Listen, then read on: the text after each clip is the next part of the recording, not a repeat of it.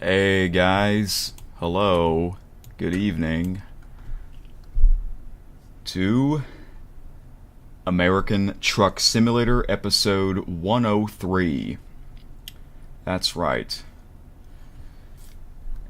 And, yep, I'm live right now. I went live a little earlier tonight because I want to. Yes, I actually want to go live earlier tonight. I was going to go live about 30 minutes ago, but the upload speed was low again. So every 5 minutes I would do that speed test to see if the upload speed would go high enough for me to go live. And I just did one, and I think it's good enough for me to go live, and so far it says excellent connection on my end, so that's great. Alright. Hey, hello Five Tayer. How are you doing tonight? As you can see, I already have the game open. Yep, because I am going to resume the Cruising Missouri event, and I'm going to try to finish it tonight. That is one of the reasons why I want to go live about, an hour earlier. A lot of my streams lately are like after around 8 p.m. It's just after 7 p.m. So I want to try to finish the Cruising Missouri event tonight. Oh, you have some great news? Oh, what could that be?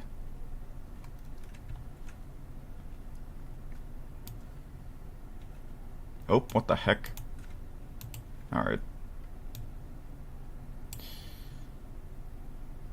So yeah, in a little bit I will get back into trucking.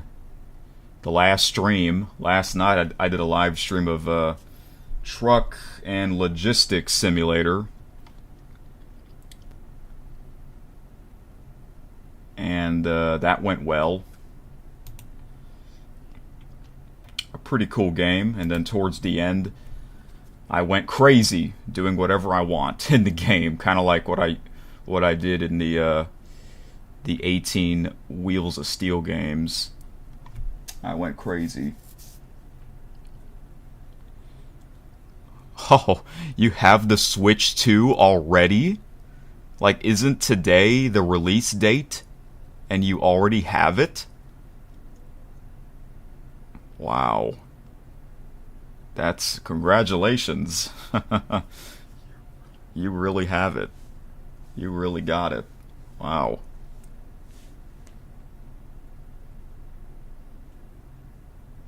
Walmart delivered it to your house at 7 a.m. Wow. My gosh, you got it that early. Well, maybe you can let me know how that is, how the console, how the console is, because you are the only one so far. You are the one that I know that has it. I didn't know. I didn't know if anyone that I know was actually going to get it this fast, but you are the first one. I hope it goes well for you. Yep. And I barely got into it. I didn't really get to read any articles on it. I didn't really get to watch any videos of it. All I saw was a picture of it, and I don't know. I'm just not really interested in it right now. Maybe it's because I don't know what to think. I haven't really got into it, but I'm sure I'll hear more news about it as the year goes on. It's crazy. The Nintendo Switch 1 came out 8 years ago. You also have the new Mario Kart game. It's awesome.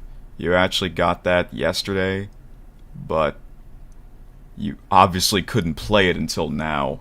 Wow. I did hear about that game. I'm sure it's a fantastic game. I think that'll be the first game I'll get if I do get the Switch 2 console.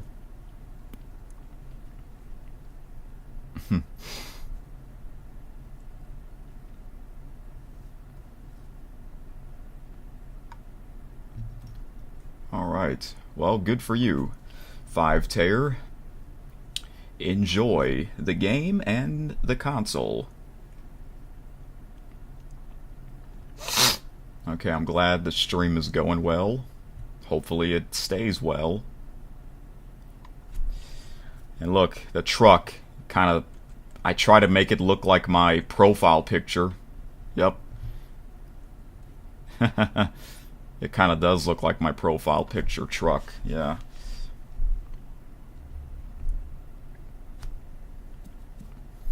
Alright, so once I start playing the game, I'm going to open the chat on my phone. I'm going to do that. I'm going to open it on my phone right now.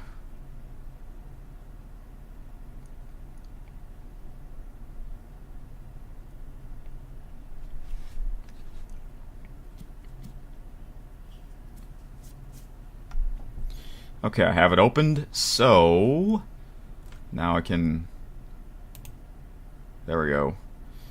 Yeah, after like a minute, the the graphics UI design disappears. So here is what I have done from episode 102. I've done 5 deliveries in Missouri, so I have 7 more to go. So I'm going to try and finish that tonight. I think I can. Because I usually pick the shortest possible delivery just so I can get it over with. And this is the last week of this World of Trucks event. It ends on Sunday, okay? So I don't want to wait until Sunday, obviously. Alright, and I'm glad that it gives you a list of the cities that I have been to. Okay, see, a couple years ago, they didn't have that list, you know. I would have to like write it down on my phone on which cities that I have been to or have not been to yet for the World of Trucks events, you know. And this was before they changed their main menu and all that. So I do like that they have that list, that checklist. Okay, so I have to. So now I know which cities that I have not been to yet. Alright, so that's great.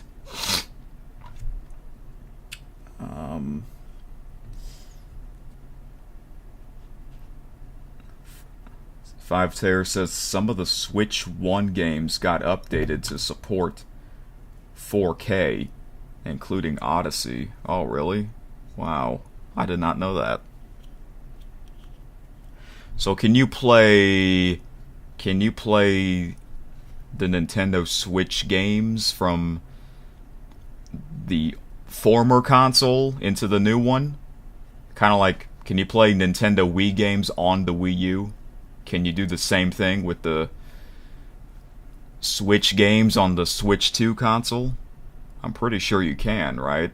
Because they both look similar. The Wii and the Wii U look similar.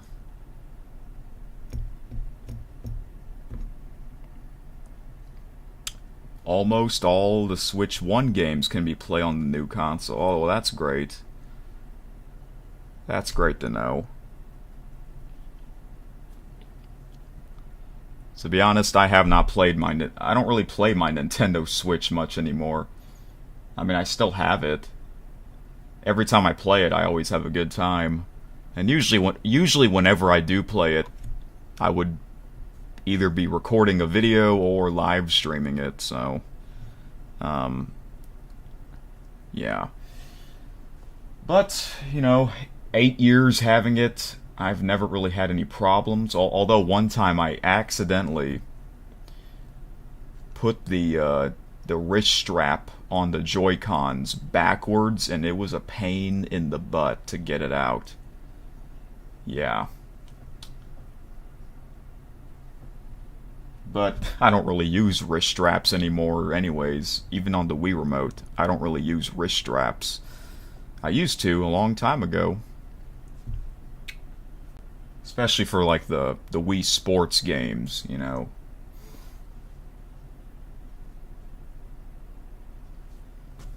Anyways, I wonder if I'll have to see if any of my real life friends are going to actually get it or not, but I don't know. But most of them, if not all of them, they do have the Nintendo Switch 1. And I remember when the Nintendo Switch 1 came out back in 2017, there wasn't that many games, you know? And then over the years, there was more games, and now they have a bunch, you know? It's crazy. I don't know why. Why is it called the Switch 2? They might as well call it the Nintendo Switch Deluxe. You know, like Mario Kart 8, that was on the Wii U. Mario Kart 8 Deluxe, that was on the Nintendo Switch, you know? That'd be funny if they call it Switch 2.0. Yeah.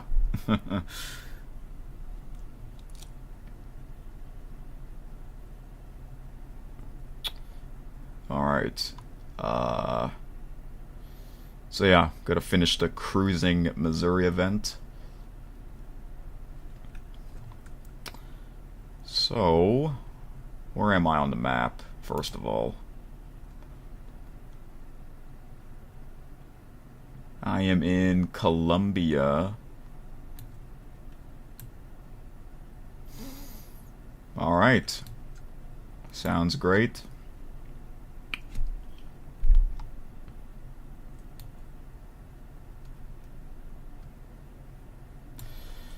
Oops. Okay. Now, I want to check something before I actually start.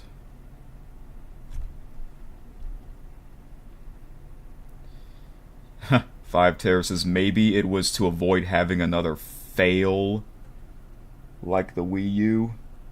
Huh. Hey, I've always liked the Wii U. Sometimes I play the Wii U more than the Nintendo Switch console. It's mainly because I grew up with the Wii U, you know?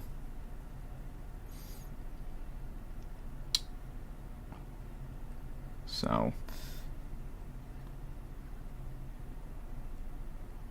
Oh, what's up, D-Rose? He says, this is early, Eric. Yeah, I'm live like an hour earlier. At least an hour earlier. I assume you don't have work tonight? Or do you? Or are you on break?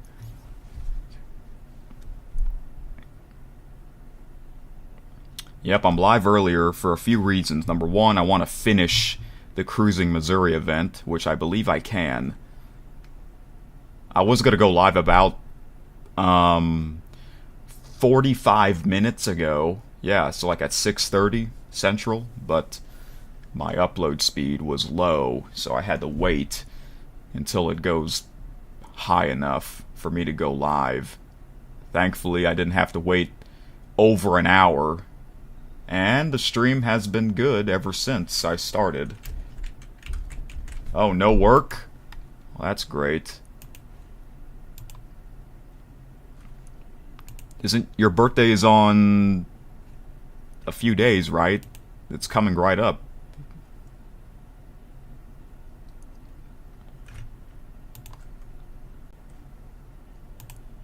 Today is Acer's birthday. I don't know if you guys remember Acer. He hasn't tuned in quite some time.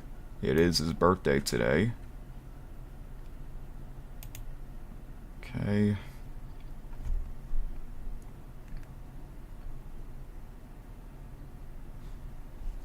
Oh, you made a new Instagram account? What's mine and T-Bone? Okay, let me type it down.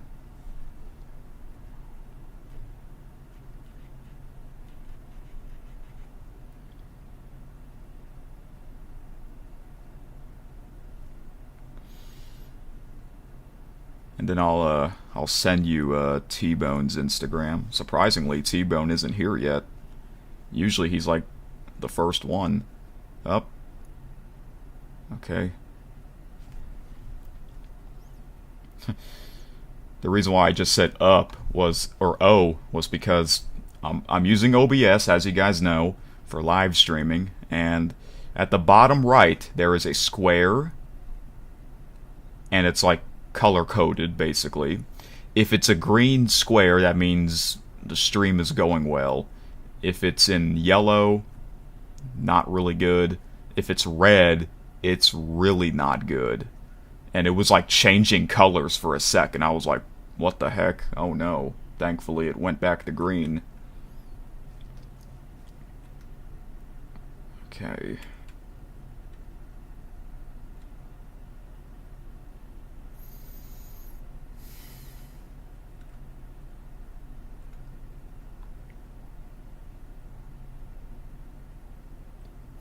There's something that I want to show T-Bone in this game, since he lives in Missouri.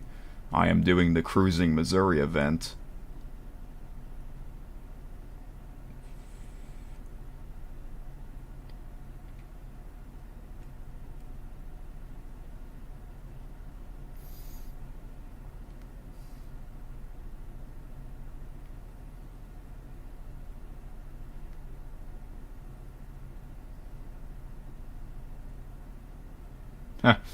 Oh boy, they're still in that truck. Yep, they are still in that truck. Wonderful.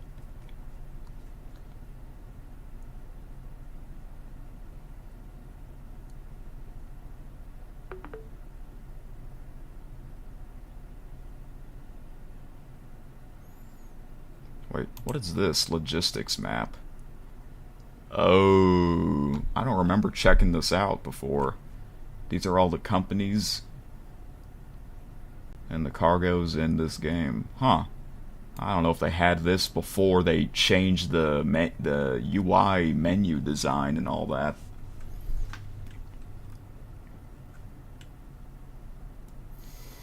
That's cool. Okay. Also, Euro Truck Simulator Episode 4. That'll premiere tomorrow night. So after this stream, I'm gonna have to record Euro Truck Simulator 2 and have that ready and premiere that tomorrow night. I'm gonna try to finish the Driving Academy in that game. Maybe in the future, I can live stream the Driving Academy in American Truck Simulator and see how I do in that, you know?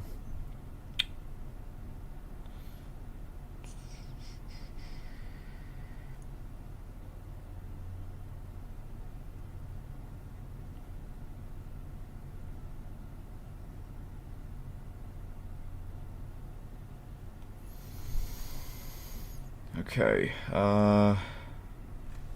Let me see if he'll tune in here. I know he will eventually.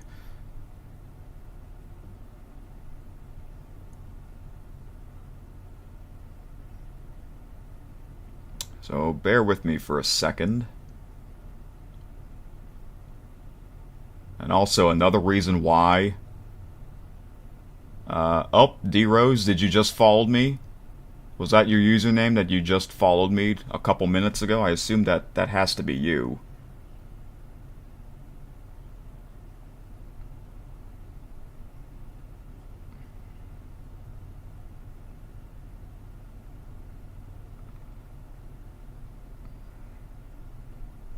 Nope, I have to update the chat.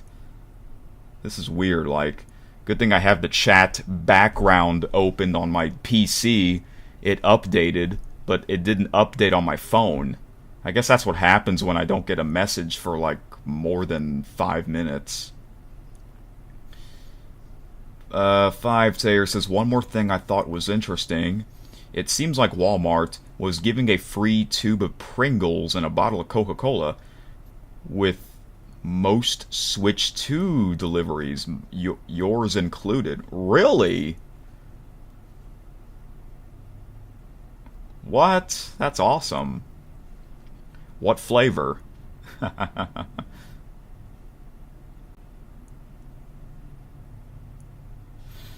Share a Coke with 5 Tayer. Yep.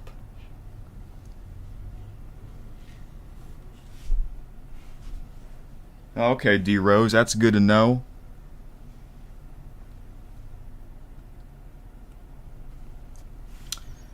Okay, I'll have to send you T-Bone's Instagram later.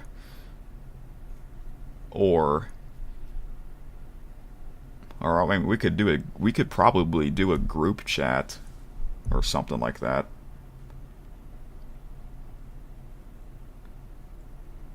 The Coke was just original and the Pringles were BBQ. Oh, hey, that's cool. Hey, a lot of people like that. I've never done a Walmart delivery. I usually, I mean, I do my shopping there, but I never really never ordered anything online from their website.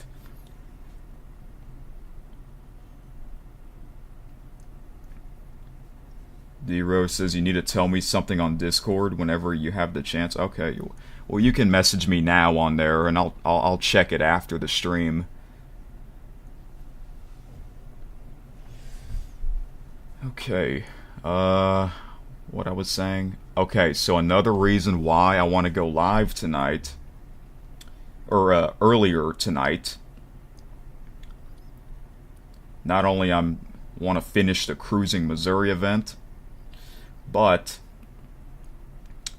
I plan on I'm mainly doing this for T-Bone because he lives in Missouri. But I figured, let me pull up the map.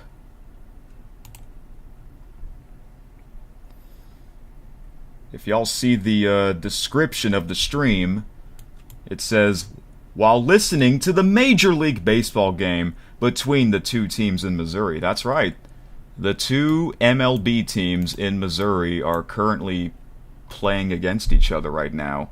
St. Louis Cardinals and the Kansas City Royals. So why not listen to that game while I'm playing this game? Since I am in Missouri in this game. That's kind of, what a coincidence, right? The two Missouri teams are playing each other while I'm doing the Cruising Missouri event. I find that funny. I picked the right night. I guess, yeah, I picked the right night tonight. St. Louis Cardinals and the Kansas City Royals. Imagine if that's somehow the World Series. I don't know if that's ever happened before. If it happened before, it was a long, long time ago. That'll be interesting. The two Missouri teams. And yes, I know the NBA Finals is about to begin in a couple of minutes. I might listen to that game as well after the baseball game. And I'll catch up on that. So, yeah, the baseball game's happening right now. It actually started almost an hour ago. That's why I wanted to go live at 6:30, but I couldn't because the upload speed is low. So the game is in St. Louis at Busch Stadium. The Royals are leading 3-1 in the top of the third inning. They actually had to play a doubleheader because last night the game got rained out. That happens a lot, especially in the summer. It rains a lot in the summer. Oh, we got 6 viewers watching? That's crazy.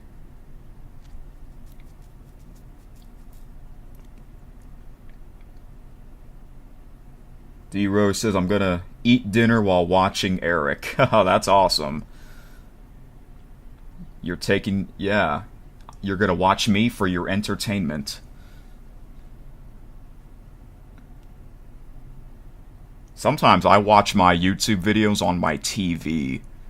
Yeah, you can do that. You can watch YouTube videos on your TV. That's awesome. You got back from the gym? That's great. 5 Tayer says, of course I'll be watching the finals, so if you see me disappear, that's probably why. I might come back later, though. Okay, that's great. To be honest, I kind of wish... Well, actually, I do wish the New York Knicks are in it. That would have been more interesting, in my opinion. But hey, you got two teams that have never won it before, so good for them. And unfortunately, there has to be a losing team in this kind of finals. To be honest, I don't really care which team wins it. But I think Oklahoma City is going to win it. People say they might win this easily in 5 games, but I don't know.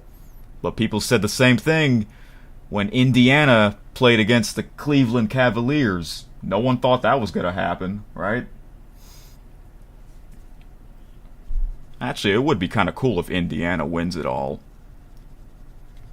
Because no one thought they would be in the finals. Literally no one. That's like, yeah, crazy. But I don't know. Oh, well here's Oklahoma. Yeah, here's Oklahoma City right here. That'd be funny if I traveled to this city while listening to the the NBA Finals game. Let's go to Oklahoma City. Thunder. Thunder? Yeah, and it's gonna be a thunderstorm too. Oh, jeez. Yep, there is a setting where I can change the rain probability. I can make it rain hard and crazy. But I'm not a fan of the rain. That's why I usually keep it at the default setting, which is, it's very low. I'll show you right now. The rain probability. Is it in here? No, I think it's in gameplay. Rain probability. Yeah, you see? Look at that. Look how low it is, 5%. That's why it hardly rains in the game, because it's at 5%. But I can increase this if I want to. I'll probably do that when Louisiana comes out. Increase that to 100%, because it rains a lot in Louisiana.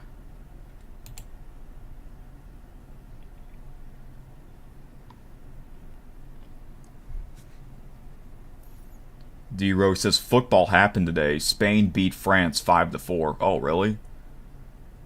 Dang. Well, that's a huge matchup. Those two teams, or those two countries, I know they're usually really good in the World Cup. Who knows? Might have a rematch in next year's World Cup. I mean, that's... I would watch that game. Yeah. In this NBA Finals this year, we will be guaranteed a first-time winner. Yeah, so that's one cool thing about this year's. I mean, yeah, I would like to see a new team win it, and it's gonna happen. Oh, jeez, is the stream not going well?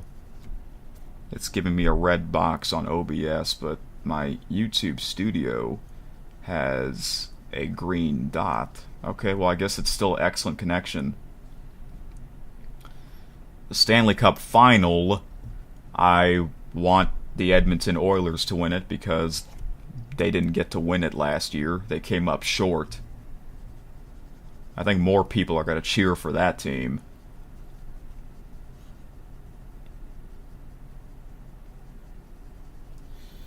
Okay,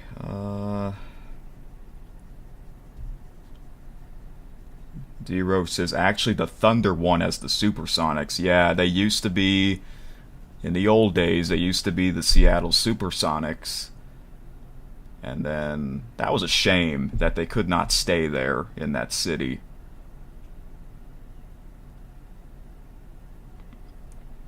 And the Indiana Pacers, I think I read that they won the, didn't they win the ABA championship back in the 70s? So, yeah. In the old days, they had another league called the American Basketball Association, the ABA, and then they merged. Kind of like the old NFL and AFL. They merged. And this, recent years, the XFL and the USFL, they merged. Yep.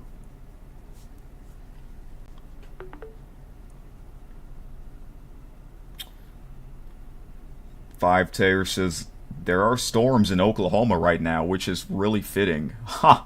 Is it really storming there? Wow. Well, well, well. What if the storm is so bad that the power goes out? Oh, jeez.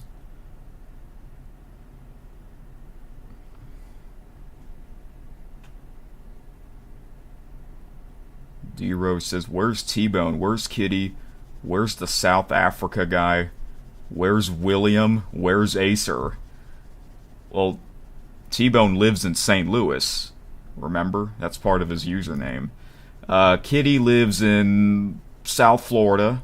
Same with William. The South Africa guy, I'm surprised you remember him. He's the ship people. The reason why he doesn't tune in much is because he lives in South Africa. It's like in the middle of the night. Right? I don't even know what time is it there. And Acer lives in Massachusetts. It's his birthday. It's Acer's birthday, so I'm sure he has his own plans tonight.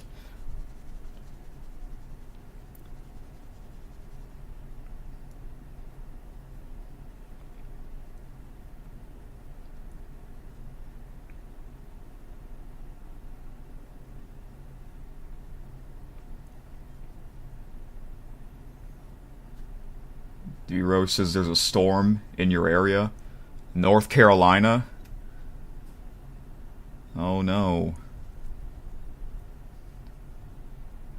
Maybe I wonder if it's the same storm that Kitty had, like from the other night. She had like a storm, South Florida. Maybe the storm is rising up to the East Coast. Why haven't they showed up? I don't know. Usually T-Bone asks me those kind of questions, and the answer is usually I don't know.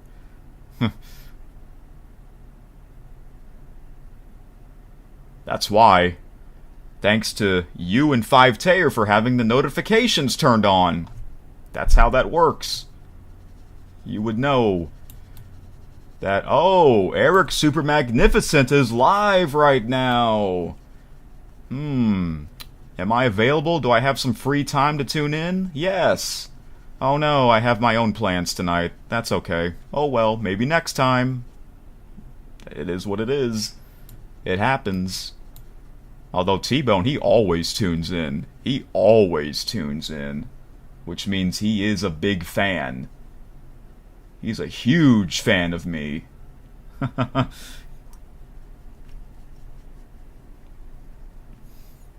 Am I going to eat Wingstop? I remember you did ask me that before. I wrote that down on my futures video list of, my eating videos. I know you and T-Bone want me to do some eating videos. Just never got a chance to do that yet because, of these live streams that I've been doing for the past 2 months. I have had Wingstop before, but it's been a couple of years. It's been a couple of years since I had Wingstop, but I do have a Wingstop in my area. If so, what type of sauce and chicken? I mainly like the mild sauce. I do like honey barbecue, maybe some teriyaki, but not like super, super spicy. Like ghost pepper flavor? No, not for me. I like boneless wings more than bone-in wings. Boneless wings are like, big popcorn chicken balls,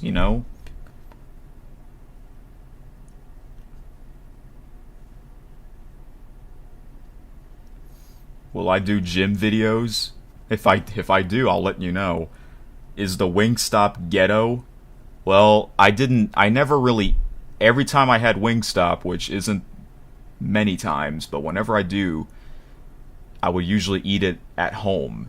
I don't eat at the place. But I once was at the place, but this was in North Louisiana, okay? And it was like in the evening. It was I think it was like 8 or 9 o'clock at night. There was like no one inside. There was like no one eating in there. We were just waiting. So, I forgot what I got there, but don't they have other stuff besides wings? Don't they have like French fries?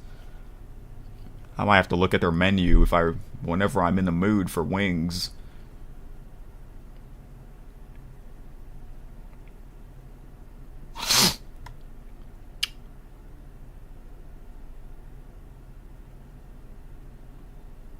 Okay, well that's good to know.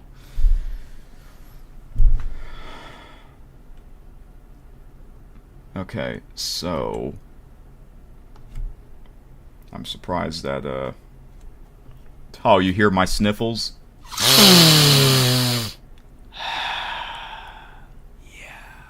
Yeah. Yeah, clear that filter up. Good thing I'm not sneezing, good thing I don't have the allergies, just the sniffles. But it's not like crazy, horrible sniffles.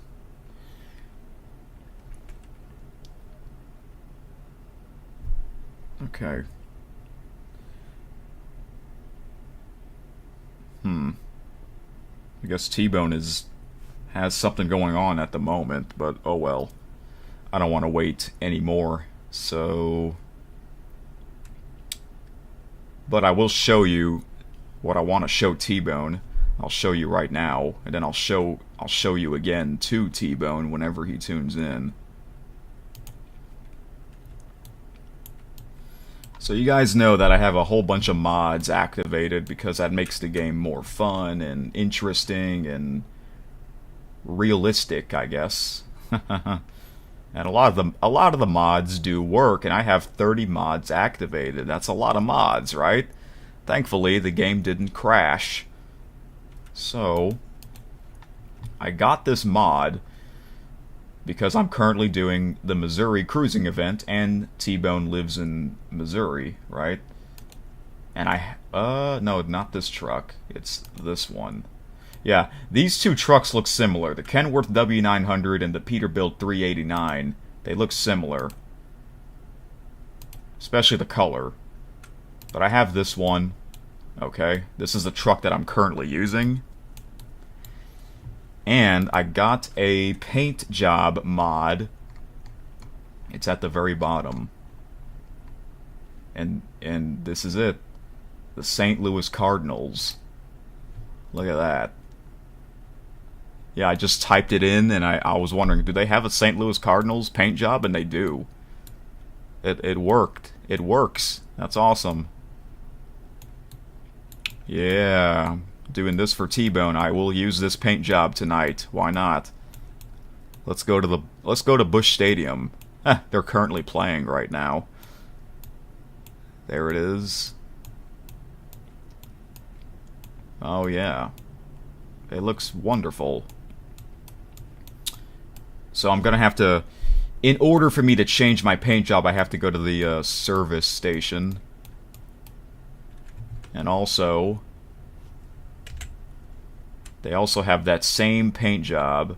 Well, it's technically different, but they have another St. Louis Cardinals paint job for the trailer.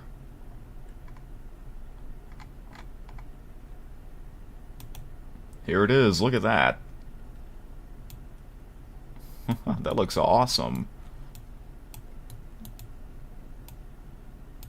Man, that'd be cool if I can make my own paint job.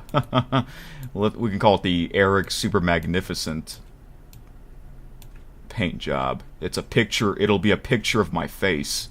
Yep. Busch Stadium. Busch Stadium the 3rd, to be exact. So I guess I'll use this as well for my personal trailer. My personal trailer is in Houston, because that's where my headquarters is located. And if y'all remember, many episodes, I started in Los Angeles. But then, when they announced that Louisiana's going to be a future state, oh, well, let's move closer to Louisiana. So I chose Houston because I've actually been there in real life a couple times. And when Louisiana comes out, I will move my headquarters. I guess it'll have to be in the capital city. Why not, right? Yep. So the next state coming out is Iowa, and then Louisiana, and then Illinois. That's going to be fantastic. Surprisingly, no North Dakota, no South Dakota. Yeah. All right.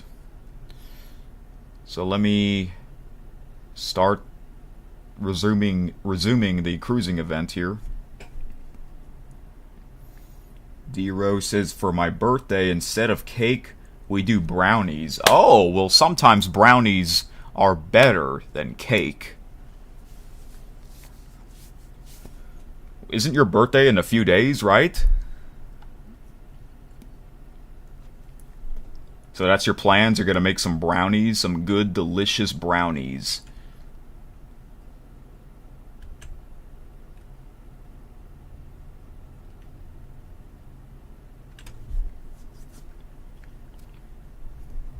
Why is that? Wait, why is what? Why is brownies better than cake? Why are brownies better than cake? I don't really eat either one. But whenever I do, it's delicious. I mainly eat cookies for dessert. I'm a cookie guy. Yep. And I think I bought some cookies the other day at Walmart. No, I bought some donuts. Some powdered donuts because of Roblox Gamer. Roblox Gamer loves powdered donuts, and I told him, well, I haven't had powdered donuts in years, so I might as well get some because of you. Yeah. By the way, speaking of donuts, tomorrow is Donut Day. I don't know if you guys know that. Every year, on the first Friday of June, which is tomorrow, they have Donut Day. So, that is something. Oh, hey T-Bone, you made it. How are you doing tonight? Did you see what I just showed the others on the stream? If not, then I'll show it again to you. This is mainly for you, because you live in Missouri.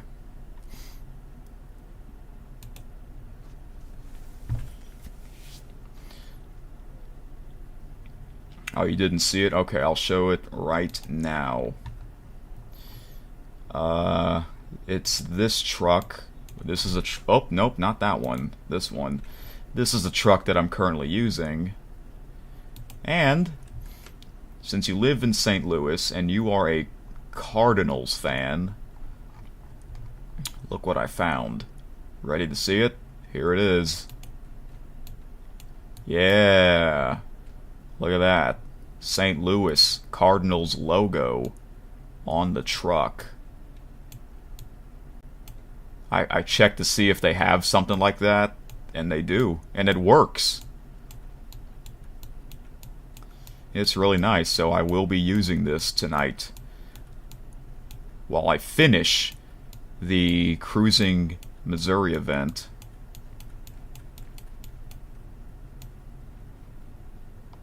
So yeah, I'll use this paint job. And I also have one for the trailer as well.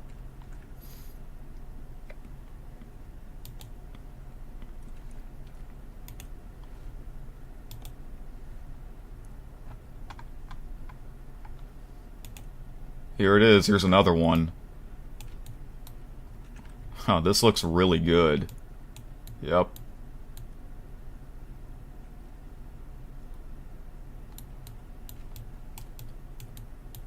Huh, look at that logo. And Busch Stadium. So I guess I'll use this as well. So what do you think? It looks great.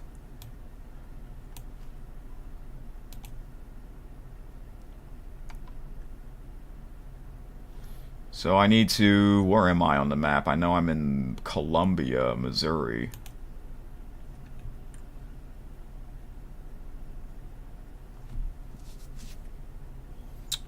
Okay, that's great.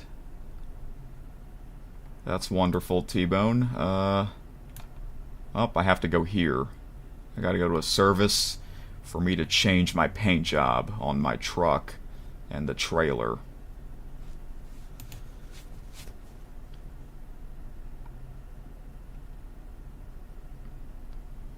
Okay, if I want to use my own trailer, I have to do...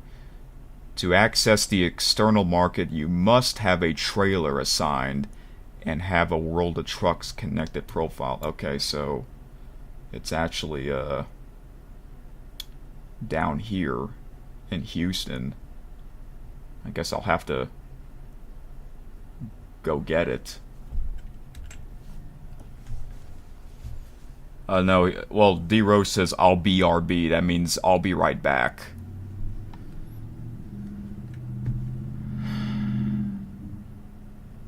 Okay, okay, what is the next city next to Columbia?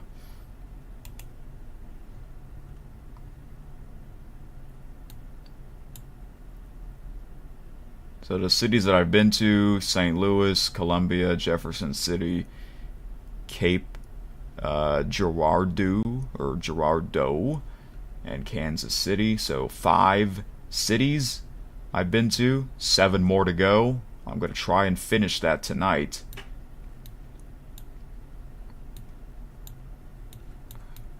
But first...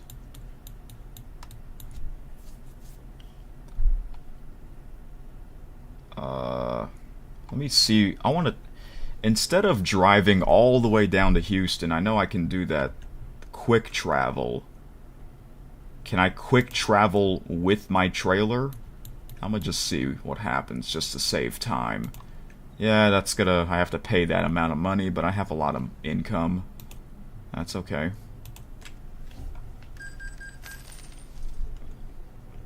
Oh. Oh, it takes you...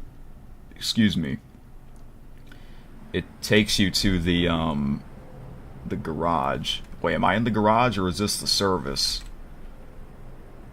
I think that's the garage. It's been a while since I've been in my garage. Wait, that's not my garage, is it? Oh no, this is my garage. It's right there. Okay. Oh, what the heck? Oh, alright. Huh, a BFSN locomotive train.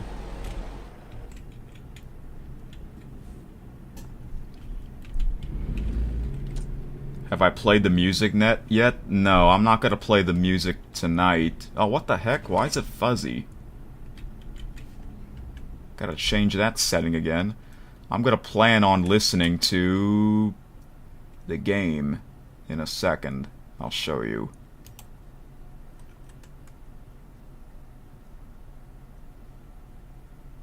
It's the filter, right?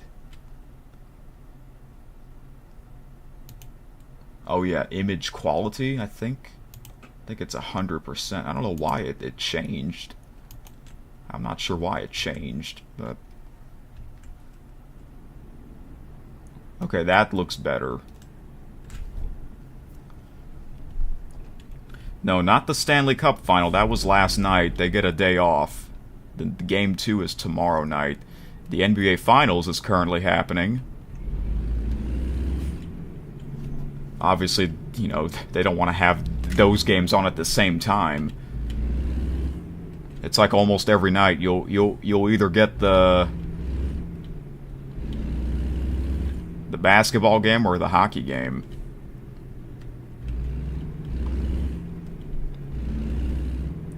But it's not. I probably will listen to the NBA Finals later, but there's something else that I want to listen to first. And I guess you don't know. What the heck? Okay, finally I can get out of here. I guess you don't know that the 2 teams. Did you read look at the description of the stream, T-Bone? and you'll see what I'm talking about.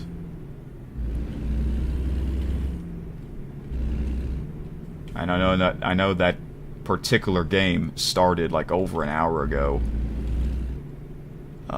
This way.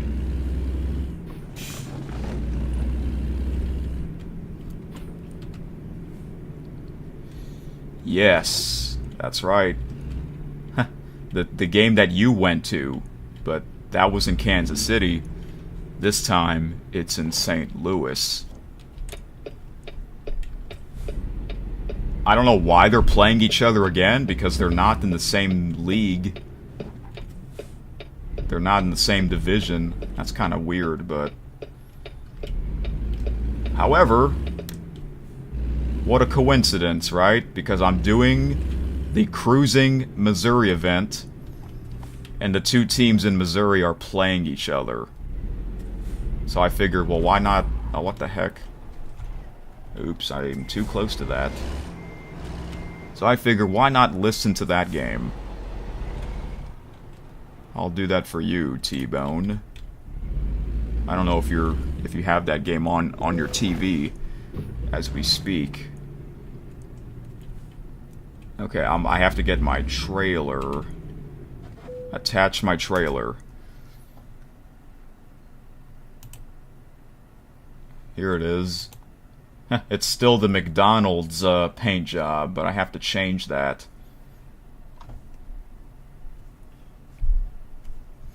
You don't have it on, but you would like to? Okay. All I know is that the Cardinals TV announcer, isn't his name Chip Carey? And I think his father is Skip Carey and his grandfather is Harry Carey. But he used to be the Atlanta Braves announcer. Yeah, a familiar baseball voice announcer. Yeah, he was the Atlanta Braves announcer for like over 10 years, and then like, I think like a few years ago he moved to the St. Louis Cardinals. But I've always liked him. Okay, use.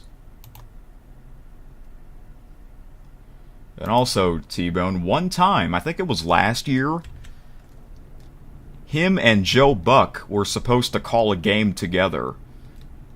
But the game, unfortunately, got rained out. So they never got to do it together. I know. It's a shame. Okay, I have the trailer connected, so can I quick travel with my trailer? I think I can. And I can only quick travel to cities that I've already been to, so Columbia. I think I can. I don't think I've ever done that before. I mean, I have done quick travel before, but I haven't done it with my trailer. Aha! Well, now we know. We can quick travel with the trailer. And we are at a service. So that means we can change the paint job. Do I need to upgrade my truck and trailer? Repair.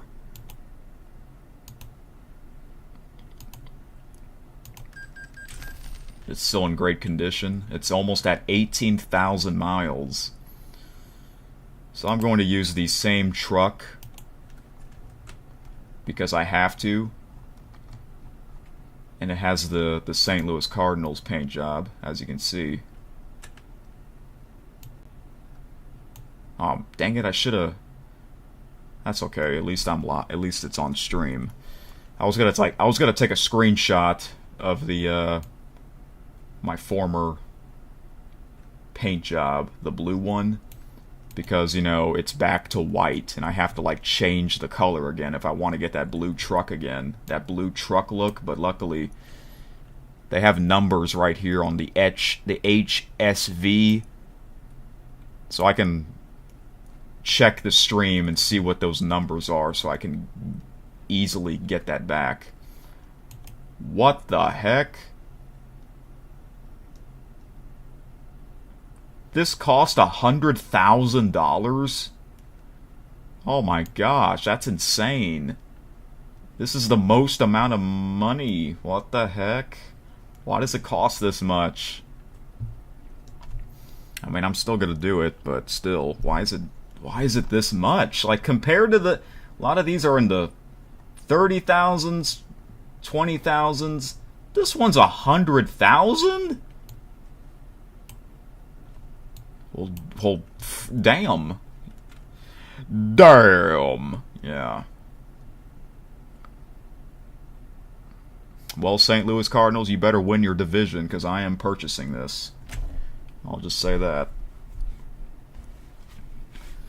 5-Tayer, he's watching the NBA Finals, but he might come back later. Why does this cost so much? Alright, let's just do it. Once I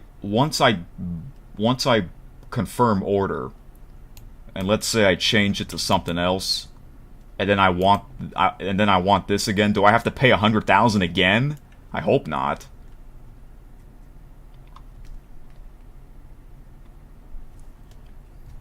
Oh, you're at the store? What store are you at? Why are you at the store? Are you getting your dinner there or something?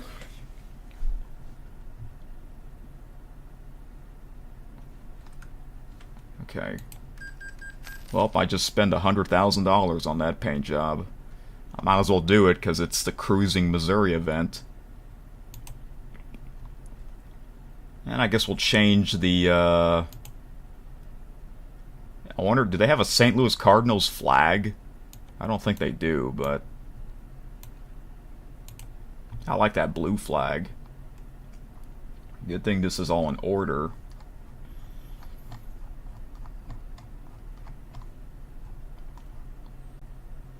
Do they have it? No, they really only have the NFL teams' flags on here. Let's see, maybe Missouri. Does Missouri have the flag? The Missouri flag, and...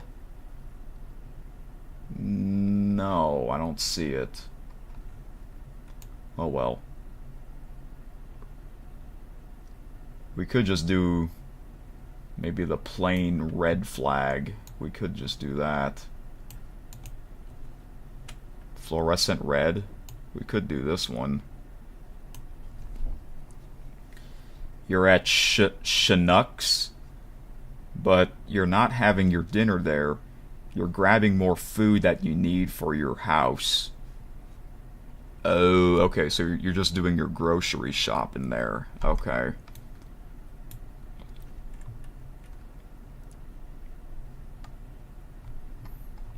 I can do this flag or the Kenworth flag. There's the Kenworth flag. I could do that one. Or I could just do the plain red flag.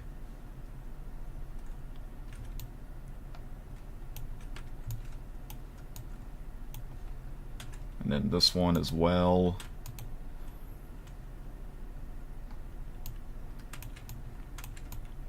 Oh, I guess that's good enough. Oh, look, yeah, only $8. Well, that's great. The interior, let's see if I want to change anything else in here. Let me get a drink here. I need my water.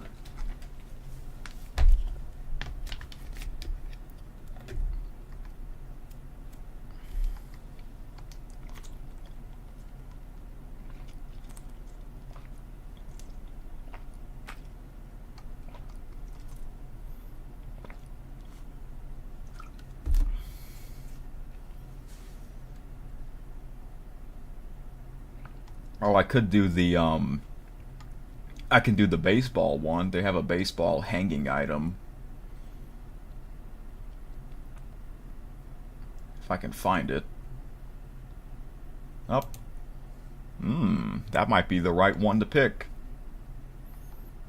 I'll just keep looking at if there's anything else that's interesting. Yeah, I showed you a bunch of these in the last stream, the last episode, so I'm not going to do that. I'm not going to waste my time to do that again. Oh, do they have Missouri? The state seal of Missouri? Oh, they do. They actually do. I might just do the baseball one, because that just looks cool.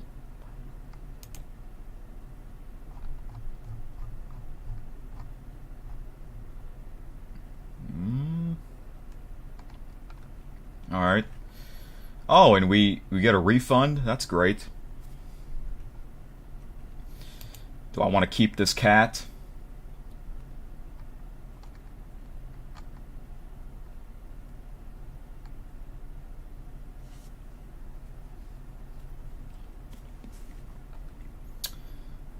Let's see. JCB. I forgot what that stands for.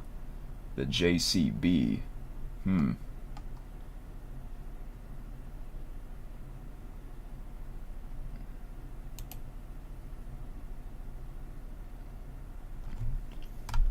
let's do the USA cap. Because it's red and blue. Got the St. Louis Cardinals, the red team, taking on the Kansas City Royals, the blue team. What about this? I guess we can keep the pirate head.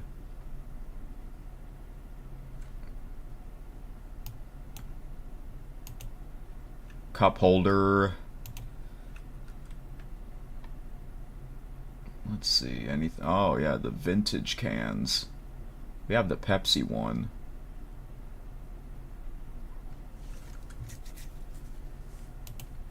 Let's do Coca-Cola because it's red. We got this Coca-Cola and that one. We'll do this one. Yep, the red team is playing the blue team. There are a lot of red teams and blue teams in sports, especially red teams. Like, think about it. Not just baseball, football as well. You know, like, there's a lot of red teams. It's kind of ridiculous. Red team and blue team. The USA colors. What's this? Okay. That one. Alright.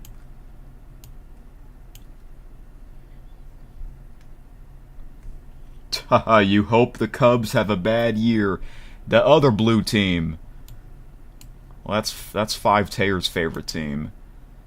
They're both great right now. Cardinals and Cubs, they're both great, so I think both teams might make the playoffs. Playoffs? Yeah, I know. Alright. Since we have no cat, let's get rid of the cat bed. Yes, yep, they are rivals. One of the biggest rivals, not in baseball, but in all of sports. Oh, hi, Kitty. How are you doing tonight?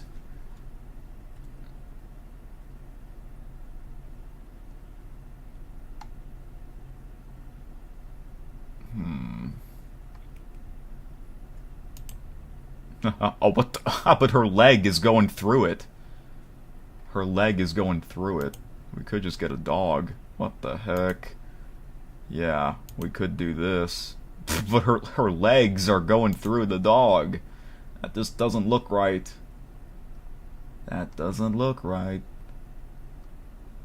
Shoes? Yeah, those are your shoes. Lisa. We might get rid of Lisa.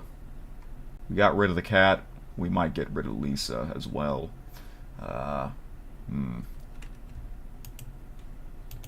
Okay, Lisa.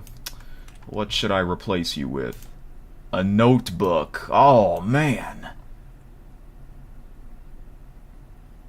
Okay.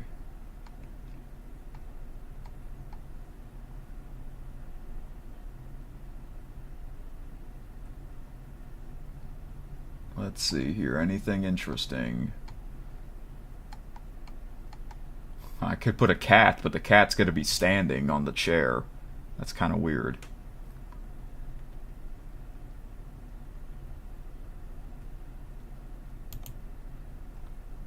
Oh yeah, let's get some burgers. could do some burgers. That's like one of the foods to get at a baseball game, besides a hot dog.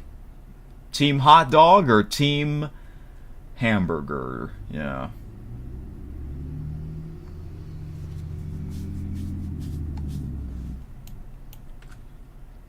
Okay, well if I do hamburgers, okay, get rid of that cat litter box.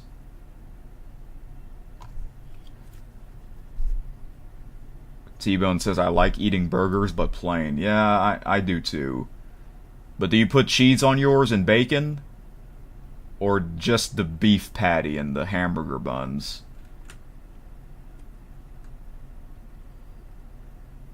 And what type of condiment do you use for your burger?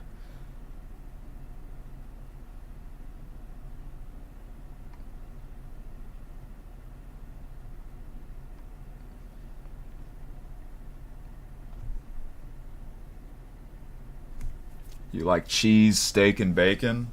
Nice. I like that too. What kind of cheese do you like? Kitty says, I love hot dogs and cheeseburger. Wonderful. Well, the 4th of July is in 1 month, and those are the American foods that people eat on that holiday.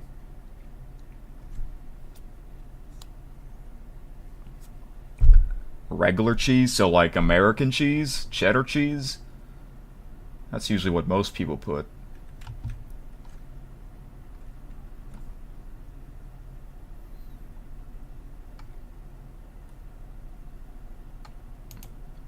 Water. I guess we'll put some water at the back. American cheese. Nice. Okay, the pillow. I might change the pillow.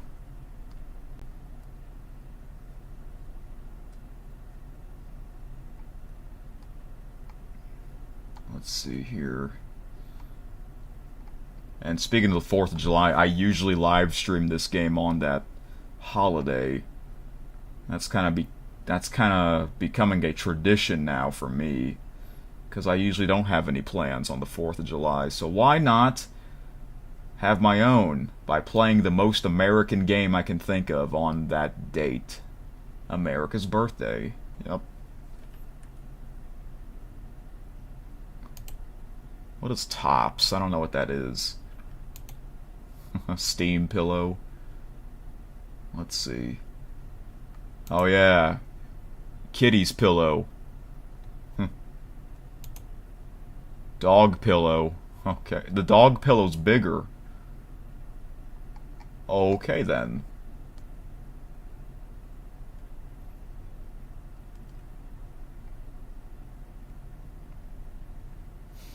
Kitty says I celebrate the 4th of July. Awesome.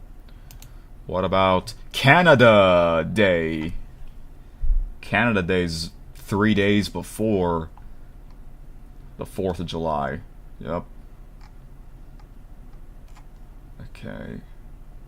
We need a Canadian truck simulator. Okay.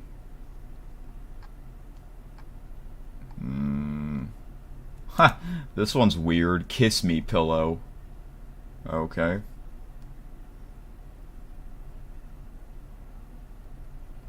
Use the USA Shield. Use that one. Okay, doggy, am I gonna replace you? Sheba? Sheba.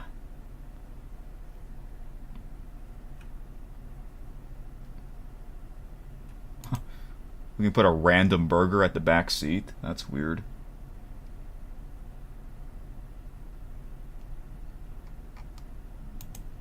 Peppermints. Sport sunglasses. Oh, is this T-Bone sunglasses? Pilot sunglasses. What the heck? That looks weird. Your sunglasses. Do you wear sunglasses at night? That'll be really weird. Yeah.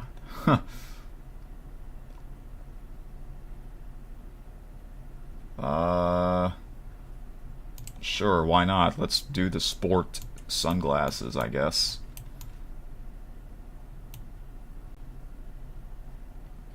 You don't wear sunglasses at night. Okay, good to know. Good to know. Alright. Oh, what? Look at that. I forgot about these bobbleheads. Ah, chewing gum. Oh, you can't even see it. Can you see the sunglasses? Oh, you can't really see it either because it's kind of, they're like blocking, and the mug and the Coke can is kind of blocking it. So okay, there we go. And the last thing, I guess I'll change the back panel. There's a lot of them. Let's see. Anything interesting here?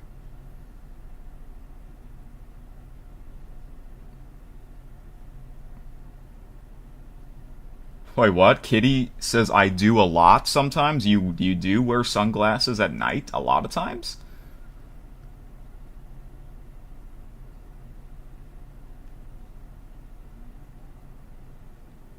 Huh. Okay. Well then, I don't know what to say about that. I mean, I know there are some people that just do it. I guess because they want to look cool. They want to look cool. They want to look cool. Sure, let's do this one. 1970s famous Farah poster. Okay, I think we're good to go here.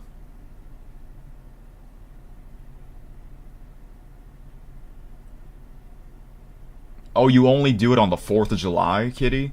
I thought you do it like any night. Huh.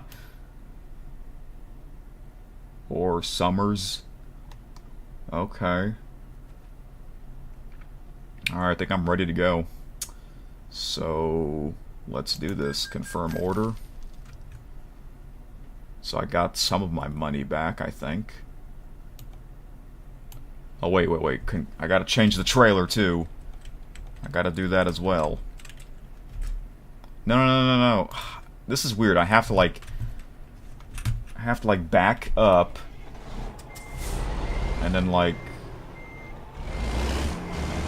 yeah, like, do this again. Just so I can get the notification. There we go. The message.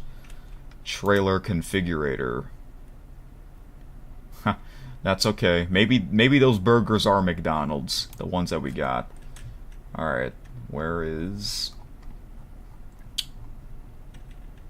Are you serious? I really have to spend another $100,000? Oh man. Well, I guess it's because of Captain T-Bone. Yep. Because I guess someone took Captain T-Bone's treasure, so that's why I have to spend $100,000. Again. I have to spend $200,000. Isn't that a shame? Yes, Kitty, McDonald's, I'm loving it. That's Acer's favorite. Maybe Acer's having McDonald's for his birthday. That would be kind of funny if he is having it. Or Sonic, because he is a Sonic the Hedgehog fan.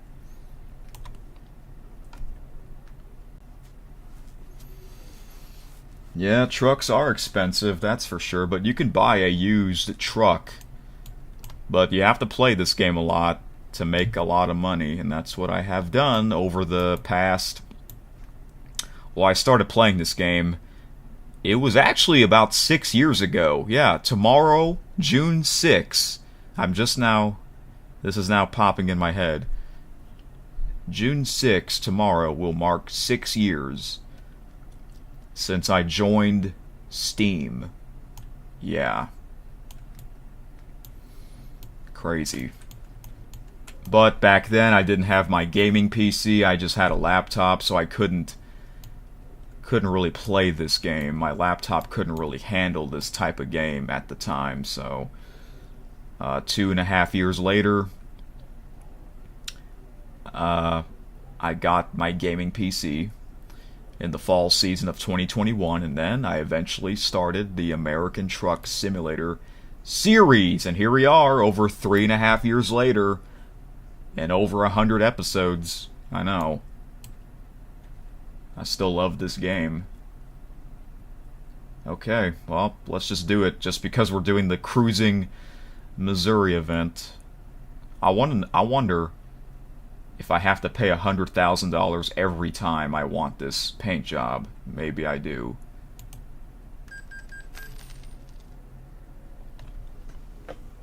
Alright.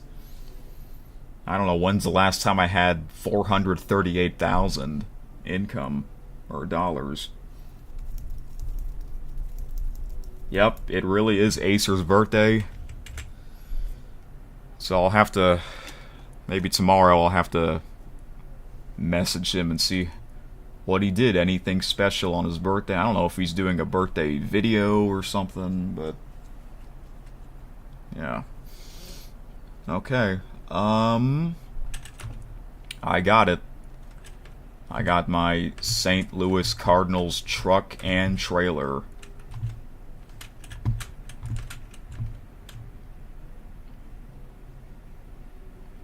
Oh no, I think the stream is not going well.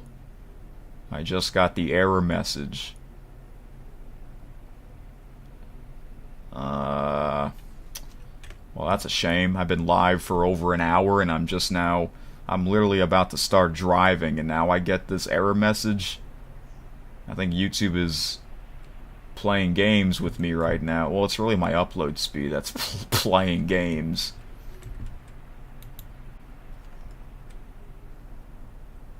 Is the horn loud like in the truck and logistics simulator horn? Kinda is. Sorry if that blew your eardrums. I hope it didn't.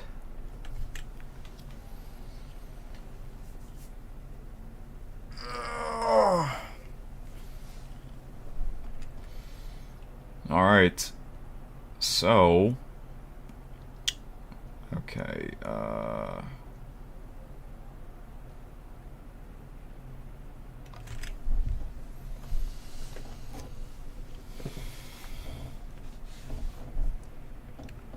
Kitty says, where is he?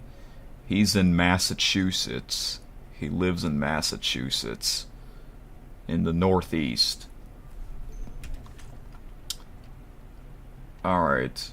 Is the stream going well? I have a green box on OBS, a green square, but my YouTube Studio still has that error message. So I guess the stream's going well. I assume we are... It's not buffering on my phone, so that's a good sign. Oops, I meant to do the first person view.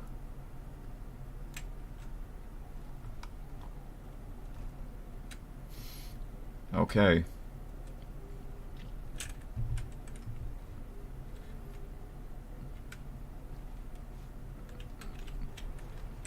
Here we go.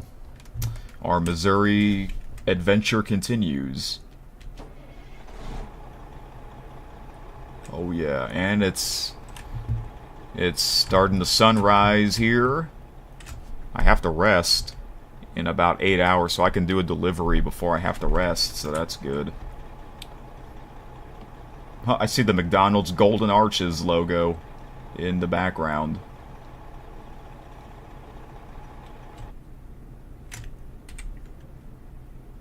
Alright. So... Oh, my friend just messaged me. I don't know if he's watching the stream or not. Hello, Alec. Are you tuned in to the stream?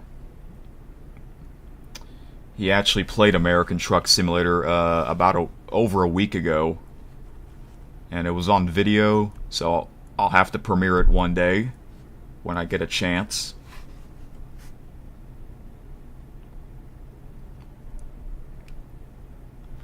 So I'm about to listen to... Oh, he is watching. Wow. He really is watching. I assume you're back in Virginia. So I'm about to listen to the baseball game between the two Missouri teams, the Kansas City Royals against the St. Louis Cardinals. The score is 7-5. The Royals are winning in the top of the fifth. So, the game's about halfway over, so I can listen to the second half of the game. And then after that, I might as well listen to the rest of Game 1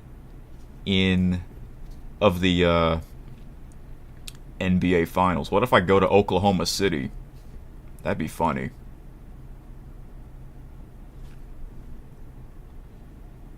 Okay. So I'm going to do that. Sounds like a plan. We've got 6 people watching. That's crazy. Yeah, no one likes drama, Kitty. That's for sure.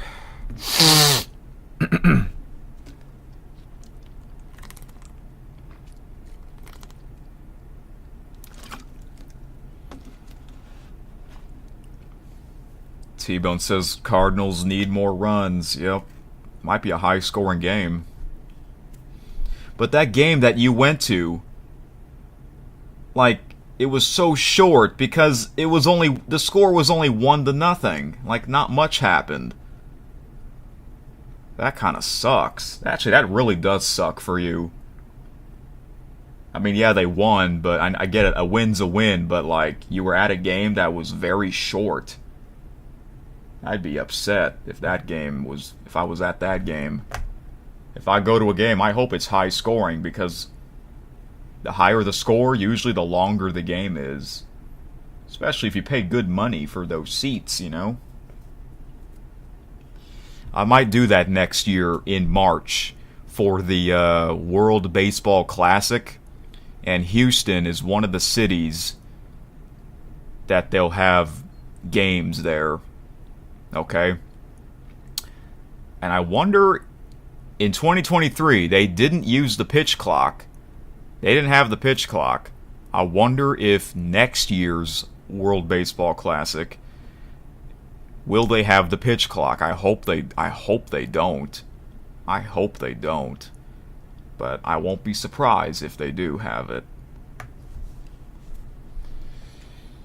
So if I really go there, I will definitely do a video there, that's for sure. I haven't been to that stadium since, my gosh, it's going to be 8 years.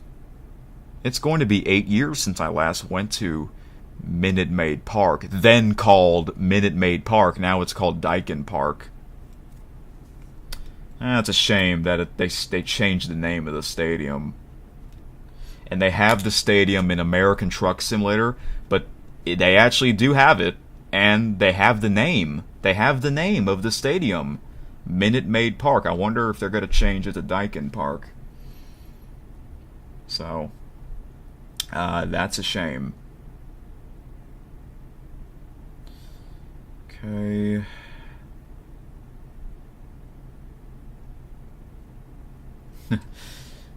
Yes, Kitty.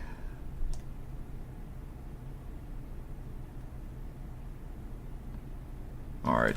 So yeah, I do have Sirius XM. That's where I can listen to a whole bunch of podcasts, which I do. I'm on that almost every day. It's really good. But you have to pay monthly. You have to pay a subscription. But I think it's worth it if you're going to use it a lot. And on there, you can listen to like a bunch of big sporting events. You know, if you can't watch the game, you can at least listen to it. That's what I usually do for the MLB postseason. I've done that the past couple of years. I would mainly listen to the broadcast on Sirius XM instead of watching the game on TV because I like the radio announcers more than the TV announcers.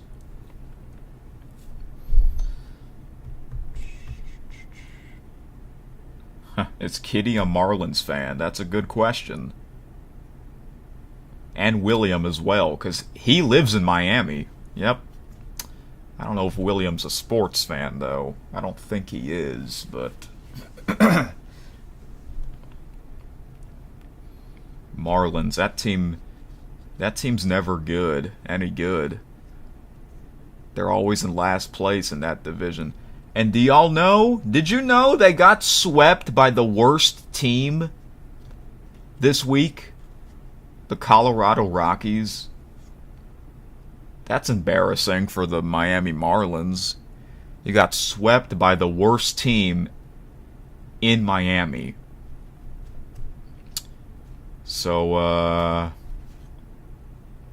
looks like that's a big topic for, Keith Sports News, KSN.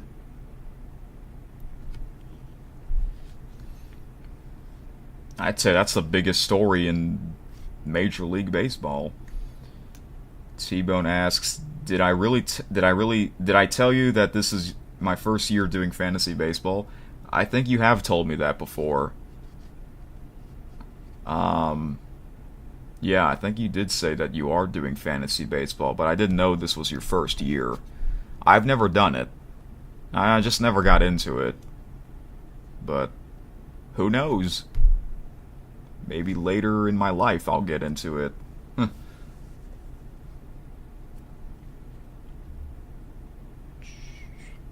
My father does it every year because he's a big fan, you know. I'm not a big fan. That's why I don't do it.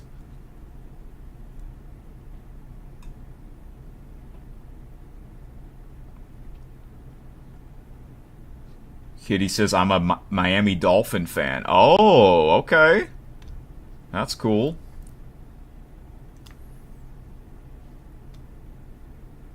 T-Bone says you have Freddie Freeman on your team. That's amazing. He's really good. The World Series MVP from last year. Alright guys, so I'm about to listen to the rest of the game while I play the rest, or attempt to continue the Cruising Missouri event. So I have Sirius XM, and that means I'm going to mute my mic while I'm listening to the broadcast. It's in the bottom of the 5th inning. It's about halfway over. So I can either do the Kansas City Royals broadcast or the St. Louis Cardinals broadcast. I'm going to do the St. Louis Cardinals broadcast because they are the home team, and T-Bone, that's his team. And I do have the St. Louis Cardinals paint job on my truck and trailer. Okay, where is it? I have to, like, go find it. I know, they have so much. It's ridiculous. It's crazy.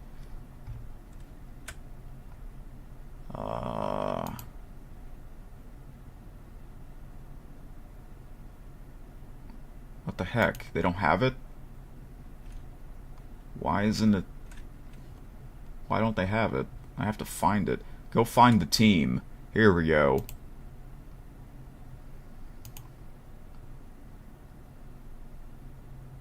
I gotta find the team first. So, when I mute my mic, I will have the chat on my phone, and I'll try my best to respond on your messages. It won't be easy because I'll be driving while playing, and, you know, I don't want to pause the game and type my response in the chat. Alright. So, I will put a message in the chat to let you guys know that I'm listening to the game while I'm playing. So yeah, guys, I'm going to do that right now. Royals.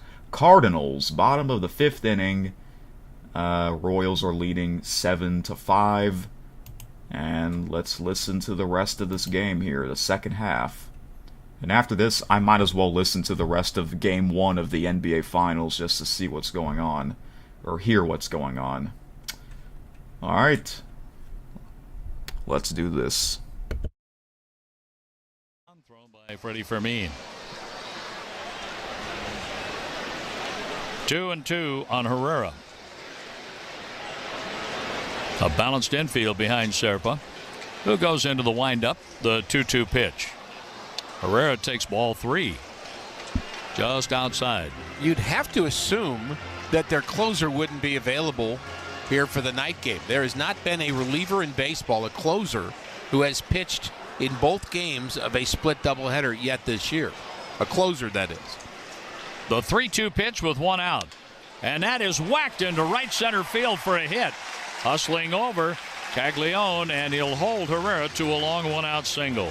So the point of that is that Kansas City's going to have to kind of do some patchwork choices in the 8th and 9th inning of this game, so there's still a lot of baseball ahead. Nolan Arenado cracked his 7th home run of the year the last time up. Put him over 30 RBIs. He has 7 home runs, 31 driven in. 2 hits and 11 at-bats in the series. He has driven in 3 runs. Arenado takes outside. Ball 1 from Angel Serpa. A lot of hitting room on the right side of the infield, with India playing up the middle. Perez is holding at first base against Herrera. A look over there by Serpa. The pitch. Arenado takes a strike at the knees.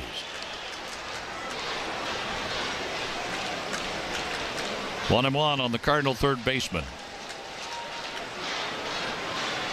10 doubles, a triple, and 7 home runs now for Arenado.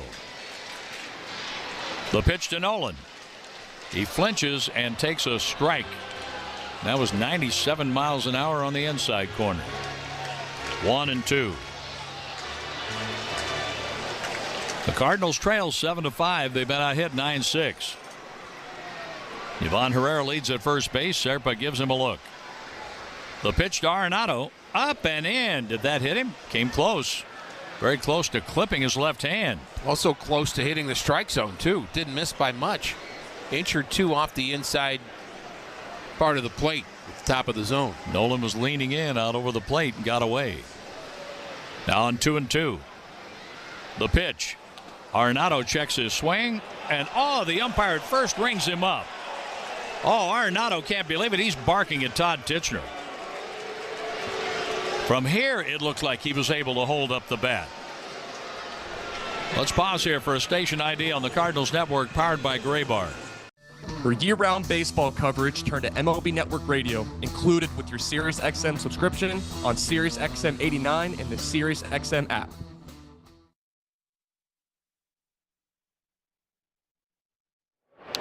Pozo with a foul ball off the screen above the Cardinal dugout. With the way they were relaxing the check swing. Yep, exactly Talking what I was to us thinking. about that in spring training, Yep. Ricky. That was a bad call. That was. I noticed the same thing exactly. But Tichenor a couple of times in this series, over at third, now at first, he's been quick to raise the right arm on check swings. There's a foul out of play down the right field line for Pozo. In spring training, we were on a Zoom call, and they showed us check swings of 20 years ago, and they said we're going to start calling them like that again, where maybe they carry the bat towards the plate more, but they look like today they would call them swings, but then they didn't. We're going to go back to the way it used to be. Well, not there. 0-2 with 2 outs, and Pozo at the plate. He's 0 for 2. He swings and strikes out. We go to the 6th. The Royals lead 7-5. This is Cardinals broadcaster John Rooney. From the first trip your 16-year-old takes to a ball game to the last time you help your dad get tickets behind home plate, Missouri Farm Bureau Insurance is here for all of life's wins, like when you get a new car or a new home or that boat you've worked for all these years, or when your daughter moves out but your mom moves in. Make sure you have the right policy for each of life's wins. If you're in St. Louis, Missouri Farm Bureau agent Michael Gardner will make sure you have the coverage you need. Hey Cardinals fans, Brendan Donovan here. Championship teams improve every season, and your home can too. Ameren Missouri's Pay As You Save program gives you a free home energy assessment to find easy ways to cut energy waste and lower your bills. If upgrades make sense, Ameren Missouri helps cover the upfront costs so you can get started right away. No loans, no credit checks, just savings. Don't wait. Schedule your free home energy checkup now at AmerenMissouri.com/homeenergy. Taco to go, taco to, and a big Q.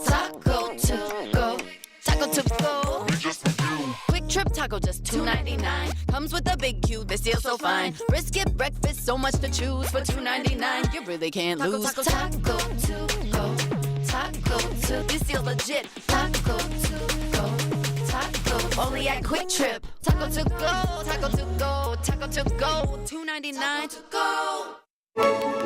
When was the last time you visited the Gateway Arch? Rise to new heights on a tram ride to the top. Discover unforgettable stories of shared history in our free world-class museum. Marvel in the builder's experience as you watch our documentary movie. Peer into the past as you slip on a headset in our VR theater. Wander 5 miles of paved trails. Relax and learn about St. Louis history on a riverboat cruise. Book your tickets today at gatewayarch.com.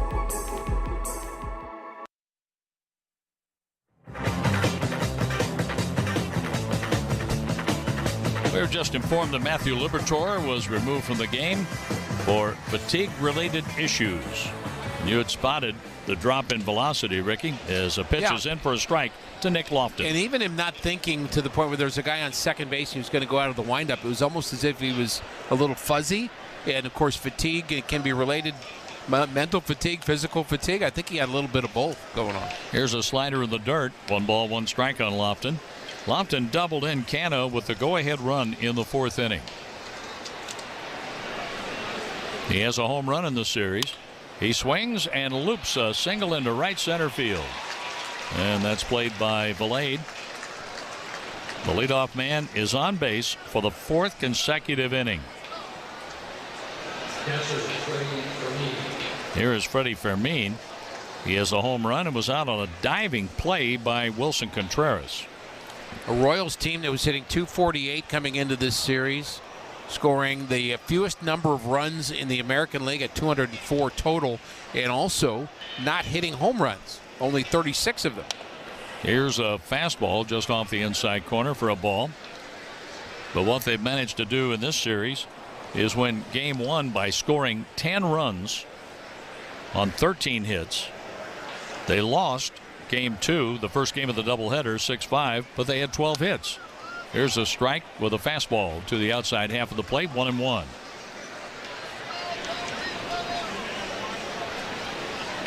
So 15 runs on 25 hits the first 2 games, and they're in double figures tonight with 10 hits, leading 7-5. Runner at first, the pitch. Foul ball off to the right, 1-2. Morgan & Morgan, America's largest injury law firm, has won over $20 billion for their clients. Injured? Call the closers, Morgan & Morgan, or visit forthepeople.com. Morgan & Morgan, proud partner of the St. Louis Cardinals. 1 out but nobody out. The Royals bat in the 6th, leading by 2. The pitch by Kyle Leahy. That's hit hard through the hole at short into left field. The 11th hit for the Royals. 2 on with nobody out. In the top of the order, Jonathan India. And the Royals are looking to punch a hole in this game. That was a hanging slider by Leahy. His slider 2 weeks ago was always perfect. Now he's making some mistakes with that and showing he's human.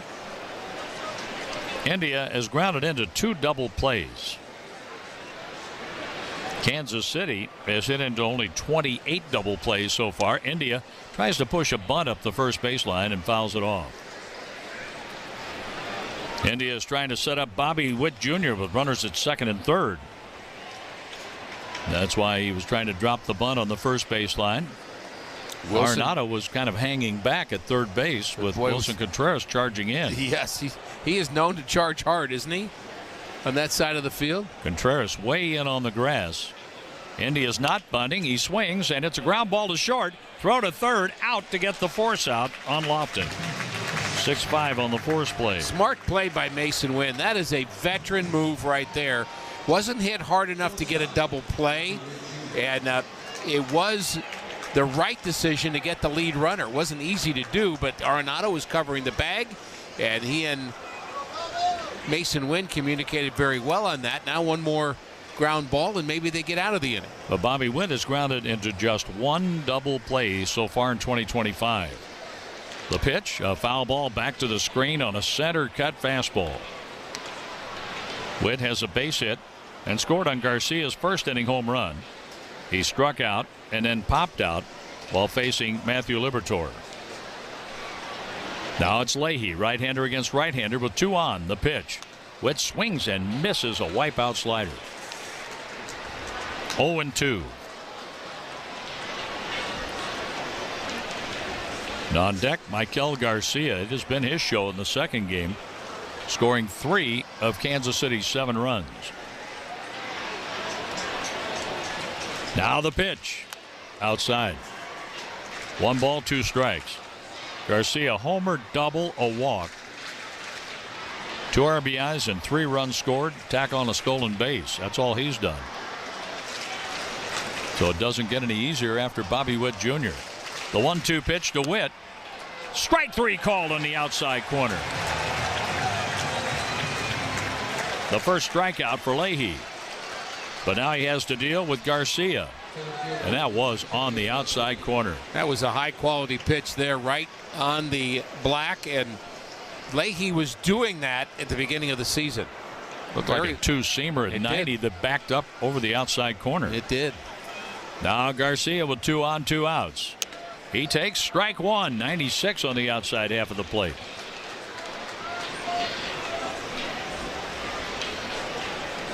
Get this out. Keep it a 2-run ball game. See what Valade, Scott, and Nootbaar can get started. The pitch. In the dirt, knocked down by Pozo, and the runners hold at first and second. I think he knocked that one down with his throwing hand, not his glove, as he's hopping around at home plate right now. Sometimes he felt it. You throw them both down there. It was a curveball, and he had the glove down and the hand, but it hit his thumb. Hit the right thumb. Ouch. Pozo through the signs by way of pitch com. Puts the mask down, the glove down, the pitch. Outside it is. Boy, both catchers have gotten beaten up a little bit today. Pages and Pozo both. 2-1 the count on Garcia. Garcia came into this game 1 for 10 in the series. He's 2 for 2, 2 extra base hits. His 6th home run of the year's 15th double. 3 runs scored and a stolen base. He swings and misses the hard-breaking ball. 2-1. Angel Serpa is in the game on a relief of Cole Reagans for the Royals. And it's Leahy with a 2-ball, 2-strike pitch. 2 on, 2 outs. Garcia awaits the pitch, and here it is. In the dirt, full count. Fermin at second. India at first will be running on the 3-2 pitch to Maikel Garcia. Hitting room in the left field corner and deep left center field. Victor Scott II is playing toward right field and center. In some in right field toward the line, Valade. The runners lead. They go. The 3-2 pitch and a high fly ball. Valade running down the line in foul territory. He makes the play, avoiding a collision. Wilson Contreras peeled off at the last second. Garcia fouls out, leaving 2 on. And it's time to get the line moving again for the Cardinals with 8, 9, and 1 coming up. The Royals lead 7-5.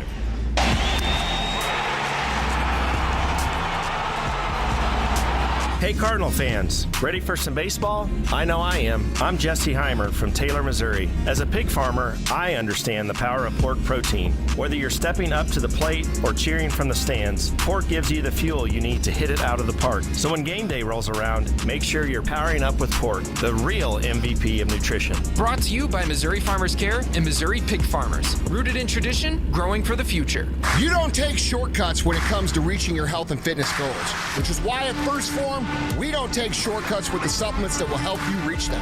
As long as you're willing to put in the work, we will help you reach your goals. First Form was founded on quality, built on service, and is measured on results. All of our products are backed by our 110% money-back guarantee. Our industry-leading nutritional supplements will help you maximize your potential. Never settle for less than your best. Visit firstform.com today.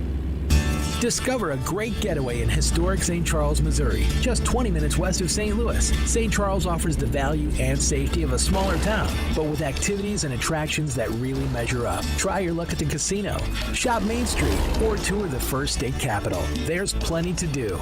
Plus, you're close to all the fun in St. Louis. Discover a great getaway. Discover St. Charles. Plan your visit at discoverstcharles.com. Produced in cooperation with Visit Missouri. Support Cardinals Care and its mission of caring for kids in the community by purchasing a 50-50 raffle ticket. For each raffle, one lucky winner will win 50% of the jackpot, and the other half will support Cardinals Care youth programs. Get your tickets online or in stadium during a weekend home game. You must be 18 years or older and in the state of Missouri to purchase. Visit cardinals.com/5050 to learn more. The Cardinals Care 50-50 raffle is presented by DraftKings at Casino Queen. Serpa comes out to work his third inning out of the bullpen and deals strike one at the knees to Ryan Valade. Valade is 0 for 6 as a Cardinal. He was on with a walk in the third inning and left on base. Valade sends it foul out of play to the right. Right on to no parking hassles, no traffic jams, no game day stress when you ride on Metro Transit to Busch Stadium. Download the Transit app. Do that right now. The 0-2 pitch for Valade. 0-3, swings and misses. 4 strikeouts. The last 4 outs have been on strikeouts for Serpa. And now Victor Scott the second. Victor's trying to break an 0 for 12 and only 1 hit in his last 23 at bats. He was on with a hit by pitch in the second inning, stole second base. Lars Nootbaar struck out swinging, leaving him on. So far, Serpa has given them exactly what they needed. Serpa kicks and pitches. Scott bounces it to India, who throws him out with no problem. 2 down. Serpa's making it look easy. A hit by pitch of Nootbaar, then a double play ball by Wynn in the 4th. A 1-out single for Herrera. That's after Contreras struck out. Arenado and Pozo also struck out in the 5th. We've had a strikeout and a ground out, and Nootbaar is taking his second look at Serpa here tonight. Nootbaar has been on with a walk, a hit by pitch, and is struck out. Lars takes a strike at the top of the zone at 97. The Royals lead 7-5, out hitting the Cardinals 11-6. Serpa's pitch. Nootbaar sends it foul off to the left, and he's in the hole 0-2.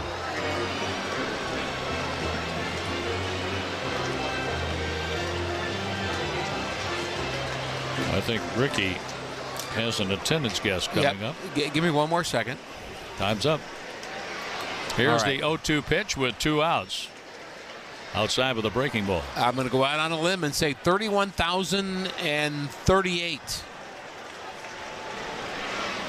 The attendance here tonight.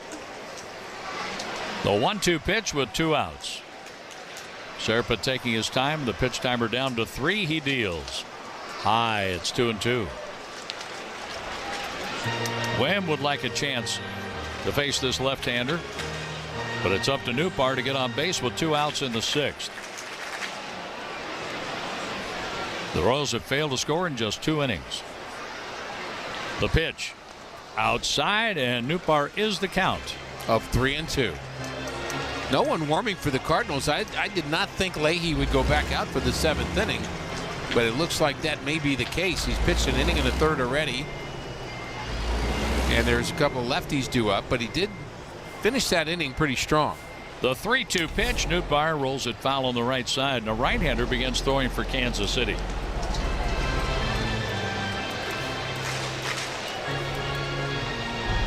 As the Cardinals have Wynn, a right-handed batter, then Donovan. Then it's a right-handed Lane, Contreras, Herrera, Arenado, Pozo, Valade. The pitch outside and low, ball 4. Wynn will bat in the 6th inning with a man on. Coming up, representing the tying run. So the Cardinals have had a runner on each inning against Serpa, but they haven't been able to get a runner to second base against him. Nootbaar's been on twice facing Serpa. Wynn was just out at first on a double play in the 4th inning. He's 1 for 2, single, walk, run scored in the double play ball. Looking to get into one. He's sitting on 6 home runs. Strike 1 catches the outside corner. 6 homers and 21 RBIs for Mason out of Kingwood, Texas. With a runner at first, 2 outs. Serpa checks on Nootbaar. The pitch Wynn lays off an outside fastball.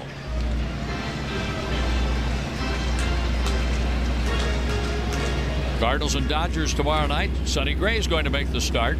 It's a 7:15 Friday night game. The 1-1 pitch with 2 outs. Wynn, half swing and a foul. Oh, he's ball, frustrated.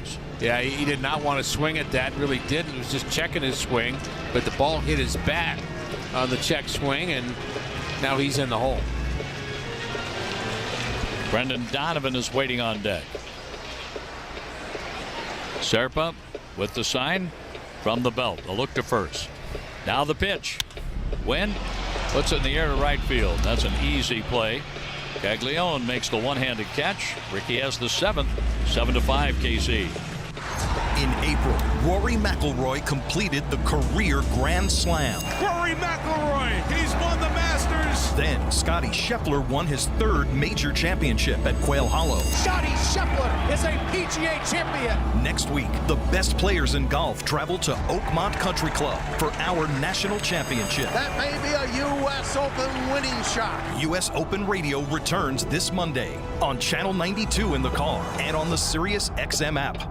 Every night after the final out, the Round Trip Roundup brings you the scores, highlights, and analysis from every game across Major League Baseball, all in less than 30 minutes. Swung on and missed, strike 3 and a no-hitter. It's the perfect way to get caught up on all the night's biggest home runs and best performances. And a high drive, deep right center. It's the Round Trip Roundup on MLB Network Radio every night on Sirius XM Channel 89 and every morning on the Sirius XM app.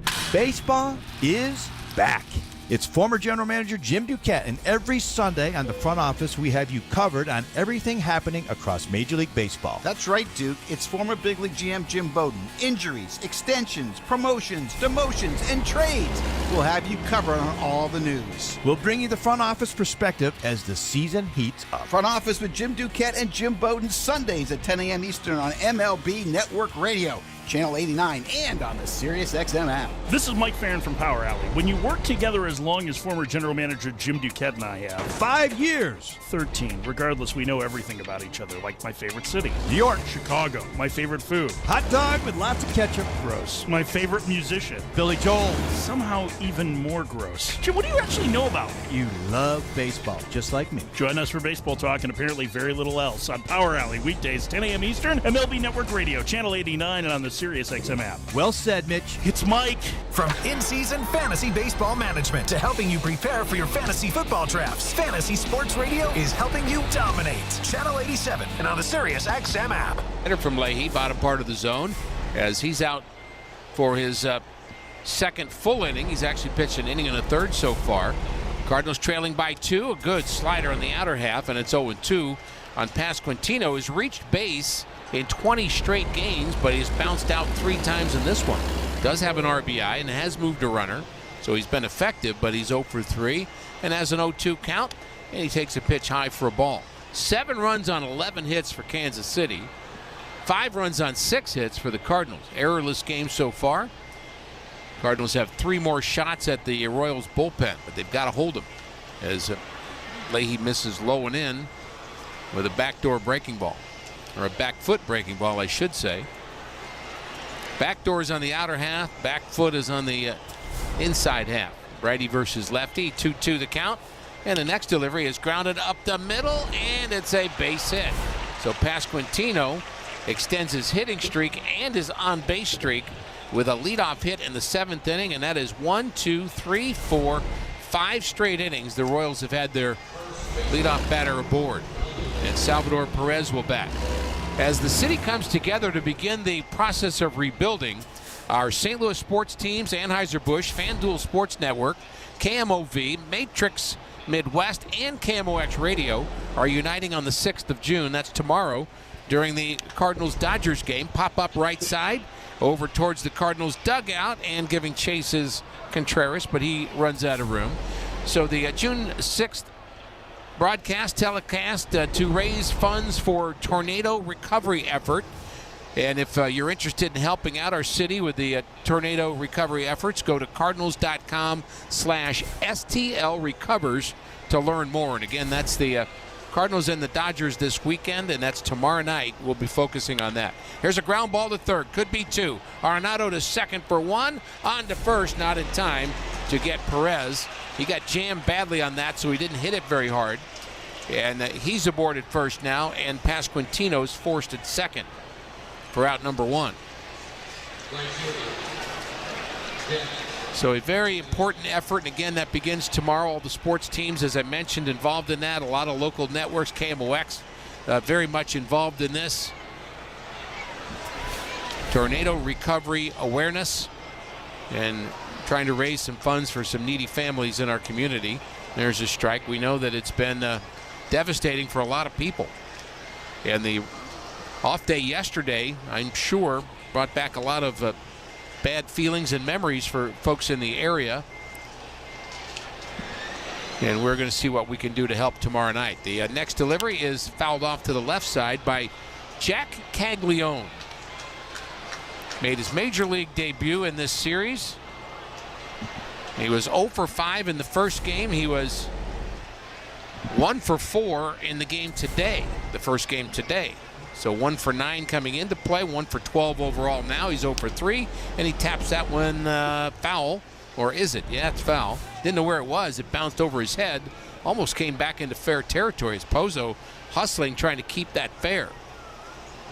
Caglione struck out, grounded out, and struck out.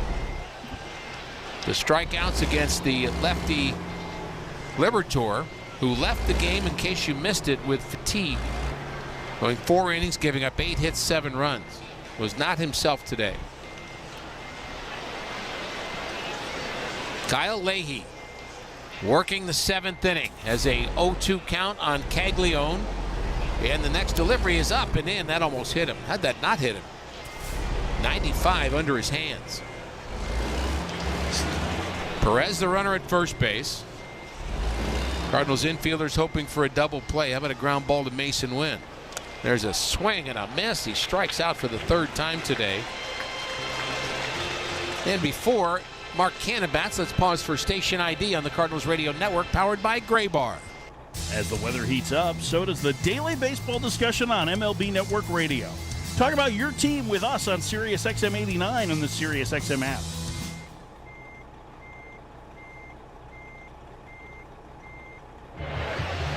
And with that strikeout, Ollie Marmol comes out to talk to Leahy, and we've got a pitcher waiting at the door. I assume he's coming in, but Ollie hasn't made a move yet. The pitcher's standing at the door, and okay, now he's made the move. Pitching change brought to you by Goodwill. Give hope, give local, give Goodwill. We'll be right back.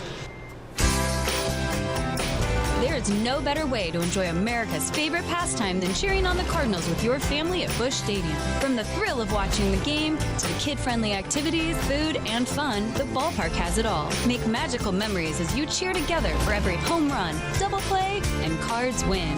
Your family summer tradition starts here at Busch Stadium. Grab your tickets today at Cardinals.com. St. Louis Cardinals for the Lou. For 20 years, CarShield has helped save drivers from those "oh no" moments, because nobody wants to spend their vacation fund on a new transmission. Know what else turns 20 this year? Flip phones, frosted tips, hookah necklaces, and giant cargo shorts. But we're only talking about good memories here. From road trips to rush hour, CarShield has had your back. Join the celebration at carshield.com, because 20 years of saving drivers money never goes out of style. Coverage varies by plans. View contracts and exclusions at carshield.com. At Bayer, it is our goal to tackle the challenges of food insecurity by delivering innovation to farmers that help them grow healthy and affordable food in a sustainable way. That's why in communities across the U.S., Bayer has worked with farmers for decades to help put food on the table for those in need, so that together we achieve health for all, hunger for none. Visit Bayer.us.com. That's Bayer.us.com to learn more. In sports, success is about team effort, and the same is true for your hair. At Great Clips, we save your haircut details in clip notes, so every member of the highly skilled team knows exactly how to create your signature look. And with our easy-to-use app, you can check in from anywhere and get a ready next text when you're up next for a cut. It's the confidence of a great haircut delivered by a team you trust. Download our app today. Great Clips, it's gonna be great. New pitcher for the Cardinals is Matt Swanson. Pinch hitter for the Kansas City Royals is Drew Waters, the switch hitter, who will bat from the left side. There are 2 outs and just 1 on here in the 7th inning. The Royals leading 7-5. Swanson replaces Kyle Leahy, who went 2 innings and gave up 3 hits. First pitch inside for a ball. Swanson pitched very well in the first game of this series, as he went an inning and 2/3, giving up just 1 hit. Swanson, a right-hander, replaces another right-hander, Leahy, and a swing and a foul back. Ollie Marmol had a nice long chat with Leahy on the mound. I think very much trying to create some positives, as Leahy's actually pitched well in this game. He leaves with just a runner at first base and 2 outs. Cardinals bullpen has to be perfect the rest of the way. Swing and a miss on a slider. And 1-2 the count now to the pinch hitter Waters, who bats for Canna. Leahy pitched well. Now it's Swanson's turn. Next pitch is grounded to the right side, backhanded by Contreras. He takes it to the bag, and Swanson gets his man. So it's on to the 7th inning stretch, presented by Spectrum. Stay in the game with Spectrum Internet. Visit Spectrum.com. The Cardinals trailing the Kansas City Royals 7-5. On the basketball court, the soccer pitch, or even the golf course, your crew brings their best not just for the win, but for that post-game celebration. When victory tastes like Michelob Ultra, it's worth every drop of sweat. And if you don't win, you'll still get the beer. It's just on you. Superior is worth playing for. Michelob Ultra, 2.6 carbs, 95 calories. Superior light beer. Enjoy responsibly. Copyright 2025, Anheuser-Busch Michelob Ultra Light Beer, St. Louis, Missouri. There's a certain magic in Cardinals Nation, one that can't be found anywhere else. You don't have to look all that hard to find it.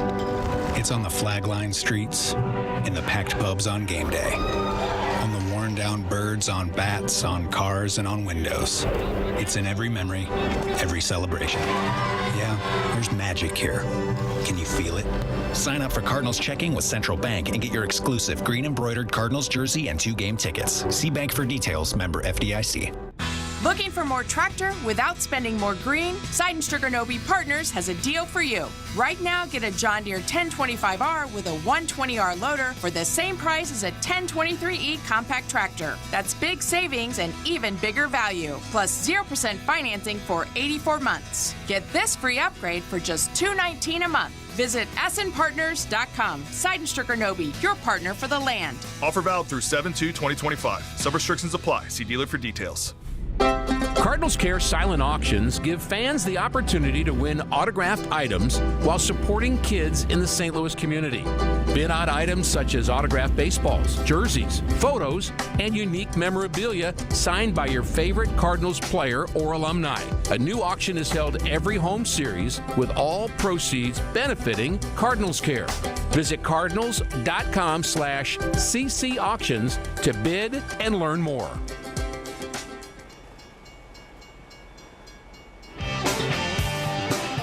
New pitcher is Cruz, Steven Cruz, a right-hander who has pitched very well. And here's some changes defensively for the Royals as we move to the bottom of the 7th inning. Brendan Donovan leading off against Cruz, who pumps in strike one. Cruz has been outstanding, 1.77 ERA.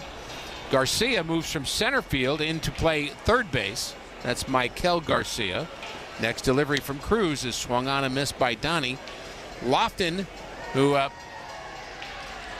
was not starting in this game, will move in and play left field. Actually, he was at third base. He moves to left field. Lofton moves to left. And Waters, who just pinch hit, is now playing center. There's a fastball outside corner, strike 3 at 99. And Donovan strikes out for the 2nd time in this game and the 4th time today. That's very odd. The 7th inning stretch, by the way, presented by Spectrum. Lightning fast speeds and major league reliability, so you can stay connected. So Wilson Contreras, who has singled and doubled in this game, bats against Steven Cruz. And as I mentioned, his numbers are really good. There's swing and a miss, strike one. Cruz has been in 21 games, now 22. And the right-hander, almost a strikeout an inning. There's a hard hit fly ball to center field. That's backing up the new center fielder. And he makes the play. That is Waters for out number 2. Let's make our Cardinal players all-stars. You can cast your ballot for the 2025 Pro Spirit MLB All-Star Game. And we ask that you vote daily by visiting MLB.com/vote.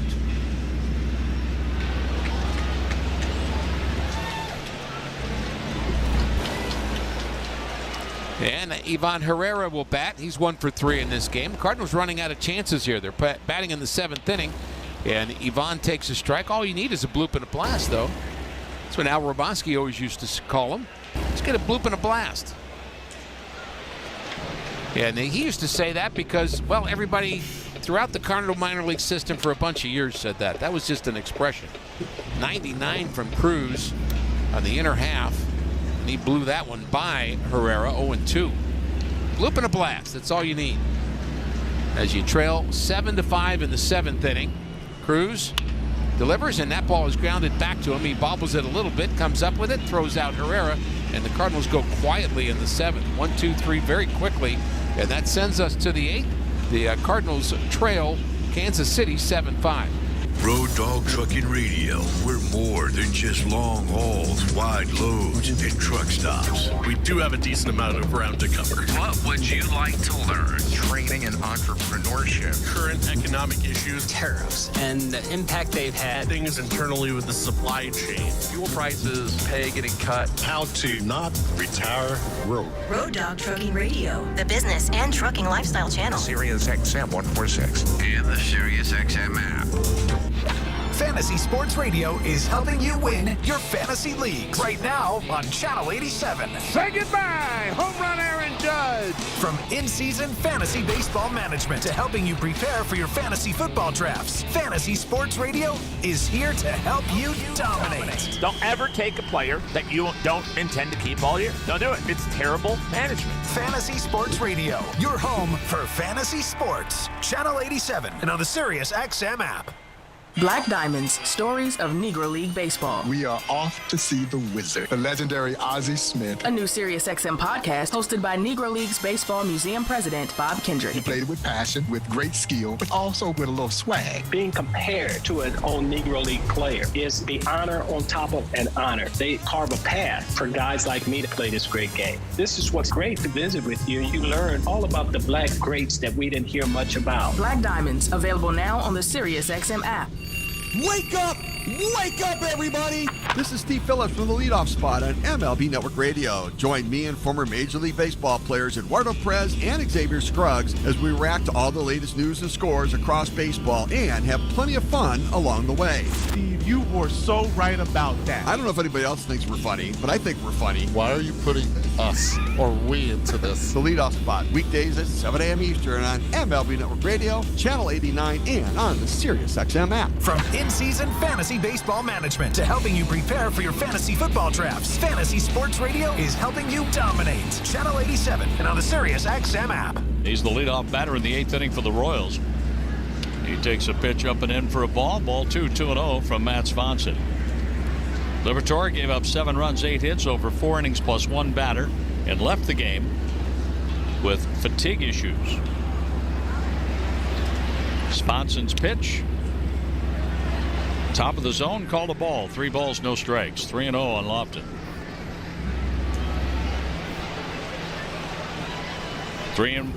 The 3-0 pitch. Here it is. A strike called. Now it's 3-1. Our game is brought to you by Budweiser, official beer sponsor of Major League Baseball. Crack open the game of Budweiser. You'll enjoy unrivaled flavor and refreshment. There's a foul at the plate. That caught Lofton. I think the backswing caught Pozo. Pozo is getting crushed by backswings in this game.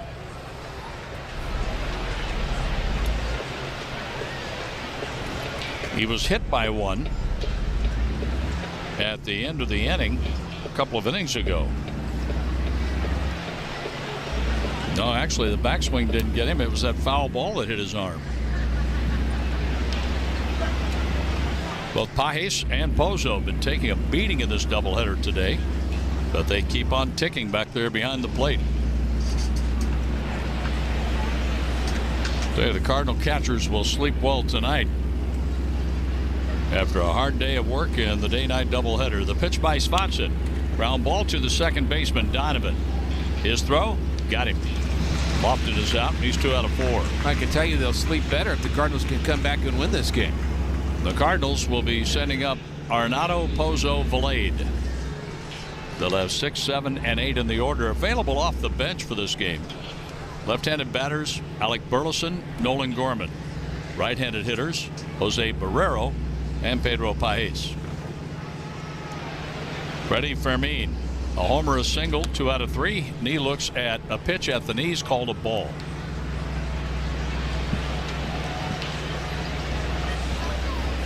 One and 0 on the Royals catcher.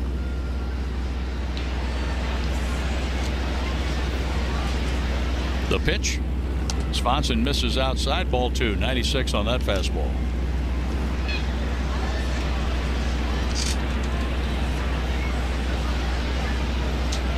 Contreras plays way off the bag, off the line at first.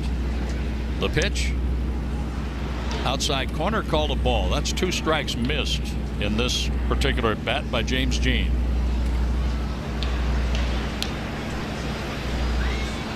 And a 3-0 count. A strike called on the corner.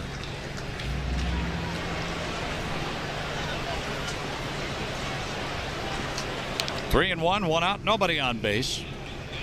Svensson pitches, and that's a ball.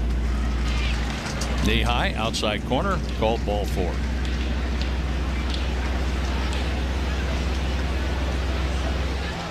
Jonathan India is coming up. He has a hit and a run scored.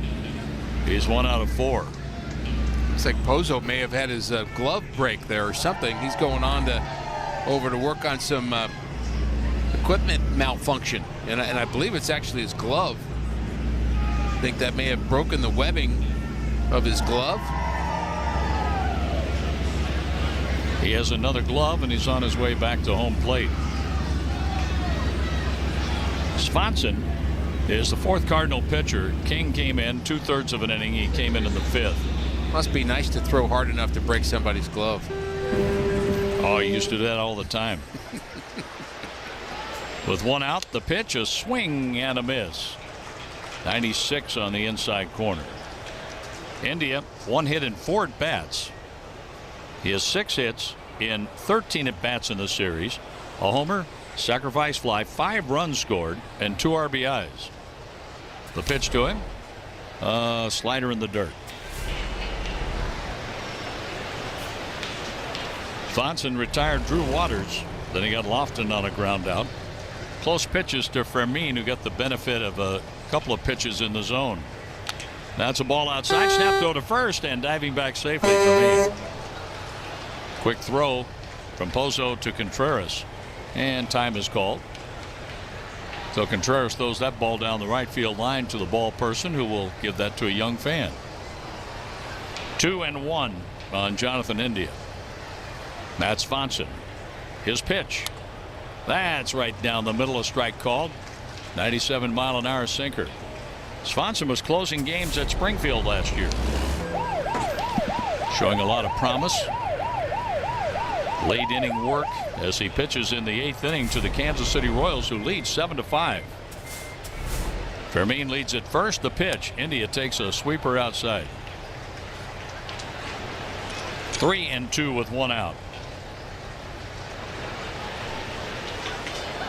Svensson walked 1. He doesn't need to walk another with Bobby Witt Jr. on deck. Now the pitch. Ground ball up the middle. Donovan has it. Steps on second. Throws to first. Double play. We go to the bottom of the 8th. 7-5 Royals. Sports are all about moments. One of the most incredible, miraculous finishes we have ever seen. And you can hear them all. He scores! Alex Ovechkin! There's a new goal-scoring champion! As they happen. Shohei Ohtani, a sayonara swing. Live in the moment. Rory McIlroy on his knees. He's won the Masters. With live sports on Sirius XM and the Sirius XM app. On PGA Tour Radio, everyone plays golf. Peyton Manning with us. I topped it on the first hole, hit a golf cart, made a birdie. That's really all I'm going to remember is a birdie. I'll forget about hitting the cart. Aaron Rodgers in the building. Aaron, how we doing, fella? Great now. We got that hole out of the way. How'd you do? I flared it to the right. Oh, just missed my the green. God. Steph Curry with us. I played in a Corn Ferry event. I've won the American Century in Tahoe in the summer, so I've had a blessed golf life. PGA Tour Radio, Channel 92 in the car and on the Sirius XM app. The NBA Finals are here. Oklahoma City has punched its ticket to its second ever league championship series. And so is the Stanley Cup Final. And the Florida Panthers are going to the Stanley Cup Final for the third year in a row. Sports Grid Radio is the only place talking about the lines for each game and the odds to win it all. I like over 5.5 games in both finals. Parlay together is plus 141. Get the winning edge over the sports books on Sports Grid Radio, Channel 159 in the car and on the Sirius XM app. I'm John Palmarosi, host of the SiriusXM original podcast, The Road to Cooperstown. Hear our conversations with Hall of Famers about the challenges they overcame on the journey to baseball immortality. It is a hard game, and mentally it's hard. I used to go to bed crying. They pretty much knew I was going to have lung surgery after the season. I wasn't for sure. Would I ever play baseball again? The Road to Cooperstown is the official podcast of the National Baseball Hall of Fame and Museum. Episodes are available now on the SiriusXM app or wherever you get your podcasts. Cardinals fans, no matter where you are, you won't miss a pitch with the SiriusXM app. Hear every game all season long. Download the SiriusXM app and search Cardinals. Isbell is in the game, playing in center field.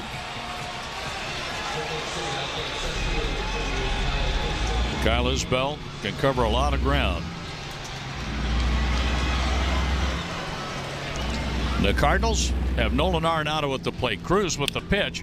Hard hit ball to third. Diving play there by Garcia. His throw not in time. A hit for Nolan Arenado.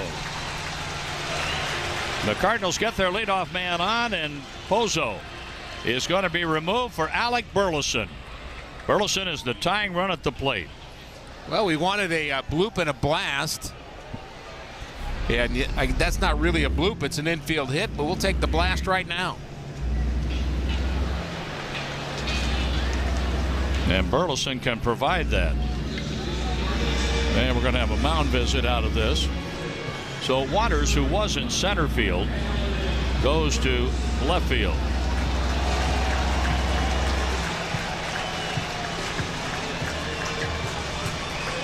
And a mound visit. Perez over from first base. Fermin out from behind the plate, talking with Cruz.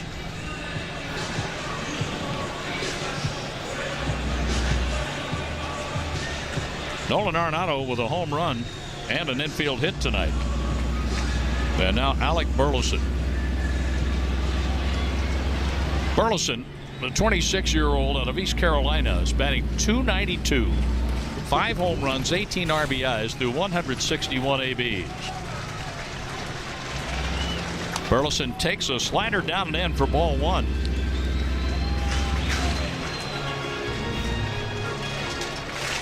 Burleson with the left foot near the back line of the batter's box, looking to get into a fastball from Cruz.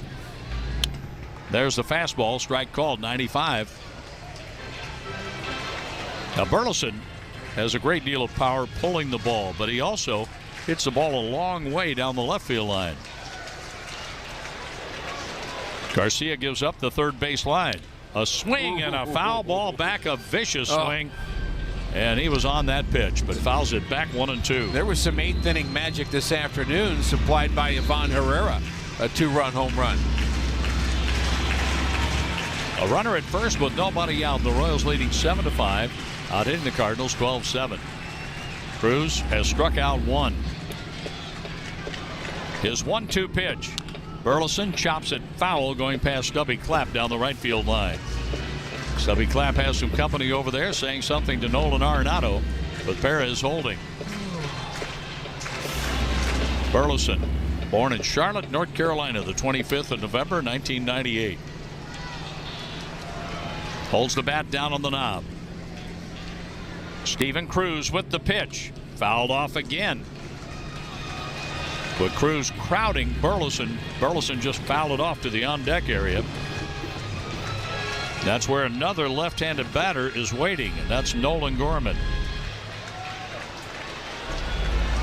This is Alec Burleson batting for Pozo. 1 ball, 2 strikes, a swing and a miss. Burleson strikes out, 1 out. The second strikeout for Cruz.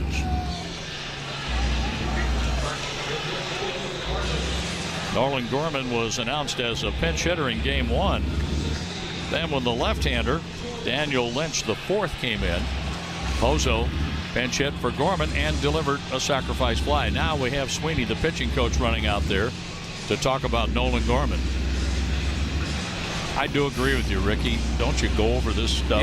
Yeah, and I don't know whether they just want to. Overkill. I guess you've got 8 relievers, and they've got so many different combinations that you're concerned that they may forget something. But honestly, this should all have been talked about, and should have been anticipated too. That when he came in the game and you got to the right-handers at the bottom of the lineup, that he would not be facing Ryan Vilade. That is not a secret.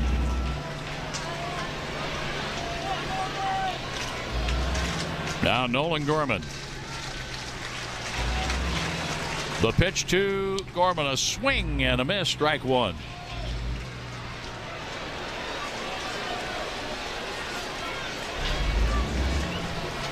Waters plays in some in left field. Over toward left, Kyle Isbell in center. The pitch. Gorman, foul tip into the catcher's mitt. It's 0-2.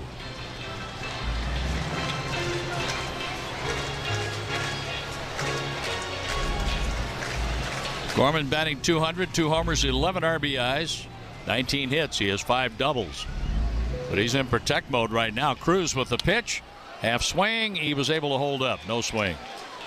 1-2 with Cruz climbing the ladder, trying to strike him out with a high pitch.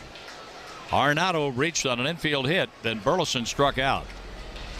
Here's Gorman. Cruz from the stretch, the pitch. Strike 3 called, knee high outside corner. So Burleson and Gorman have struck out. 3 strikeouts for Cruz. And Victor Scott II comes to the plate, trying to break an 0 for 13. Scott has occasional power. He has 2 home runs and 19 runs batted in. But he's trying to keep this inning going, trying to get Nootbaar to the plate. Here's the pitch to the left-handed batter, inside, a slider. Scott was hit by a pitch and stole second in the second inning, but Nootbaar struck out, leaving him there. A called third strike in the third. A ground out to second his next time up. Even with a bag off the line at third, Michael Garcia. Here's a foul off to the right. And Cruz has had a great deal of success crowding Cardinal batters. Sure has. Pitching the left-handed batters inside. Yeah, that's a little cutter. I mean, little cutter. It's 94, and it's got run to it, and he just tied up Victor Scott on that. When you throw that hard and have cut to it, very tough. With a runner at first, the pitch. Scott fouls it off to the left. Now he's down on the count, 1-2. Angel Serpa, 3 innings with 1 hit, 1 walk, 4 strikeouts, and a hit batter. Cruz has picked up where Serpa left off, striking out 3 batters, giving up 1 hit in an inning and 2/3. And now Cruz has Victor Scott II at 1 ball, 2 strikes. With Arenado leading at first, the pitch. A swing, and it's popped up foul, going out of play down the left field line. The Cardinals got to Cole Reagans for 5 runs, 5 hits. Reagans walked 3, gave up a home run to Nolan Arenado. That covered 3 innings. But Serpa and Cruz have been lights out. The pitch. Check swing, a ball high, 2-2. Hoping on the Cardinals side that Matthew Liberatore, who left the game with fatigue, that it's not a big deal. And you know, we could have heard worse news than that. So let's just hope that he just didn't feel right today, and that happens. Well, it happens to all of us. And here's Arenado leading at first. 2 balls, 2 strikes on Vic. The pitch to Scott. A swing and a miss. 4 strikeouts for Cruz. Arenado is left on. We go to the 9th with the Royals leading 7-5. Start your summer with a weekend showdown. Shohei Ohtani and the Los Angeles Dodgers roll into Busch Stadium June 6th through the 8th. Be there Friday for a cool new promo. The first ever Cardinals Neck Fan. perfect for hot game days. Then on Sunday, young fans 15 and under take home a Rawlings Kids Glove. It's a weekend of big matchups and big giveaways. Get your tickets now at cardinals.com/promotions. This is Mason Wynn, St. Louis Cardinals, for the Lou. Gain a global perspective and specialized skills that many of today's top employers are seeking with an MBA from University of Maryland Global Campus. Study online and complete your degree in just 16 months for about $21K. Choose from MBA specializations in global business, marketing, HR, finance, and more. Classes start June 11th. Learn more at umgc.edu. That's umgc.edu. Certified to operate in Virginia by Chev. Community America is stepping up in St. Louis and showing what excellence in banking looks like. Or in other words, they're winning. Opening more branches? Win. Competitive loan rates? Win. Wealth management? Win. Which now makes sense why they asked me, Cardinal shortstop Mason Wynn, to tell you. That's win with 2 N's, not 1. It's time to bank like the Mason winner you are. It's time your financial partner was invested in you. Member owned, open to all. Community America Credit Union, invested in you. Whether it's a long line at the amusement park, 45 minutes. Waiting to get inside the club, or getting stuck at the DMV. Nobody likes to wait. Mercy is eliminating the wait for great health care. Our online tools mean you can get the care you need now. Mercy Now. More of what you need now. Visit mercynow.net. Changes for the Cardinals. The new pitcher is Phil Maton. Staying in the game to play in right field, Alec Burleson. And Pedro Pajes is behind the plate. Bobby Witt Jr. leads off for the Royals as Kansas City is trying to add on, leading by 2, 7-5. Batting in the top of the 9th inning, the final game of the 3-game series. Maytime with the pitch. A swing and a miss, strike 1. I said earlier that we haven't seen a closer pitch the first game and the second game of a split doubleheader in 2025, but we're about to, as Estevez, who blew the save this afternoon, is up again here for the nightcap. The ball high to Witt, 1 ball and 1 strike.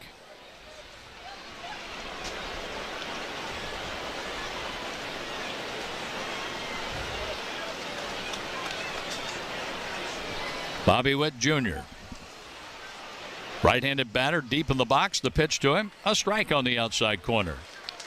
Witt, the last time up, got the ring up while facing Kyle Leahy.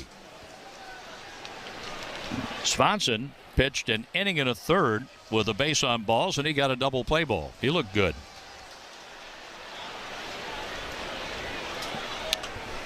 Here's Witt with a foul. That sails off to our right. 1 ball and 2 strikes with the veteran Phil Maton, the 4th reliever to follow Matthew Liberatore.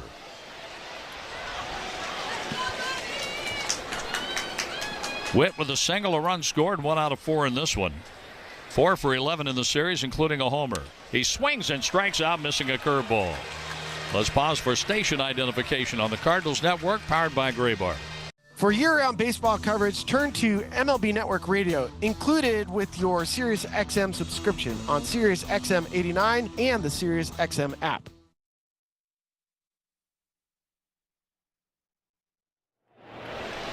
Along with Ricky Horton, Mike Claiborne, our producer-engineer Jim Jackson, I'm John Rooney at Busch Stadium.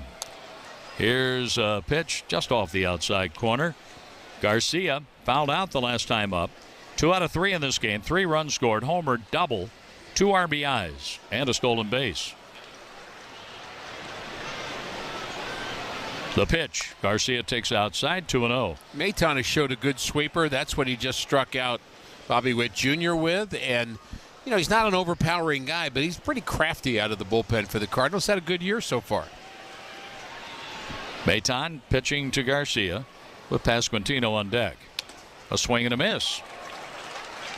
He just threw a fastball at 89 miles an hour at the top of the zone, and Garcia was about a day and a half late on it. That's what that sweeper can do for you. 2-1 on Garcia, who started the game in center field, then moved in to play third base. Garcia takes the breaking ball that drifts way outside Pages fires the ball back to Maton, and it's a 3-1 count. The Cardinals can't give up anymore with Estevez warming in the bullpen. The pitch by Maton. A swing and a miss. That sweeper up there at 82 miles an hour. No contact by Garcia. 3-2. Balanced infield behind Phil Maton. The left field corner unguarded. The pitch. That is just outside for a ball. A 1-out walk.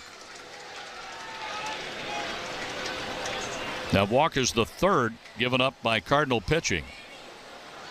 Garcia scored in the 5th. Fermin was out on a double play ball in the 8th, and now this walk to Garcia. And here's the DH. Played first base the first 2 games, Vinny Pasquantino. 21 game on base safely streak for him with his base hit the last time up. That extended a hitting streak to 6. Ball 1 goes high to him, 1-0 with 1 on, 1 out. Pasquantino is grounded into 2 double plays. Phil Maton from the belt. His pitch. Pasquantino takes a fastball strike, a delayed steal attempt, and safe at second. A quick tag by Mason Wind, who's looking to the Cardinal dugout. And they're checking with the video room. It's a stolen base for Garcia, his second. That's the call on the field. It was one of those delayed steals where he kind of got a walking lead and then just took off. The Cardinals want to look at this.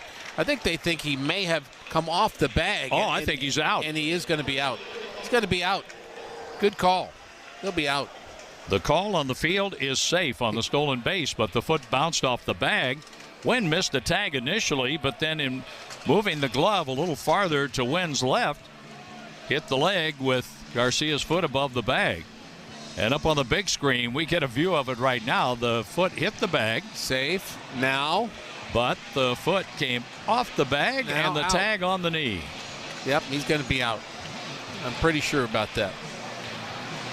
Seems like I remember guys who would steal a base and they would call you safe. If you came off the bag, you would still get a stolen base back in the day. Seems like I remember that.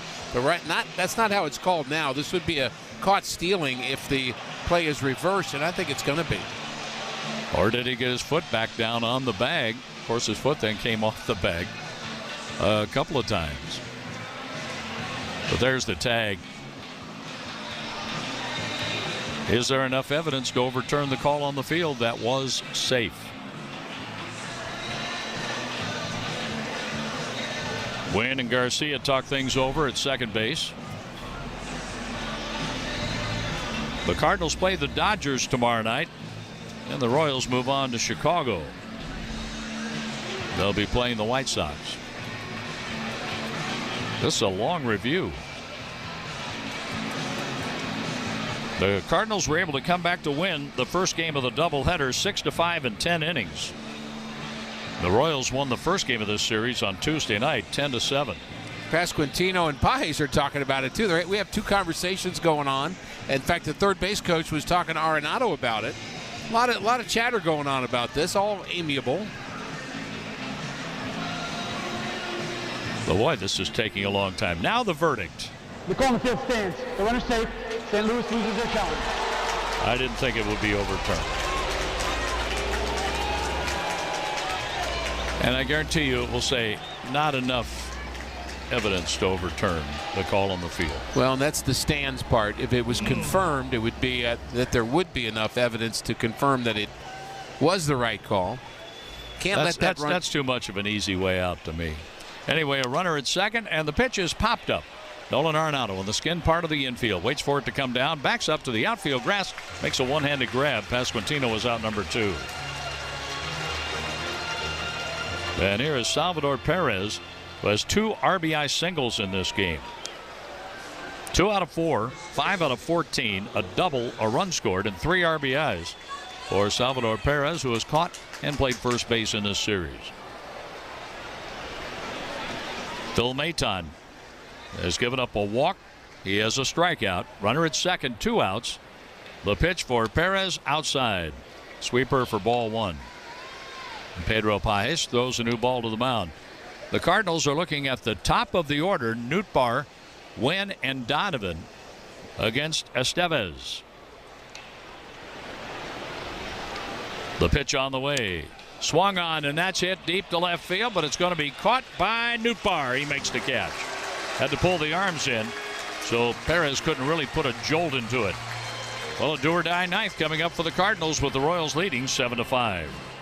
DraftKings at Casino Queen has everything Redbird fans want this baseball season. Meet up with your buds on the casino floor and stop in at Bridgeway's Social Hour for cocktail specials and $5 appetizers. Offered Tuesday through Saturday, 4 p.m. to 6 p.m. Sign up for CQ Rewards and take the free sports shuttle right to Busch Stadium. When you're ready to crash after a Redbird rally, show your tickets to receive 10% off your DraftKings at Casino Queen hotel stay. Must be a hotel guest or CQ Rewards member to ride the shuttle. Must be 21. Gambling problem? Call 1-800-GAMBLER.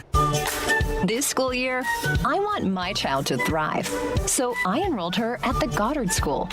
Their amazing teachers truly care about building up my child's confidence, so she's ready to take on the world. And knowing she's learning in a warm and nurturing community gives me peace of mind. Welcome to the Goddard family. Visit GoddardSchool.com to find a school near you and enroll now.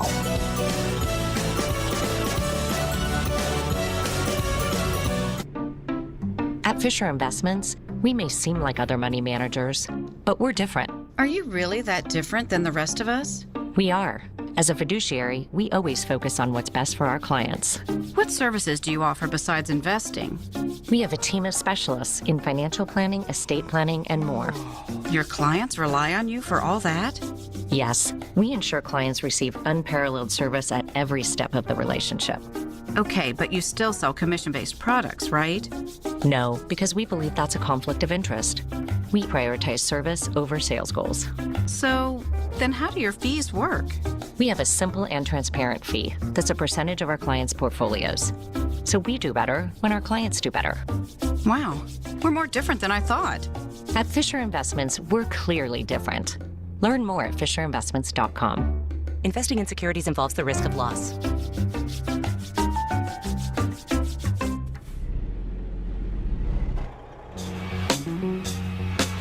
It's John Cave playing in right field now for the Royals, while Estevez is trying to save both games of this doubleheader.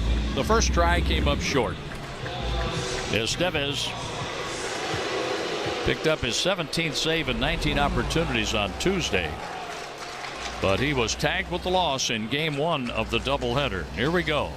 Nootbaar leads off and takes strike one. Steven Cruz, 2 innings, 1 hit. He struck out 4. Boy, was he good. So was Serpa. 3 innings, 1 hit, 1 walk, and 4 strikeouts with a hit batter. A big swing and a foul ball back. A 94-mile-an-hour fastball fouled away. And it's 0-2 on Nootbaar, that is, as Lars is looking for his first hit. He's been on with 2 walks and a hit by pitch, scoring one of the Cardinal runs. 0-2. Nootbaar strikes out, 1 out. Boy, the Cardinals have struck out a lot in this one. Especially late. 13 strikeouts. 4 for Reagans, 4 for Serpa, 4 for Cruz, and 1 for Estevez. And the opposite is true for the Kansas City Royals. In this series, they had 88 swings with 2 strikes and only 13 swings and misses and 18 hits with 2 strikes. Here's a pitch inside to Mason Wynn. Cardinals are trying to get a man on to get the tying run to the plate. Wynn has hit 6 homers, Donovan 4, Contreras 6. 1 out, nobody on. Wynn takes just outside, a little bit low, not by much, 2-0. So no closer in baseball has saved 2 games in 1 day, to amend the earlier statement I made, but Estevez is appearing in his 2nd game today. Here's a swing and a high fly ball. An easy play in right center field for Cave. He has it, and the Cardinals are down to their last out. The Royals are away from winning 2 out of 3. They're 1 out away from winning 2 out of 3 in the series and splitting the season series with the Cardinals. The Redbirds won 2 out of 3 in Kansas City. The Cardinals dropped 2 out of 3 in Texas after winning 2 out of 3 in Baltimore on the last trip. And the Dodgers are coming in. They're coming off a win today. Donovan has 1 hit and a run scored, 1 for 4. Donnie takes strike one. 95, just about knee high. Donovan has struck out 2 times in this game. The pitch on the way. That's inside. 1 ball and 1 strike. Donovan struck out 2 times in the opener. He was hit by a pitch, was on with a walk and scored a run. He's trying to extend the game to Contreras. The pitch. Ground ball to the right side, and that's played by Perez, feeding Estevez. This ball game has come to an end. Donovan is out, first base to the pitcher covering, and the Royals gain a split in the doubleheader, and they've won 2 out of 3 over the Cardinals, winning this one 7-5. Ricky and I will talk about it after this. I need some good country music's biggest stars. Hey, North America, it's Shaboozey. It's Bailey Zimmerman. It's Eric Church. Man on the hands of time. And biggest fans converge on downtown Nashville. CMA Fest, man, it's going live, man. Hear it live with exclusive interviews, performances, and more. Because we love country music, and we're going to have a damn good time. CMA Fest 2025. All weekend on the highway. CMA Fest! Channel 56 and the SiriusXM app. Every night after the final out, the Round Trip Roundup brings you the scores, highlights, and analysis from every game across Major League Baseball, all in less than 30 minutes. Swung on and missed strike 3 and a no-hitter. It's the perfect way to get caught up on all the night's biggest home runs and best performances. Get a high drive, deep right center. It's the Round Trip Roundup on MLB Network Radio every night on SiriusXM Channel 89 and every morning on the SiriusXM app. This is John Paul Morosi. This week on the SiriusXM original podcast, The Road to Cooperstown, I sit down with Hall of Famer Randy Johnson. Losing my dad early in my career made me view the game a whole lot differently. It motivated me, and I pitched being a little bit angry, I guess. The Road to Cooperstown airs Saturday at 9 a.m. Eastern on MLB Network Radio, SiriusXM 89, and the SiriusXM app. New episodes drop every Tuesday wherever you get your podcasts. Let the games begin. On SiriusXM, you get all the sports play-by-play you want and all the live sports talk you need. It's always a home game when you listen to the NFL, NHL, NBA, and MLB on the SiriusXM app. How good is that? We fuel your fandom with NASCAR, the biggest college games, PGA, and soccer. And when news breaks, hear instant reaction. We got a big developing story out of Cincinnati. The SiriusXM app. Everything a sports fan needs, all in one place. Redbirds fans, this is Hall of Famer Ted Simmons. And you're listening to Cardinals baseball on Sirius XM. Here, and the Royals took the nightcap 7-5. It was everything the Cardinals had to come back in this one with a 4-run third inning to tie the game at 5. But Kansas City added a run.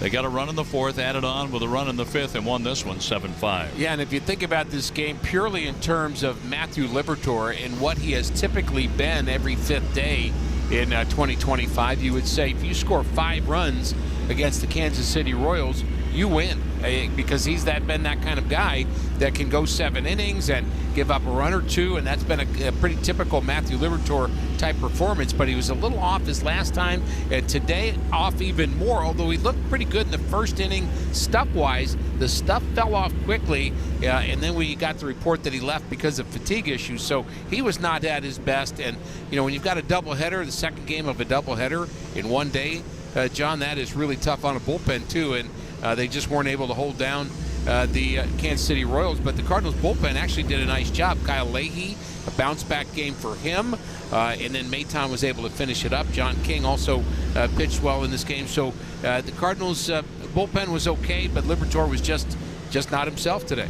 Well, Serpa and Cruz did not pitch in the first game of the doubleheader. They did on Tuesday, and they pitched in this one and restored order after the Cardinals had tied the game, and then the Royals moved back in front. Yeah, Serpa ends up getting the victory. He was the first kind of dominant pitcher on the Royals side today, and then Cruz behind him was even better. But Serpa picks up the win. The loss goes to Liberatore in a game that took 2 hours and 56 minutes to play. Another bright spot for the Cardinals today, even in the loss, is Nolan Arenado hitting a big fly. And the Cardinals got good outings from Leahy. In fact, John King, 2/3 of an inning, he lost an inherited runner with a base hit by the first baseman Perez. But Leahy, 2 scoreless innings, 3 hits. He struck out 2. Swanson went 1 1/3 with a walk, and then Maton, a scoreless 9th inning with a walk and a strikeout. And I will say, I think Swanson, the last few times we've seen him, he is pitching like he belongs here. I mean, he really is. And, the Cardinals have kind of had a rotation of several relievers, and I just assume keep him where he is. I like him, and, yes, a couple of bad games for Leahy recently, but he seemed like himself today. He did kind of make a couple of mistakes, and he got a couple of balls hit hard, but for the most part, I think Kyle Leahy was what we've seen, and he had a nice night. But again, you just can't come back from the 7 runs that Matthew Liberatore allowed. And that's the thing. In the 2 losses to the Royals, Palante gave up 7. Right. Liberatore gave up 7 in this loss. Yeah, what's that saying? You're only as good as that day's starting pitcher, and that's always been true in baseball and always will be. And the starting pitcher tomorrow was really good. His last outing down in Texas, Sonny Gray, improved to 6-1. Yes, he has been pitching extremely well, and he's going to have a tough opponent, and the Cardinals are going to have a tough opponent over the weekend in the Los Angeles Dodgers, but it's going to be fun. The Dodgers in town, always a good time, and look forward to seeing some of their big guns play, but I'd love to see how the Cardinals match up against them. Well, the Royals won Game 1 6-5, or I should say the Cardinals came back to beat the Royals 6-5 in 10 innings in Game 1, but Kansas City, after the Cardinals tied it up at 5, scored in back-to-back innings to win this one 7-5. Our play of the game is presented by Marriott St. Louis Grand. Book your Grand Slam Cardinals ticket package. Do that right now. We'll hear the play when we come back. After another thrilling horse racing finish at the Preakness. Oh my goodness! Journalism has won! What's in store for the 3rd leg of the Triple Crown? And they're off in the Belmont Stakes. Start your Belmont morning on Sirius XM, Saturday at 10 Eastern, with a special 4-hour edition of Down the Stretch on Channel 85. Then at 4, hear the pre-race coverage of the Belmont Stakes on Fox Sports Radio Channel 83 and the Sirius XM app. Baseball is back. It's former General Manager Jim Duquette, and every Sunday on the front office, we have you covered on everything happening across Major League Baseball. That's right, Duke. It's former Big League GM Jim Bowden. Injuries, extensions, promotions, demotions, and trades. We'll have you covered on all the news. We'll bring you the front office perspective as the season heats up. Front office with Jim Duquette and Jim Bowden, Sundays at 10 a.m. Eastern on MLB Network Radio, Channel 89, and on the Sirius XM app. Fantasy Sports Radio is helping you win your fantasy leagues right now on Channel 87. Say goodbye, home run Aaron Judge. From in-season fantasy baseball management to helping you prepare for your fantasy football drafts, Fantasy Sports Radio is here to help you dominate. Don't ever take a player that you don't intend to keep all year. Don't do it. It's terrible management. Fantasy Sports Radio, your home for fantasy sports. Channel 87 and on the Sirius XM app. No one brings you the passion of the beautiful game quite like SiriusXM FC. Would you believe this? Whether it's live matches from the EPL, MLS, the NWSL, or the UEFA Champions League. This is sensational! Or live talk shows featuring the sport's most entertaining experts. You don't get to say, I don't feel like making that play right now. You make the play. It's the world of soccer at your fingertips. How mouth-watering is that? SiriusXM FC, channel 157 in the car, and streaming on the SiriusXM app. 24/7, 365 coverage of all things NASCAR. All things NASCAR happens exclusively on SiriusXM NASCAR Radio, Channel 90. In the 10th inning, and the win went to Jojo Romero, 2-3 over Carlos Estevez, 2-1. But the second game went to the Royals, 7-5. It was Garcia hitting the ball just fair inside the foul pole down the right field line for a 2-run homer in the first inning off Matthew Liberatore. The Cardinals answered with the run, but Fermin homered in a 3-run third for Kansas City. It was 5-1. The Cardinals rallied for 4 runs in the third, 2 on a double by Wilson Contreras and 2 on Nolan Arenado's 7th home run of the year. But Kansas City took over after that. Against Liberatore, a double by Mark Canha just fair down the left field line was followed by Nick Lofton, and our play of the game presented by Marriott St. Louis Grand. Now, there's a ground ball base hit to the right side. A broken bat hit down the right field line. Lofton headed towards second base. The throw is going to be wide, and back-to-back doubles to lead off the 4th inning. And the Royals have the lead back. It's 5-4. Boy, that is so odd to see Libby do that. Well, back-to-back doubles gave the Royals the lead. They added on. Liberatore walked Michael Garcia, and then Liberatore was removed from the game because of fatigue issues. John King came in, had a lengthy at-bat after getting past Quintino on a ground-out, moving Garcia to third. Garcia swiped second, moved to third on the ground-out. Salvador Perez had a 10-pitch at-bat. He singled on the 10th pitch, making it 7-5, and that was our final score. As the Royal bullpen, Angel Serpa, went 3 innings, 1 hit, 1 walk, 4 strikeouts, and a hit batter. Steven Cruz, 2 innings, 1 hit, 4 strikeouts, and then Estevez saved the game with a 3-up, 3-down ninth, striking out Nootbaar, retiring Wynn on a flyout, and Donovan on a groundout to pick up his 18th save and 21 save opportunities. Serpa is 3-0 with the win. Liberatore 3-5 with the loss. A 2-hour, 56-minute game. 31,038 the paid attendance as the Royals out-hit the Cardinals 12-7. It was an errorless game, and Kansas City won 7-5. Each team stranded 7 runners. The Cardinals play the Dodgers 3 games beginning tomorrow night at 7:15. In Game 1, it's Sonny Gray going for his 7th win. He is 6-1, pitching a gem down in Texas where he got into double figures in strikeouts as he was able to pitch scoreless baseball in his last start. Gray will be opposed. We're not sure of the rotation right now for the Dodgers, who played at home today and won. But it will be Gray going in Game 1 for the Cardinals. Airtime at 6:20 tomorrow. 7:05. Ricky goes over the lineups and goes over the pitching matchup. We'll know the other pitcher hopefully by then, unless it's still a state secret right before first pitch. Just joking. And around 7:15, I'll give you the first pitch thrown by Sonny Gray. But tonight, it was the Royals coming back to beat the Cardinals 7-5 after the Redbirds outlasted Kansas City 6-5 in 10 innings in the opener. We say thanks to our producer-engineer, Jim Jackson, to Jonathan Camp in the St. Louis studio. Matt Pauley's coming up with our post-game show. Kyle Sixta has been our booth assistant here at the ballpark. For Mike Claiborne and Ricky Horton, I'm John Rooney. Good night from Busch Stadium. St. Louis Cardinals baseball has been brought to you by Budweiser, official beer sponsor of Major League Baseball. Crack open the game with Budweiser and enjoy unrivaled flavor and refreshment. By your quality Ford dealers, the official vehicles of the St. Louis Cardinals. By Schnucks. Earn 2% back on every purchase with the Schnucks Rewards app. By Shelter Insurance.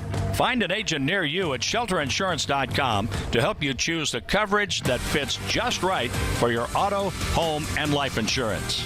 By Explore St. Louis.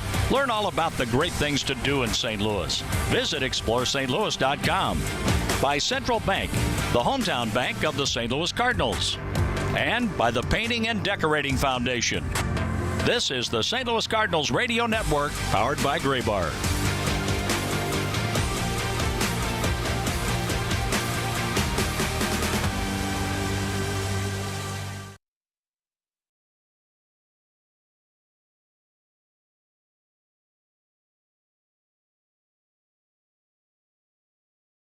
Siakam knew that was going to be short as soon as he let it go.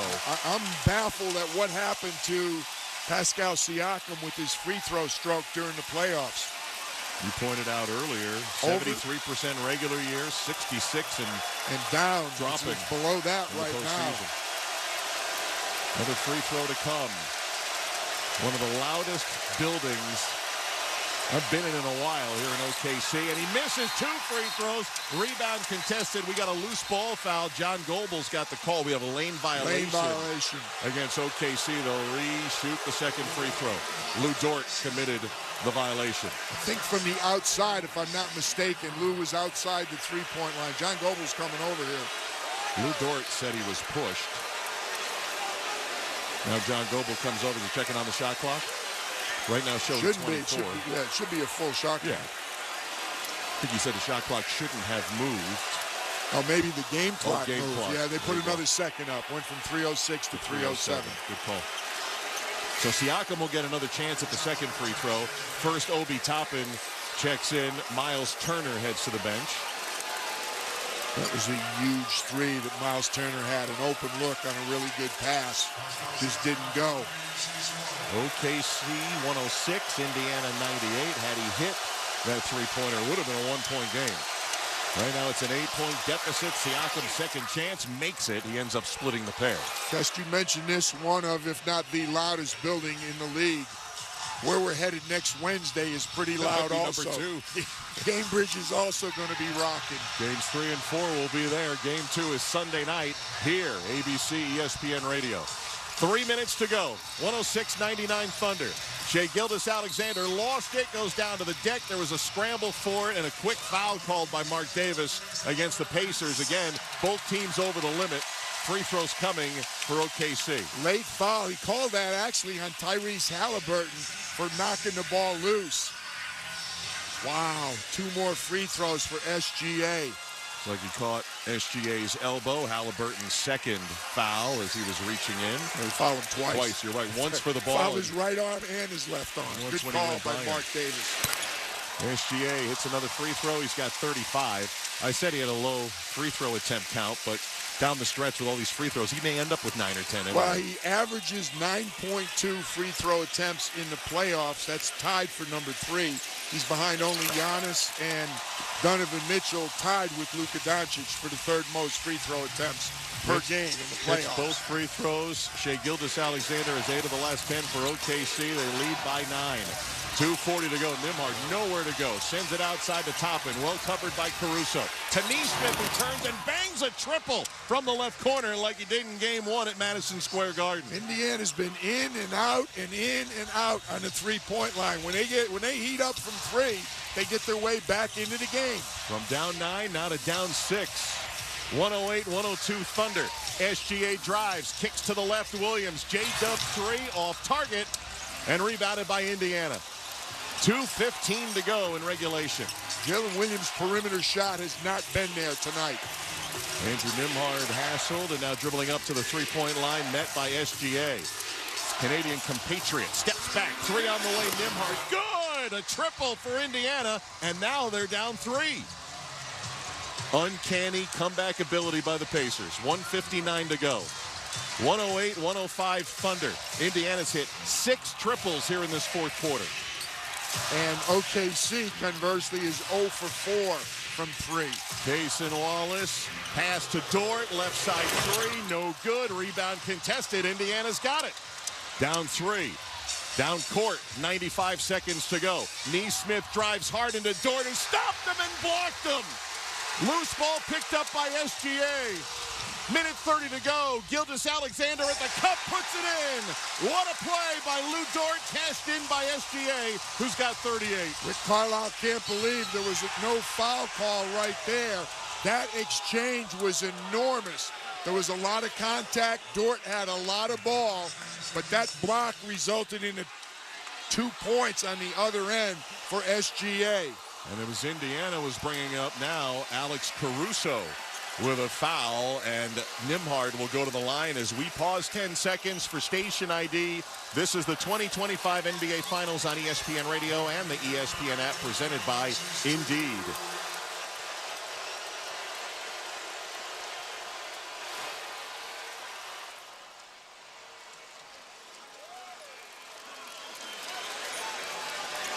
Andrew Nembhard hits the first of 2 free throws. Indiana down 4, a chance to get within 3. Kesty, they're going to be talking about and re-showing that block. Lou Dort did a great job as Nembhard makes the second one, maintaining verticality and then blocking the ball cleanly. What an enormous defensive play.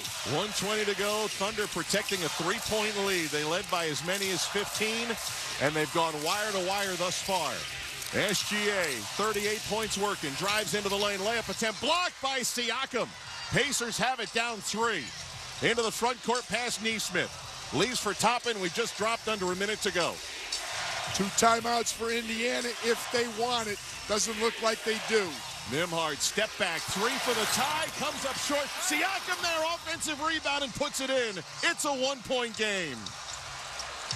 110-109, Oklahoma City. 42 seconds to go in a thriller here in the opener of the 2025 NBA Finals. They're going to wind it down. Shai Gilgeous-Alexander with the ball. He's going to pass to J-Dub out on the arc, 5 to shoot. Right-hand dribble on Neesmith. Ducks in, off the window, falls off, no good. Loose ball chase. Siakam tries to chase it in the corner. Out of bounds it goes. I thought Pascal Siakam was fouled. Kesty, this could be out of bounds and an attendant foul. And Rick Carlisle is going to call a timeout to challenge the play. So this was what happened in the NBA Finals a year ago, Boston and Dallas. Is there a proximate foul? Was there a push from behind by Cason Wallace as Siakam grabbed the ball and then slid across the baseline? He never really had possession of the ball. No, it's an out-of-bounds call. It's why they have the rule. The ball clearly was off in the air. The question is whether Pascal Siakam was pushed, causing the ball to go out of bounds. First look we had, you couldn't tell. I would call it inconclusive, the first look. So Cason Wallace was the player behind Siakam that time, and this was a rule change that came in after the finals last year. It's not just out of bounds, who touched it last, but did Siakam lose it out of bounds because he got pushed from behind? Approximate foul, if that's the call. Going to get another angle right here, Kesty. Watch early in the possession. Watch Cason Wallace. Wallace is behind Siakam. I think they're going to overturn it. Could go either way. It wasn't a lot, but just a little bit of a push.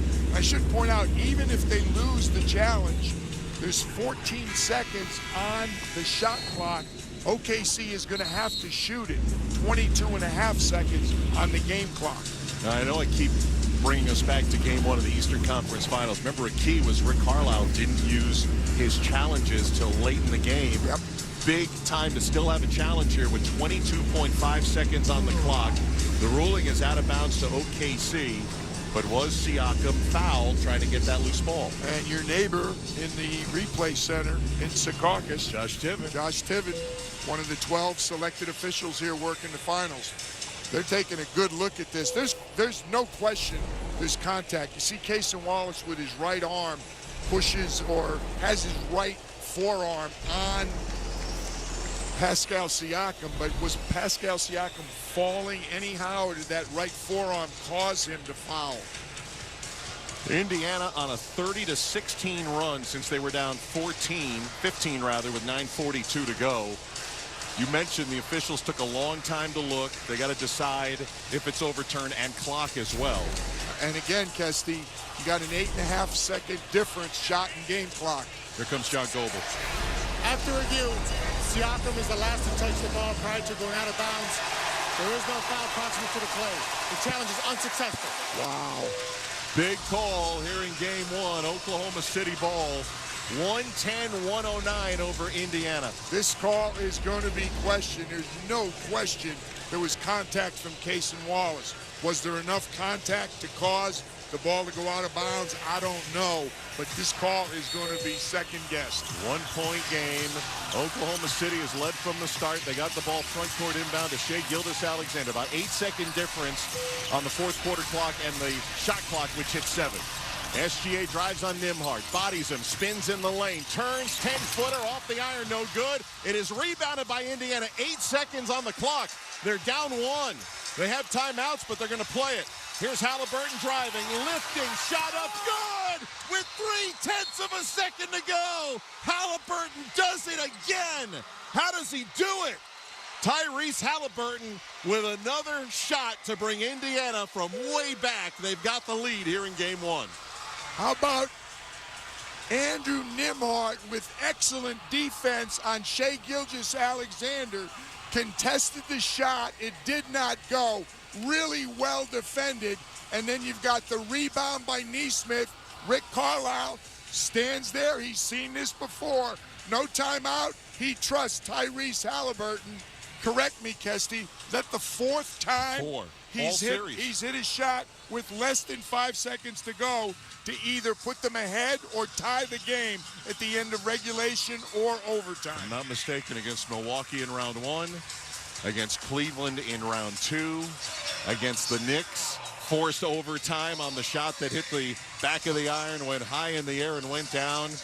And the Indiana Pacers, who were down 15 with 9:42 to go, have done it again, but there's 0.3 of a second still on the clock. That means there's enough time to catch it and shoot it. It's got to be quick for certain. They're going to use their timeout. They have 2 timeouts left. Now 1. OKC will use their timeout to advance the ball.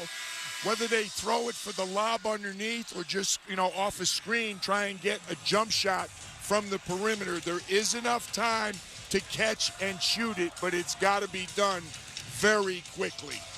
0.3 on the clock, and as quiet as this building has been, as PJ mentioned, advance to the front court.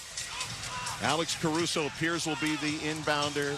Cason Wallace, Shai Gilgeous-Alexander, Chet Holmgren, and Jalen Williams on the floor. Down 1, 111-110 Indiana. Trying to pull off a major upset here to open the finals. Rick Carlisle is going to use his last timeout with 0.3 to go. Oklahoma City was a huge favorite in the series, a huge favorite here in Game 1, and they were up 15 and did not trail in the game till right now as Tyrese Halliburton does it again. Indiana was a completely different team on the offensive end in the second half, and finally in the fourth quarter, when it mattered most, they got some stops on the defensive end. They have outscored the Thunder 35-25 so far here in the fourth quarter. Rick Carlisle got to look at the setup. Mark Daigneault obviously can change that setup if he wants. OKC does have one more timeout. If they have trouble inbounding the ball or don't like the way it looks, they have another timeout at their disposal. Mark Kestisher, you just heard PJ Carlesimo, George Sedano with you from Paycom Center in OKC. Game 2 of the NBA Finals, Sunday night, 7 Eastern, 6 Central on ESPN Radio and ABC. But who's going to have the lead? Right now, Indiana 0.3 of a second away from the stunning upset. If you've been with us, you are aware of this, but it bears repeating. No foul to give by Indiana. Both teams are in the bonus, so they got to play this straight up. I'll tell you what, Andrew Nembhard did some job defensively on Shai Gilgeous-Alexander on that last OKC possession after the challenge on the out-of-bounds call. Caruso will do the inbounding from the left sideline. 0.3 of a second to go. Time for a catch and shoot. Lobs toward the rim. Miles Turner taps it away, and the Pacers have done it. Another double-digit comeback, and they do it against the best team in the NBA all year. The Pacers upset the Thunder to take Game 1. I hate to use the word steal, but the Indiana Pacers just stole Game 1 away from the OKC Thunder. And the legend of Tyrese Halliburton continues to live. His father, John, remember, couldn't go to the games in Indiana for quite some time, was allowed back into the building in the conference finals. He is here in Oklahoma City, and it is 1-0 in favor of Indiana. Pascal Siakam standing by with George Sedano. Thank you, guys. Pascal, another unbelievable finish for you guys. How did you pull this one off? We're resilient, man. We don't quit. We have guys that come in the floor. We work to the end of the shot, to the end of the game, and we always feel like we have a chance. Obviously, unbelievable shot by Ty, but so many people contributed. Drew, Obi, Miles made big shots. Double A, big rebounds. I can go down the list. It's just like a team effort. There were some challenging moments certainly during that game. What was the message in those huddles as you got closer? We know what we can do. We know that when we tighten up, we play our brand of basketball, we know we can always get a win. So we just have to stay together. Some frustrating, plays out there down the floor, but we just kept staying together. What did you see on that Tyrese shot? We just got to get out of the way, man. When it's that time, he's going to take the shot, and we just trust him to make it, and he did. Last one, how do you get greedy here and steal another one in here? They're a tough team, so we know they're going to try to bounce back, but we also know we didn't play our best. So we got to go back, correct the things that we haven't done well, and come back with a new mentality and just continue to work hard. Pascal, congratulations. Thank you. All right, guys, back to you. All right, George, thanks a lot. Wow, how about this? The Indiana Pacers have won all 4 Game 1s in the postseason, the last 3 on the road against number 1 seed Cleveland, against the Knicks in the conference finals, and now a 12-2 run in the final 3 minutes to take Game 1 of the finals. Kesty, how about a team that turned the ball over 20 times in the first half, had 5 turnovers in the second half? That's amazing. Against the OKC defense. And again, we kept talking about Indiana needed stops for the game, Kesty. Indiana held OKC to 39.8%. They held them under 40% for the field, despite the fact that OKC, believe it or not, got 16 more field goal attempts because of all those turnovers and offensive rebounds, yet they found a way to win, outscoring them 35-25 in the fourth quarter. How about three-point shooting in the fourth quarter, Kesty? 6 for 10 for the Pacers, 0 for 5 for the Thunder. And Tyrese Halliburton, you hit it right on the head, PJ. 5th career game-tying or go-ahead field goal in the final 5 seconds of the fourth quarter or overtime in the playoffs. That's tied for Reggie Miller for the second most since at least 97. LeBron James did it 8 times. And Kesty, don't forget, the one that didn't win it, that tied it, was because he had the tip of his sneaker on the free throw line, or that would have been another winning one.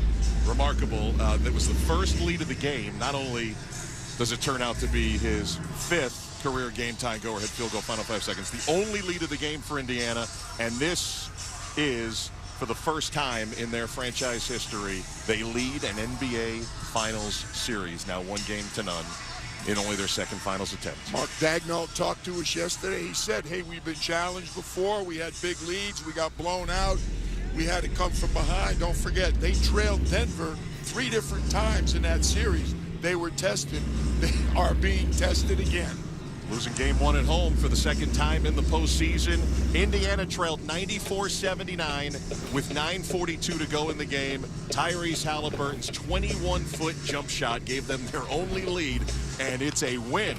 Indiana does it again, 111-110 over OKC to take a 1-0 series lead in the NBA Finals. Now for PJ Carlissimo, George Sedano, our producer, John Medani, engineers, Al Rosenberg, Dave Sniff, our boss, Pete Saccone with us as well. I'm Mark Kessinger. They'll do it for now from OKC. Let's send it to Jim Basquill in the studio. Here's the postgame show. All right, Kesty, PJ, thanks so much. Utterly stunning how this game turned out. Indiana, Chad, 4 17-plus point comebacks in this postseason to get wins. We're down 15 in the final quarter. The last team to come back from that distance, from 15-plus points down in the final quarter of a finals game, was 2011. The Dallas Mavericks over the Miami Heat. That was game 2 of those finals. Mavs head coach, Rick Carlisle. Yes, this Indiana Pacers team will not go down. The NBA on ESPN Radio has been presented by Indeed. Speed up your hiring right now with Indeed. Visit Indeed.com/credit. Coming up next in the NBA postgame show, our game flow, a stunning ending in OKC with the Pacers authoring that finish. Highlights on the other side. This is the NBA Finals on ESPN Radio and the ESPN app. Switching to Progressive is a game-winning call. And that reminds us of other game-winning calls in the history of sports. So it was the fourth quarter and we're down by 5. Sweat pouring down my face. Suddenly it hit me. If only I could wrap part of the towel around my forehead. And that's how I became the first basketball player to wear a headband. Okay, not really a game-winning call, but it was a good call. You can make one too. Switch to Progressive and you could save hundreds. Progressive Casualty Insurance Company and affiliates, not available in all states. Every great team has its core players, but when the season gets tough, adding the right free agent can make all the difference. The same goes for business. At Robert Half, we found that 67% of companies surveyed plan to increase their use of contract talent to handle workload peaks and backlog projects. Robert Half's specialized recruiters experience, combined with our award-winning AI, you can quickly find the skilled candidates you want. At Robert Half, we know talent. Discover how we can help at roberthalf.com/talent. We're everyday people doing good in our community. Our kindness runs deep, just like our blood. The same blood we donate to help treat sickle cell disease, which hits black people the hardest. Good news is, 1 in 3 black blood donors is a match for someone struggling with sickle cell disease. Stand tall in the eyes of your community. Donate today because our blood saves lives. Visit redcrossblood.org/ourblood to make your donation. This is the story of the one. As a safety manager at a manufacturing plant, he does everything he can to keep his coworkers safe. From finding ways to reduce risks to keeping safety supplies in stock. And for that, he relies on Grainger, Grainger offers a broad range of quality products and next-day delivery, so he can always play it safe. Call 1-800-GRAINGER, click Grainger.com, or just stop by. Grainger, for the ones who get it done. This copyrighted broadcast of the National Basketball Association may not be retransmitted, reproduced, rebroadcast, or otherwise distributed or used in any form without the express written consent of the NBA.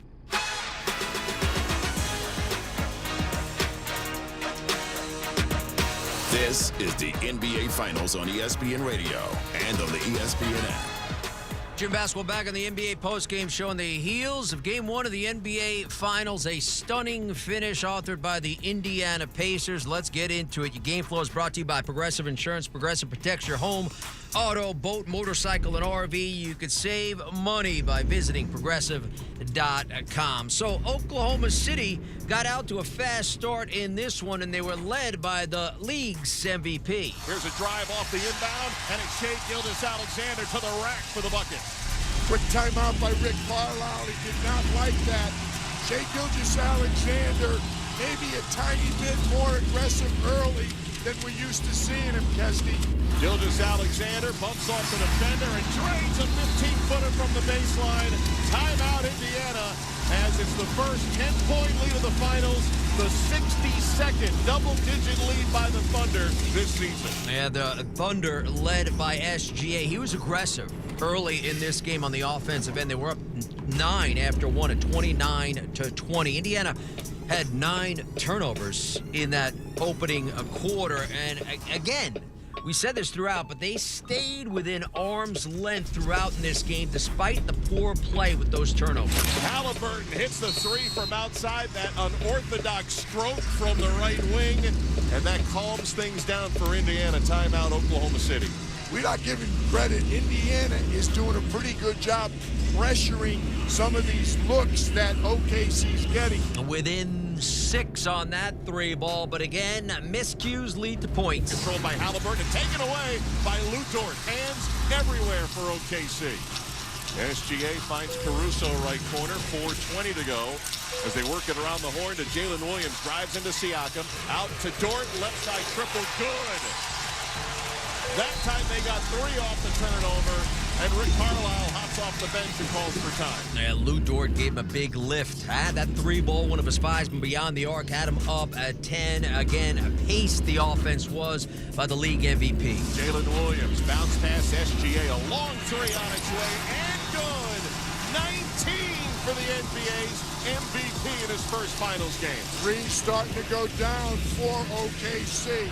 And 19 points on 18 shots. They were up a dozen at the break at 57-45. You felt like with 20 turnovers in the opening half that Indiana should have been down further. Most of any finals half in the last 35 years, those 12 turnovers. But again, it was a 57-45 game. Indiana, again, stayed close enough third quarter. 3 to shoot. Nembhard fires, short hop, top in, 3-pointer, good, right at the shot clock horn. Not exactly the way you would draw it up, but it worked out. Obi Toppin. He was a big lift off the bench for Indiana as he hit on 5 threes, had 17 points, but again, it was tit for tat with Oklahoma City countering from beyond that arc. And the Pacers are within 10, 70-60. Lou Dort feeling it, shoots a 3 and bags another. 5th triple for Lou Dort in game 1. 5 straight from downtown. And Lou Dort, again, huge lift for them with the offense because we know what he does defensively. But how about this? After Pascal Siakam hit a 3 to got him within 6, SGA counters in the final ticks. 8 seconds to go in the third quarter. SGA at the top, covered. Now the shot is away for 3 and hits with 0.7 of a second to go in the third. He ruins Indiana momentum.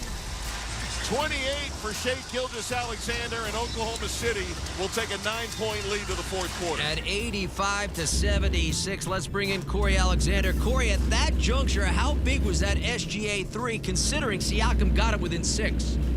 Well, it was huge when you consider what SGA was able to do. But again, there was no one in this building that was expecting to see what they saw. However, I saw it 2 weeks ago. So it's nothing new moving forward. This is what Tyrese Halliburton has done the entire postseason. A huge three by SGA, but ultimately not going to be enough, and understanding that the Pacers feel like they're never out of a game. Yeah, no doubt about it. A team that rallied from 17-plus down for 4 wins already this postseason, went into the fourth quarter down 9 points, but again, that OKC D leads to offense early. Bryant can't get it.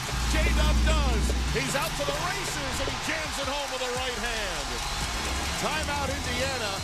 On the 24th Pacer turnover, but one of the few live ball turnovers that has ignited this crowd in OKC. That made it 94-79. Got a little bit of a separation there with a 15-point deficit, but the 3-ball in that final quarter got the visitors back in it. Meanwhile, on the other side, Turner catch and shoot 3. It's a good one.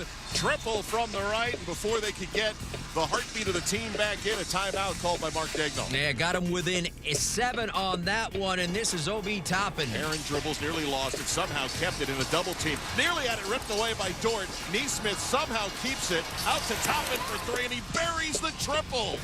How about that? Indiana within 7. That was a turnover waiting to happen and ended up with a 3 for Indiana. Again, the 3-ball hit 6 of their 18 threes in that final quarter. You know, Corey, it wasn't going down for them from beyond that arc, but they kept gunning. And in the final quarter, that's what got them back in the game.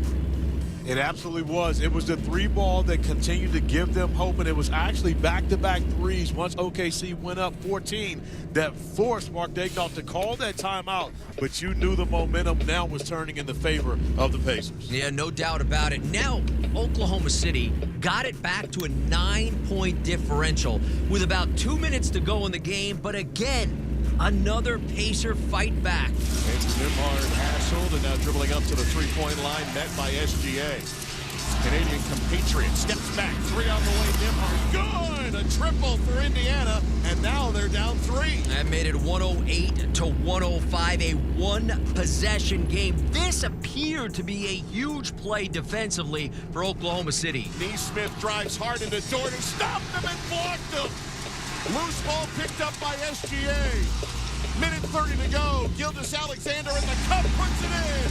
What a play by Lou Dort, cashed in by SGA, who's got 38. That made it a 5-point spread at that point, but again, Indiana, a couple of buckets made it a 1-point game in the final ticks. And of course, Corey, you know who the ball's going to be in the hands of late in this one. You absolutely know who's going to get the basketball. We talked about, of course, Superman, Batman, and Robin earlier. That's right. We forgot to mention the Avengers. Captain America came in to save the day once again for the Pacers. This, your finish courtesy of Tyrese Halliburton. It is rebounded by Indiana. 8 seconds on the clock. They're down 1. They have timeouts, but they're going to play it. Here's Halliburton driving, lifting, shot up, good! With 0.3 of a second to go. Halliburton does it again. How does he do it? Tyrese Halliburton with another shot to bring Indiana from way back. They've got the lead here in game 1. Stunning with 0.3 on the clock. Tyrese Halliburton, that getting it done play of the game, brought to you by Grainger. Drawing up a winning play with Grainger, offering supplies and solutions for every industry. Grainger will help your business cross the goal line. Call or click Grainger.com or just stop by. You know, Corey, that was their only lead of the game with 0.3 on the clock, courtesy of Tyrese Halliburton late in that one. I'm curious your take on terms of players on the Pacers knowing, each one of them knowing their role, knowing that the ball's in his hands. We're all cool with him taking that shot at that point. And even more so, his coach, Rick Carlisle, who had a timeout, did not call a timeout, right. Did not want to allow OKC an opportunity to set their defense. He trusts Tyrese Halliburton to go make a play at the end of the game. Win or lose, they're going to go down with the ball in his hands. They were able to do so, and more importantly, he was able to deliver for the 4th time in this postseason. The first time in this series, although he does have a game winner in each of the previous 3 series. Unbelievable. A gut shot for Oklahoma City. Now, Corey, we saw this in the Knicks-Celtics series, for instance. Game 1, Boston never recovered from that. Game 1 of the Pacers-Knicks series. Indiana took that one. Knicks never recovered from that. Now it happens here in Game 1. By the way, the 4th Game 1 win for the Indiana Pacers in this postseason. How do you expect Oklahoma City to respond to an utter defeat like this? That's the greatest thing about this series. Both of these teams respond to losses better than anyone else in the NBA. I believe that OKC will respond in a proper manner, similar to the way they did in the conference semifinals against Denver, where they got beat on their home floor with an Aaron Gordon tip in at the buzzer to be able to finish it. So I don't think that this will affect OKC at all in Game 2. I believe they'll be able to respond, bounce back. But the problem is, now the Pacers have stolen home court by at least getting a split here on OKC's home floor. And Pacers and Thunder both led by their point guards, and we're led by ours. Corey Alexander, we're getting our money's worth with you, Corey. We appreciate the insight. And thank you guys for having me. Again, the Indiana Pacers 111-110 winners over the Oklahoma City Thunder in Game 1 of the NBA Finals. And coming up next in the NBA post-game show, we'll hear from Tyrese Halliburton. You're listening to the NBA Finals on ESPN Radio and the ESPN app.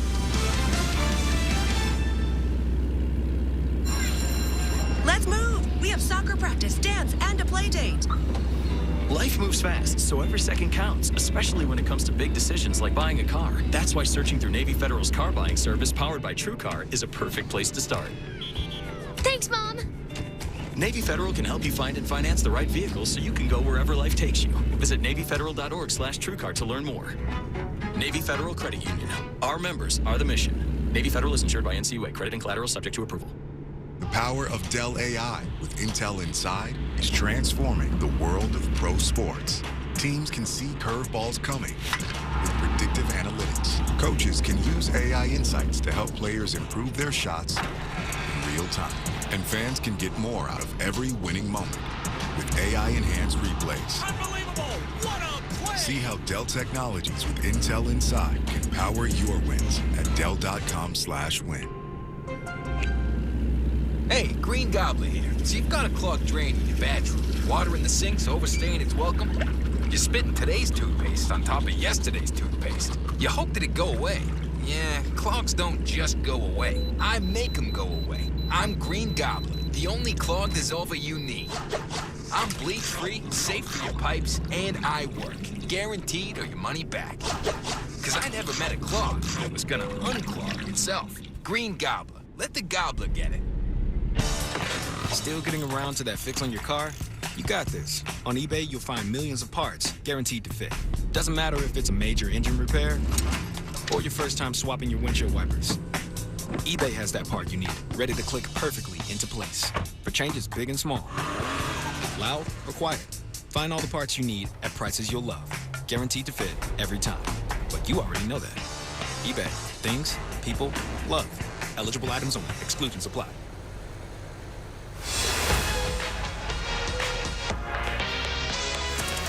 You're listening to the NBA Finals on ESPN Radio and on the ESPN app. It is rebounded by Indiana. 8 seconds on the clock. They're down 1. They have timeouts, but they're going to play it. Here's Halliburton driving, lifting, shot up, good! With 0.3 of a second to go. Halliburton does it again. How does he do it? Tyrese Halliburton with another shot to bring Indiana from way back. They've got the lead here in Game 1. Only lead of the game comes with 0.3 on the clock, courtesy of Tyrese Halliburton. Here are your results of the AutoZone in the Zone poll question. Yeah, I'd say Tyrese Halliburton was in the zone with that last second jumper. 14 points, 10 rebounds, 6 assists. Yet another game winner, 4th for him in this postseason. He was in the zone, brought to you by AutoZone. Get in the zone, AutoZone, and he had this post game on SportsCenter with SVP. How do you describe the frantic last couple of moments leading up to the moment? Because you never led all night. You're down 15 in the fourth. This place is a madhouse. You guys never blinked. What's playing out in real time in all of your minds? Just stay at it. You know, we're a resilient group. We just keep saying that to you guys. You know, you guys keep asking us, I keep giving you the same answer. We're a resilient group, and we don't give up till the clock hits 0. You know, so we do a great job of just staying in the moment. You know, trying to get it from 15 to 10, 10 to 5, 5 to 0. You know, and we just walk teams down.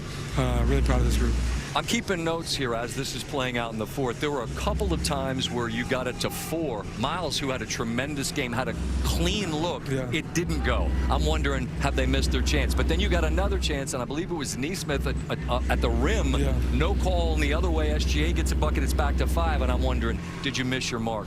But you guys don't blink, and I understand there's belief, but at some point, man, the clock, you start running out of seconds. Yeah. I guess at some point, I'm wondering how you all are able to continue to do this when the moments keep getting bigger and you all seem to get calmer. Yeah, I think the way that normal people think, like you're talking about, we're going to run out of time. So you're abnormal. I just don't, I mean, no, we're human, but I just don't think we believe that until the clock hits 0. Like, truthfully, that's just how we believe it. And I think, here's the thing, is like, we've had to win in so many different ways all year. Mm-hmm. We've had so many weird wins during the regular season, during the playoffs, so why would that change? Because we're here in the finals. It's not changing. So, we just keep staying at it and just keep believing, and, that's the result we get. I want to go all the way back to the beginning. Does anything at all feel different about this night, this game, this stage, given what it is? It is the finals. Did it feel different at all? Yeah, I mean, I gotta go back and watch the film, but I felt like I was jittery. You don't have to watch the film. You gotta tell watch me the how film. it felt. How did you feel inside? I felt jittery in the first half. It looked honestly. that way. Yeah, I felt jittery. I was playing too fast. I was out of control.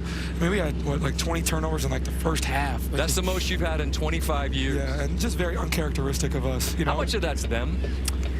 A lot. Yeah. A lot. They're a historic defense. They're a great defense, but I just think we caught ourselves driving with no plan. Against this team, if you drive with no plan, it can get ugly. It can get ugly quick. You can get lost. Yeah, exactly. So we just got to do a better job of driving with a plan, and playing with some more controlled chaos. We love chaos, but they love chaos too, but we need it to be more controlled, and we'll watch the film, see if we get better. I thought we were a lot better in the second half. I think in the third quarter, we have 3 turnovers for like 3 fast break points, 3 points off turnovers, something like that.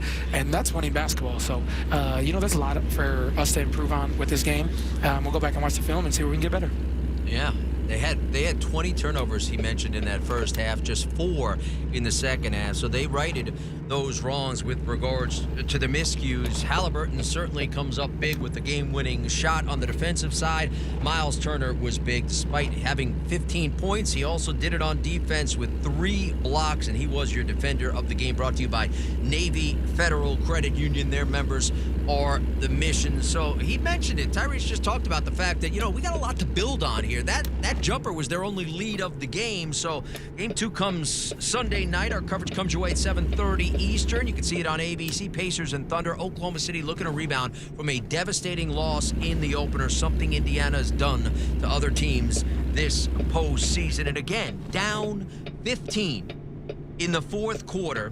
The last finals comeback from that distance, 15-plus points down, was 2011 Game 2. Mavericks over the Miami Heat, and the head coach of the Dallas Mavericks that season was Rick Carlisle. So the Pacers win Game 1, 111-110. They take the early advantage in the series and take home court from the best team in the league. Our next broadcast comes Sunday night, 7:30 Eastern. It's Game 2, Indiana, Oklahoma City. Coming up next, it's a game night. For producer Mike Martino, technical director Camilo Ortiz, associate producer Ryan Matlack, as well as Mark Kestisher, PJ Carlissimo, and George Sedano. I'm Jim Basketball. Thanks for listening to the NBA Finals on ESPN Radio and the ESPN app.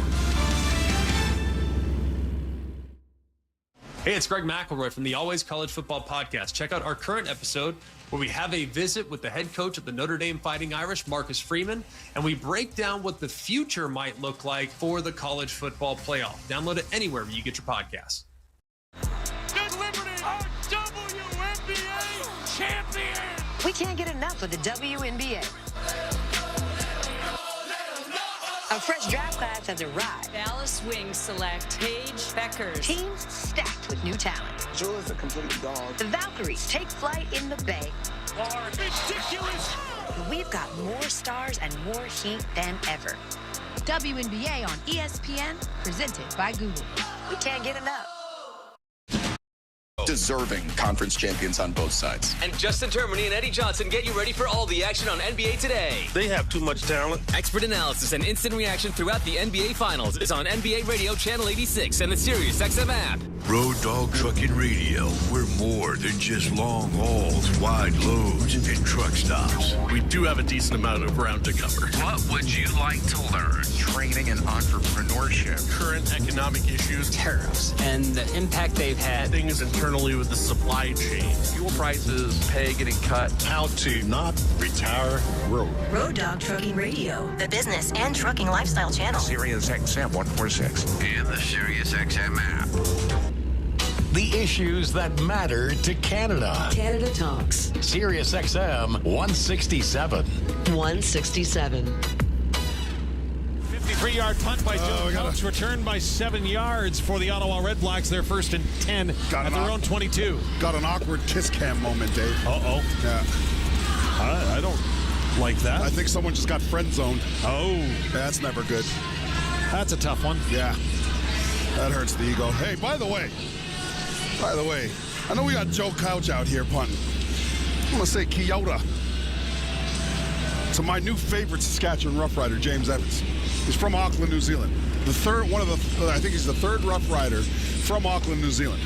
Wow. You want to know who else is one of those guys? Me. You and? I got my fellow countrymen out here, man. I'm really pumped up. JL sent me the text. I'm going to go and get his jersey. Can't wait till he hits the field. This guy, by the way, I mean, I don't know him, but if he's from Auckland, New Zealand, I'm pretty sure he can play wide receiver or anything. So you might just see him just inserted anywhere on the offense. You did see him in the preseason with Winnipeg, though. Just saying. Well, we were just ignoring him at that. Oh, okay, fair enough. He wasn't our favorite player then. First and 10 for the Redblacks. Drew Brown throws complete to the near side. That's up near the 30 of Ottawa. Should be close to the first down. Hauling it in out of the backfield was William Stanback. Can't count the Redblacks out, right? No. This is great. I like it. One of the things that impressed me the most is when the Riders went down and scored immediately when the second half began. Yep. They didn't blink, right? They came back down, they scored, and they've been just chipping away. So first and 10, get a gain of 11 on the carry, the reception for William Stanback. 11:25 and counting to go in the fourth quarter. Ottawa Redblacks use no huddle. Drew Brown trying to communicate the play to the far side of the field. Having difficulty doing it, but lots of time on the play clock. Now drops back to pass. Here comes the heat, and it's home for the Riders. Quill Plain sack for Quill Plain Chevrolet. It's Mr. Hava Baldonado getting home. This is one of my favorite players, and not because he wears number 95. Great pass rush move. Outside, gets both hands of the offensive tackle off and down, and then continues to bend the corner. Finishes off. This is a pass rush specialist for the Saskatchewan Roughriders. And now you're in 2nd and 20. But by the way, that may be a critical stop in terms of momentum as well, because Ottawa was starting to churn a little bit. Let's see if that is one of the nails we need in the coffin. Loss of 10 at 2nd and 20. Drew Brown back to pass. Slings it underneath. That ball complete up to the 34-yard line, well shy of the first down. As coming across to make the reception was White once again. And Keelan White, his rookie game, first-year receiver, 3rd overall draft pick, but not nearly enough for a first down. And that Quilt Plain Chevrolet sack pays off for the Riders. So both teams, in critical moments, get the other offense into 2nd and 7+. Obviously, that one was a lot bigger, 2nd and about 20. But 2 critical moments for the defensive units. On to punt the ball, Richie Leone. High spiral. Mario Alford for Ibarassa and Sons takes it at the 35 to the 40. Upended there. Ball comes out. He got it. He's able to jump on it again, though, and retain possession for the Riders with 9:39 to go. And again, Quilt Plains. Ottawa number 6. 15-yard penalty, first down Saskatchewan. Quill Plain Chevrolet bring you the sack attack this season for the Saskatchewan Roughriders. Quill Plain Chevrolet Buick GMC in Wadena taking down high vehicle prices. Drive a little, save a lot at Quill Plains. So the Riders going to get a little bit of advancement. That is a massive penalty in this moment. Yeah. He's got 9:39 left on the clock, and the Riders seem like they're kind of, sorry, the Red Blacks seem like they were kind of getting a little bit of momentum, and you've got a 2-and-out due to a penalty, and now you give up 15 more yards and start the drive at the 50. Not a formula that's going to yield you any success if you're trying to get back into the football game. 9.5 and counting to go on the fourth quarter countdown clock. Handoff. Thomas Bertrand-Hudon gets across the 50 up to the 52. For gain of a couple, it'll be second and long Saskatchewan. Got Morgan Rungeon at fullback and essentially a double tight end set. An H-back and a Y. Runge goes to the left, puts a block on the end man of the line of scrimmage. And you got Thomas Bertrand-Hudon just trying to find a little bit of space initially and then explode through with both hands on the football. 2nd and 7, ball on the Saskatchewan 53-yard line for the Riders. Ottawa shows 4 down linemen here on 2nd and long. Harris calls his receiver to the line, drops back to pass, looks near side for Myers, and that's going to skip off the turf, incomplete as Myers just couldn't squeeze it. Yeah. Claps his hands, and it's a 2-and-out for the Rider offense. Myers has to catch this. This is exactly where Trevor Harris needs to put it. Quick slant for Myers. Trevor Harris puts it low so Myers can get the football but also go down, right? Yeah. Good throw, good ball placement. Unfortunately, we can't squeeze it. And really fortunate for the Red Blacks that they did not pay for 2 critical mistakes. So 3rd and 7 for the Riders. Joe Couch on to punt for his 2nd punt of the game. The Riders' 3rd overall is Brett Lother on a botched field goal try. Punted the football instead of trying the field goal. So Couch stands back at his 38-yard line. Clean snap. High kick is a wobbler end over end. Going to be taken by Dedmon back at his 15. He'll come to the near side, runs into a man, but then bounces off. Now goes back towards his goal line, and he'll be tackled there. Good downfield coverage by the Saskatchewan Roughriders. Yeah. Getting there quickly was Exume. Yeah, this is great. And the Riders are going to have the Ottawa Red Blacks back in their own territory on the 22 when we come back. 8:09 to go in the fourth quarter. Saskatchewan 31, Ottawa 20. This is Saskatchewan Roughrider football on the 620 CKRM Cooperators Rider Broadcast Network. The wait is over. 6 seconds left out of the corner hole. The Stanley Cup final is set. The Florida Panthers will defend their title on their way back to the Stanley Cup final. For the 2nd year in a row, it's Edmonton and Florida in the Stanley Cup final. Florida, Edmonton, 2 teams chasing hockey's ultimate prize. Follow all the action on NHL Network Radio, SiriusXM 91, and the SiriusXM app. I need some good Country music's biggest stars. Hey, North America, it's Shaboozey. It's Bailey Zimmerman. It's Eric Church. On a hands of time. And Biz fans converge on downtown Nashville. CMA Fest, man, it's going live, man. Hear it live with exclusive interviews, performances, and more. Because we love country music, but we're going to have a damn good time. CMA Fest 2025. All weekend on the highway. CMA Fest! Channel 56 and the SiriusXM app. Entertainment, Comedy, tech, talk. This is Canada Talks. SiriusXM 167. Dave Thomas, Luke Molander, Tegan Whitco back at Mosaic Stadium. Coming up following the game, don't miss the 5th quarter postgame show, where unlike anyone else, we'll take you live inside the Saskatchewan Roughrider locker room, and then you get to have your say, Saskatchewan, on the radio roundtable. Justin Dunk, Tegan Whitco, Wes Cates, they'll all be there to take your calls. You can beat them by getting in on the text line now. Of course, brought to you by B&A Petroleum in Swift Current, Assiniboia, Gravelburg, and many other locations, serving southern Saskatchewan for over 30 years. See B&A Petroleum today for all your fuel needs. It's 1st and 10 for the Red Blacks on their own 17-yard line.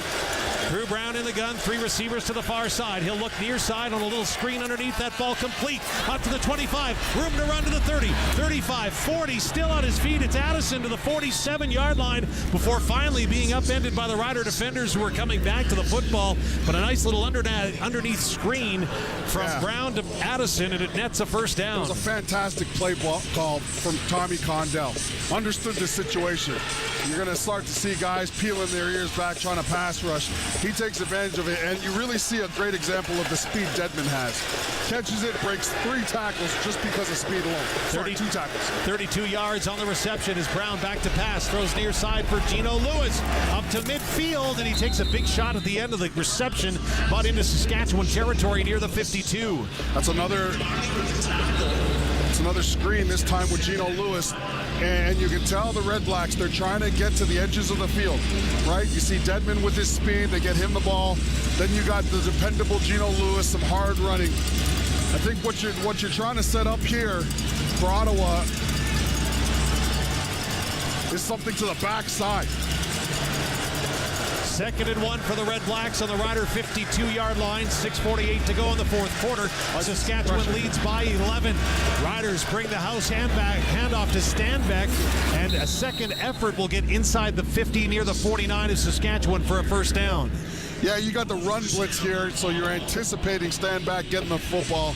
Patient running style, though, from Stanback. Doesn't hurry himself into a gap. He knows that the situation is in his favor just because he is such a big back and he doesn't need a ton of space.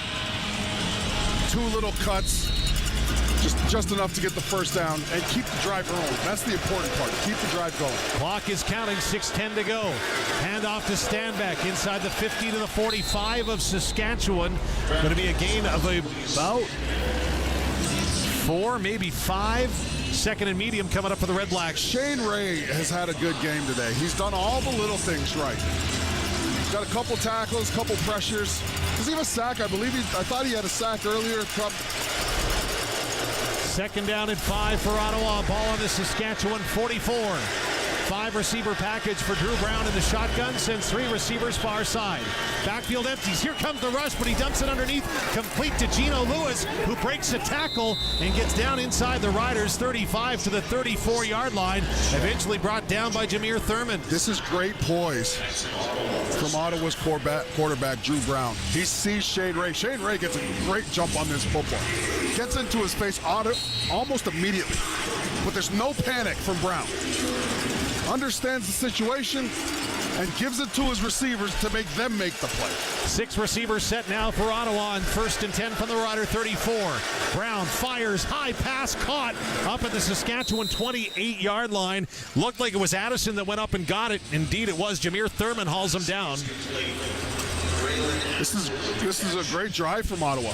Now you're in field goal range and you've got a really good kicker. Although he's had an off day today so far, he's been incredibly consistent. You got plenty of time on the clock, too. It's 4:38. You're not in a rush. 2nd and 3 on the Rider 27 for Ottawa. 3 receivers to Drew Brown's left, 2 to his right, the far side of the field. Early motion, no flags. Brown to pass. Up! And it's caught down to the 5-4. Walking in, touchdown. What a throw. What a throw by Drew Brown. Threads the needles. And Justin Hardy carries it into the end zone for the Red Blacks. What a throw. Tavon Campbell's sick. Campbell plays this just right. But this is an absolute dime from Drew Brown. Campbell sees the guy low, and he understands Drew Brown is trying to get him to commit to the guy low. Drew Brown, though, doesn't go there. Goes over the top, and I'll tell you, put this picture on a poster. This is as good as the defense can get, and an even better throw. Fantastic. Red Blacks going to go for 2.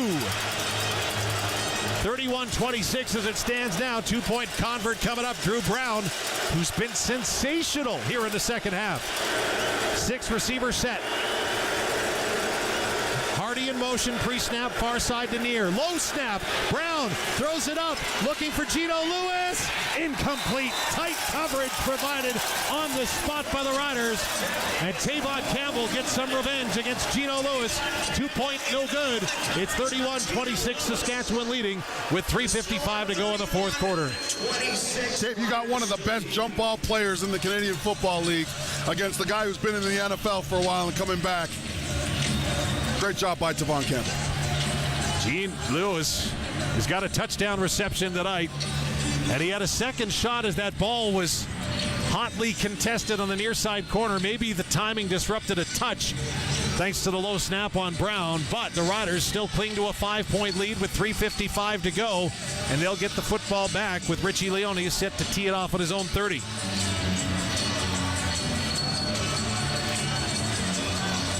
27-yard touchdown reception for Justin Hardy. They talked about Drew Brown. 32 of 38 tonight, 391 yards passing, 2 touchdowns. Conversely, Trevor Harris, 18 of 24 for 274, 2 touchdowns, and a pick. Close game. This is exactly what you want for a CFL opening. 3 minutes left, or 3:55 left, and a lot to be determined. Mario Alford on the return for the Riders. He'll scoot out of bounds on the far side of the 35-yard line after that kickoff from Richie Leone. And with 3:50 to go, here comes Trevor Harris and the Saskatchewan Roughrider offense. Once again, no Peyton Collins. He was shaken up back in that third quarter. He hasn't returned to the game, despite his best efforts. Kean Schaefer-Baker, A.J. Ouellette also not out on the offense right now. Both shaken up in the first half, have not returned. Yeah, they didn't even come back. So 1st and 10 for the Riders. They scrimmage at their own 34-yard line, 3:42 and counting. Stop motion for the Riders. The Riders do have a tight end in on the offensive line. Fake the handoff to Bertrand Hudon, then a pass over the middle, and Keyshawn Johnson was tackled as he made his cut towards the middle of the field. And if that isn't done and Johnson makes the catch, it's good night, Irene, as he's in the end zone. Pass interference, Ottawa number 36. It's an automatic first down. Keyshawn Johnson isolated one-on-one against C.J. Colden. And you're right, Dave. If C.J. Colden, there's no safety in the middle of the field. Yep. It's just straight one-on-one. And Colden gets beat to the inside. So this is actually a good decision for him to take. Get the 15-yard penalty versus the touchdown that it would have been. Timeout called by Bob Dice. Timeouts this season for Rethink BioClean Regina. Reuse, refill, rethink with BioClean as your restaurant's experts. So the Riders will get a first down on their 47 as the Red Blacks use the timeout to stop the clock, hoping that they can get a stop and get the football back, trailing by 5 here in the opener. 31-26 the Riders lead. 3:31 to go in the fourth quarter. That first down for Bazandowski Agencies, Cooperators Bazandowski Insurance and Financial Services, your first choice for insurance. Harris calls out the cadence. Hands it off to Bertrand Hudon. He'll move the pile up across the 50 near the 52-yard line for a gain of about 4. It'll be a 2nd and 6 situation for the green and white. Good job by Adarius Pickett. You got Del Duncan Busby coming in and trying to block Adarius Pickett on the edge of the defensive front to the Riders' right.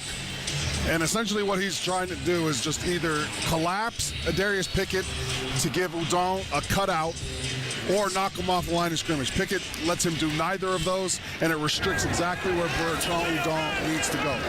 Ball on the Riders, 51 at 2nd down at 6.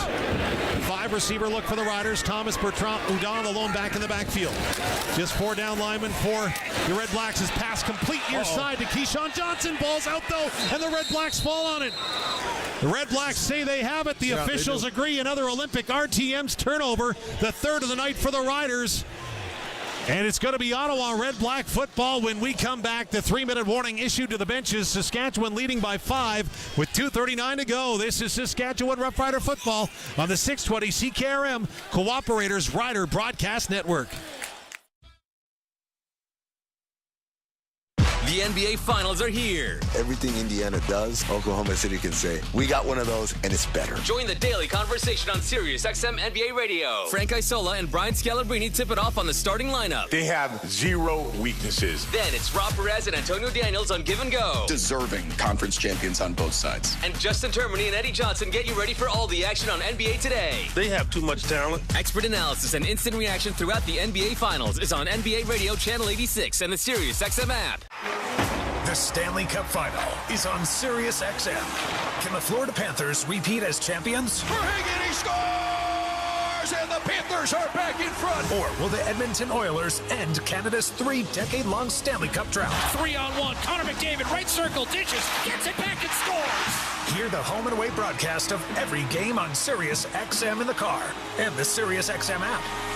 And talk about the quest for the Cup on NHL Network Radio, Channel 91. Canadian voices, Canadian perspectives. Canada Talks. Sirius XM 167. 3-minute warning is brought to you by Brett Young Seeds. Get the seed selection you need from a brand you can trust. To explore our wide selection of canola hybrids, visit brettyoung.ca. The Rough Riders' third turnover of the night, 2 fumbles and an interception, has got the Ottawa Redblacks first and 10 on the Saskatchewan 54, trailing by 5 points, but the offense has looked dangerous since being in a bit of a lull after the opening drive, but this fourth quarter they've come on strong, have the Redblacks, and they'll look to continue it here, trailing by 5 with 2:39 left. Ball's on the left-hand hash for Drew Brown. He's in the gun. The backfield will empty. Check that. Now there's a running back. As the Riders bring blitz, Brown drops. There you go. Big quarterback sack. Jameer Thurman. Quill Plains sack for Quill Plains Chevrolet. Yeah. They've been loading up Jameer Thurman over top of the center quite a bit. It's a double eagle front, right? So you got 5 offensive linemen, and you've got a man over top of each one of those offensive linemen. But Jameer Thurman's been playing on the line of scrimmage for us. Here he just blitzes, and the center's not ready for it. That's Jacob Ruby, and Jameer Thurman makes a massive play. 2:27 left, and the Riders now in a situation they're really good at. 2nd and 20. Ball back on the Ottawa 46. 2nd and long for the Redblacks. 4 receivers, far side of the formation for Drew Brown. Brown comes to life at Mosaic.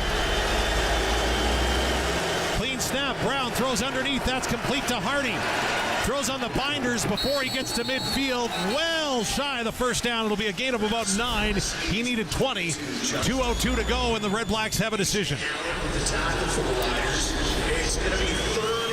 The Redblacks are going to send out the punt team. Trying to hem the Riders in deep. Saskatchewan leading 31-26. 2:02 to go in the fourth quarter. Another punt return upcoming for Eberassa and Sons. Cut grass like a pro with Toro Moores from Eberassa and Sons. Unmatched power, proven performance. Your perfect lawn starts here. Visit your local Eberassa and Sons location today. Richie Leone stands at his 40 to kick this one away. Clean snap. Wobbling kick that Mario Alford will run onto at his 13. Up to the 20, 25. Met there. Boy, what a hit he took at the end of that return. Up near the 27-yard line. Yeah. Here comes Trevor Harris in the offense with a new set of downs. 43-yard punt, 14 on the return. And here comes Harris in the offense, as I mentioned.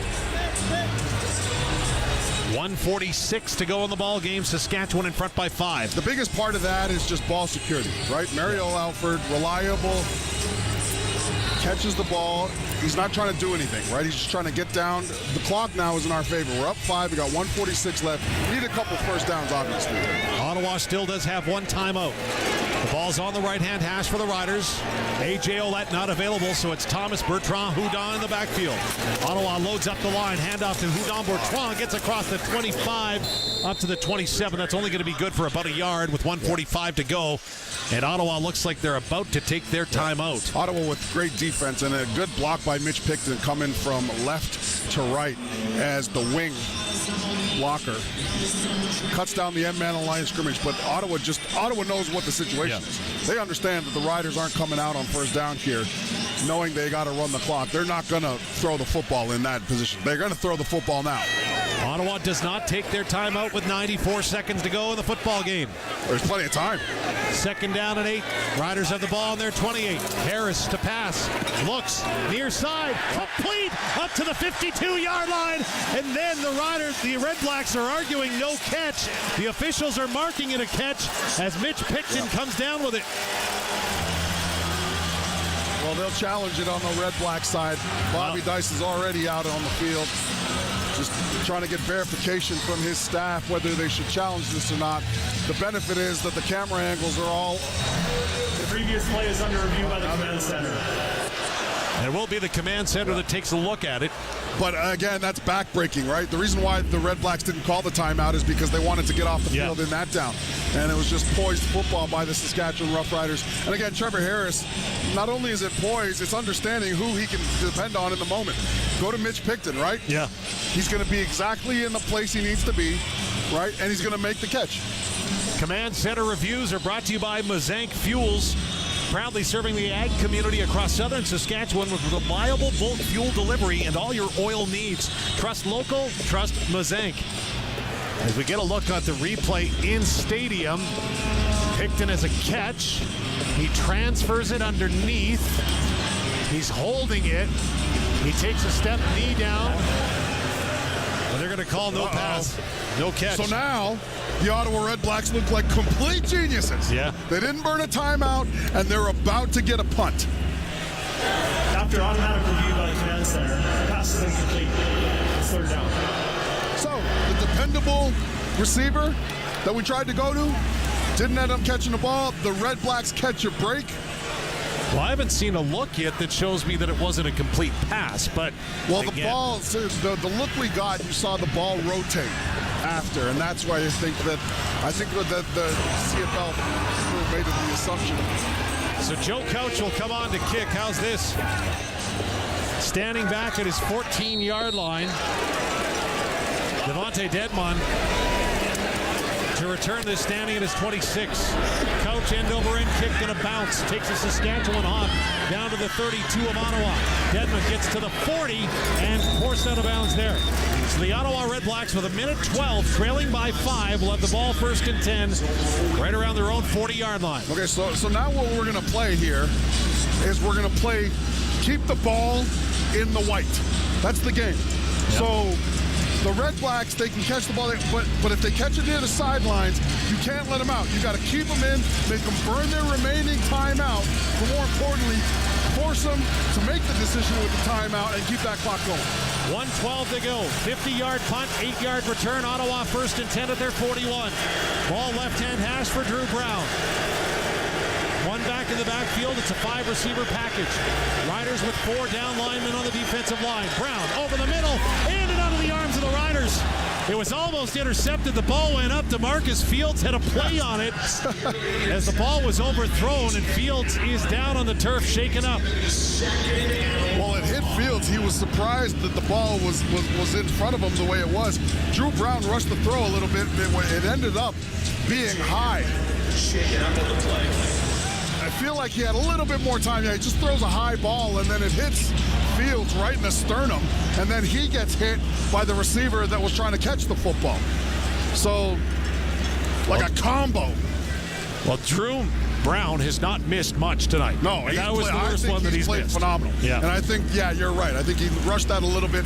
Felt like he had a little bit more time to step up in the pocket, get more comfortable to make the throw. 1:08 left. So DeMarcus Fields will jog off. Another work-safe Saskatchewan injury break. That's good news. There's 1:08 left, and 2nd and 10. The question becomes, where does the ball end up that makes you call a timeout and puts you in 3rd and go? 1:08 to go. It's 2nd and 10. Ottawa has the ball in their own 41. Left-hand hash. Brown back to pass. Here comes the pressure from Carney. Brown doesn't escape. The Riders get home. Another Will Plain Chevrolet sack. The 2nd of the night for Malik Carney. Drew Brown has made 2 big mistakes here in this drive. The high ball on 1st down, and here he gets flushed from the pocket. Drew Brown needs to throw this ball away, and instead he keeps it, and for some reason looks to go low. And by the time he realizes that he does need to throw it away, it's too late. He's got 2 defenders, including Scoop, number 11 for the Riders, who goes by the name of Malik Carney, folks. And now it's desperation time, 3rd and Saskatoon. Loss of 16 on the sack. It's 3rd and 26. Ball on the Red Blacks' 25-yard line. Riders back off their secondary. Brown underneath. Throws it out to the flat. Long way to run here. Up to the 35, and they're not going to get it on a Moose Creek Red Angus 3rd down gamble. The Riders get their first turnover of the night as he had to dump it off to Drew Brown to Keelan White, and he had an eternity to run. Game's over. This is a wasted down. Drew Brown's got to make better decisions. The last 3 plays are terrible decisions. You got to give your team a chance. I don't care just throw it up. It's desperation time. Give your receivers downfield. Throwing into the flat to stand back is the only place that the Riders are like, what an idiot, right? Like, you got to give your guys a chance. You got Geno Lewis. Throw the ball up in the air and ask him to make the play. It's 3rd and 30. Drew Brown threw that ball like it was 2nd and short. 1st and 10 for the Riders now after the turnover of the ball on the Ottawa 39. A handoff goes to Thomas Bertrand-Hudon, who went through the middle, spun out of it. Not going to get much more, as you can hear the Ottawa Red Blacks from here yelling, get the ball, get the ball. They don't. Thomas Bertrand is hauled down, and Ottawa will take their timeout. Coach's timeout brought to you by Rethink BioClean, Regina, reuse, refill, rethink with BioClean as your restaurant's experts. There's 32 seconds to go in the 4th quarter. It'll be 2nd and 11 for the Riders. Small glimmer of hope. It's really small, right? You just don't want to. It's more than there's always hope in a Canadian Football League game because hey, anything can happen. Absolutely, it's 2nd and 11 right now. The Riders are probably going to run the football, right? Just ball security is job security here. Just hold on to the football.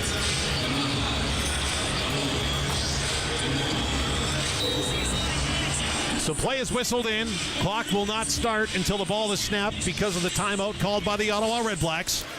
Trevor Harris in the gun with Thomas Bertrand standing to his right. Crowd silences. 2nd and 11 from the Ottawa 40. Handoff to Bertrand-Hudon. Takes a huge hit when he gets to the 35. Legs keep churning, though, as he'll get a gain of maybe 5. It'll be 3rd and 6. 27 seconds to go in the 4th quarter. Harris going to come off towards the sidelines. And the Riders have an interesting decision as they haven't sent Brent Lother out just yet. Well, what they're thinking about is just, hey, do we just run the clock down to 7 seconds? Yeah, and then just give it a look. I mean, right now, field position plays a lot into this decision, right? Yeah. If they're up near midfield, this is an easy decision. But right now, I think they're saying, well, what kind of a bind are they really in? Well, you practiced the play in training camp to the Riders, where they tried to kill off as much clock as they possibly could. Right. Now, play has been whistled in. The clock is counting down. Trevor Harris is standing beside referee Tim Croker. I've always believed play stupid games, win stupid prizes. The more you try to run around with the football, right, and the more you try to just sort of, well, look, we're going to run. This guy's going to run around with the football as much as he can, and we're going to try to plead it. I think the right idea was to take that timeout. Rethink BioClean Regina brings you coaches' timeouts. Reuse, refill, rethink with BioClean as your restaurant's experts. There's 8 seconds now on the clock. And again, you remember last year the Riders did that runaround play with Shea Patterson, and he took a big belt from Adam Bighill. Now, the Riders are on the sidelines, and I'm not sure what they're talking about doing. They lead by 5. 8 seconds to go. Of course, the Riders back in action next Saturday when they head to Steeltown to take on the Hamilton Tiger Cats. So the Riders are going to bring out their punt unit as Joe Couch stands at the Ottawa 50. With 8 seconds to go, Saskatchewan in front 31-26. That last series, quarterback play cost the Ottawa Red Blacks. And they won the turnover battle today. 3-1. So Jorgen Hughes in game 150 needs a good snap. Does. Coach has it. Kind of waits, and little end-over-end wobbler that'll be taken at the 5-yard line by the Red Blacks. No room to run. Zeros on the clock. Riders 1-0 to start 2025 with a home opener win on the opening game of the 2025 Canadian Football League season. A big one for the Riders at home. As they got off to a little bit of a slow start, but they came on strong. We're just going to not watch that whole first quarter on film of all. So? Go straight to the second quarter and on. I thought, listen, the ingredients were there today. Play with resilience. You got presented a tremendous amount of adversity right off the bat by the way you played and the way Ottawa executed. But you didn't back down. You strapped down. You focused in. You got things right. You got on the sideline and you talked it through with your guys.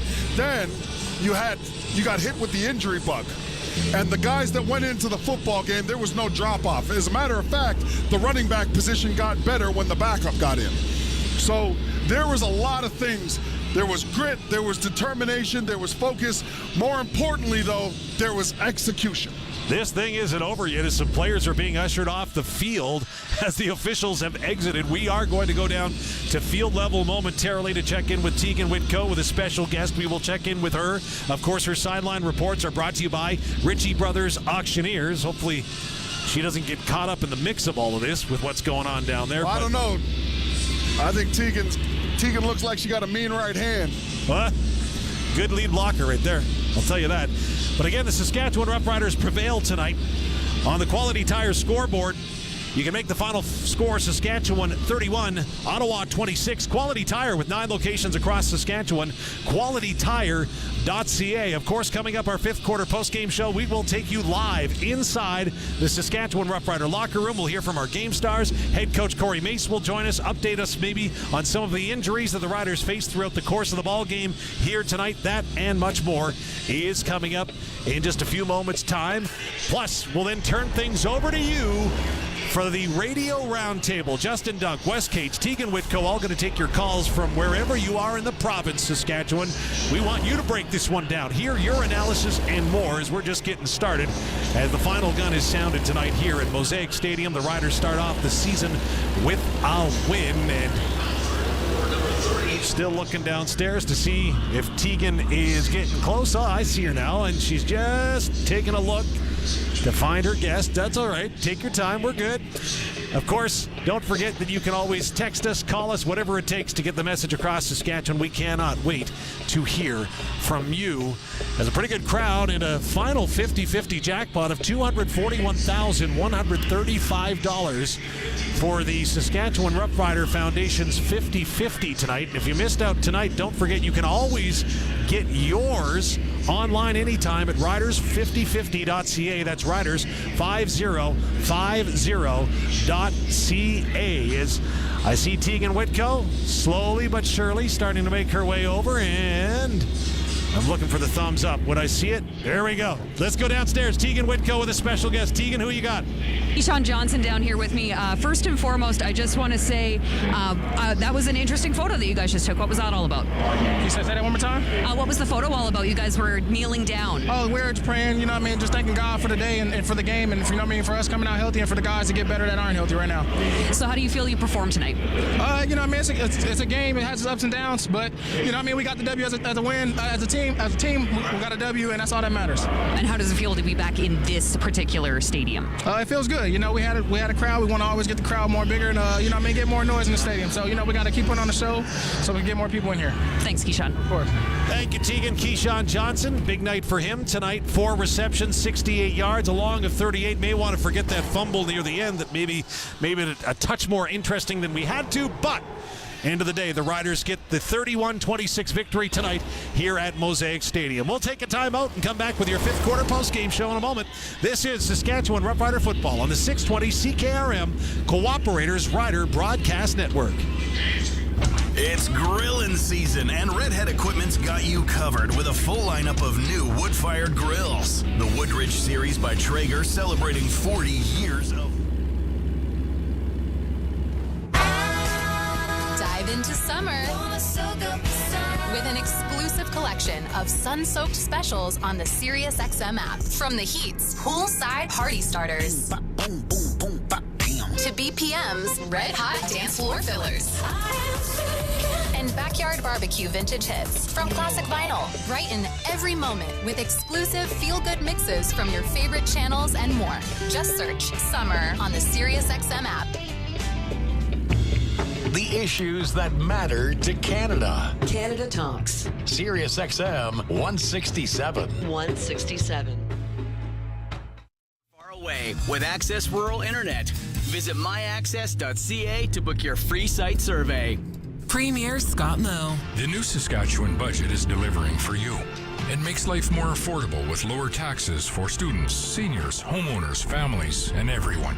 It delivers new funding to improve access to health care and shorten wait times. The new budget will improve education for our students and make our communities safer. And it's a balanced budget, so we are in a stronger position than other provinces to respond to tariffs. The Saskatchewan budget, delivering for you. A message from your Saskatchewan Party Caucus. Your Cooperators Advisor can help your business do what you want it to. Like we have 2, actually 3, make that 4 locations plan. Talk to a local advisor today about small business insurance that sees your needs as anything but small. Looking for a local Cooperators Advisor? Give Dylan Holmson in Regina a call at 306-359-2660 and see the difference a personalized plan makes. Cooperators, investing in your future together. It's time to upgrade to Kloss during the Kloss limited inventory sale. Now through June 30th. Get 0% financing for 60 months on select Kloss Axion tractors or 3.99% financing for 60 months on select Arion tractors. With superior performance, industry-leading support, and unbeatable long-term ROI, it's a deal that's made for more on a tractor that's made for you. Ask your Kloss dealer about the limited inventory sale or visit Kloss.com. Kloss, made for more. Never get tired of tire talk? Neither do we. For every fan who never stopped dreaming of her music. Siempre Selena. Timeless hits and powerful memories on a channel devoted to the voice that broke barriers and still inspires.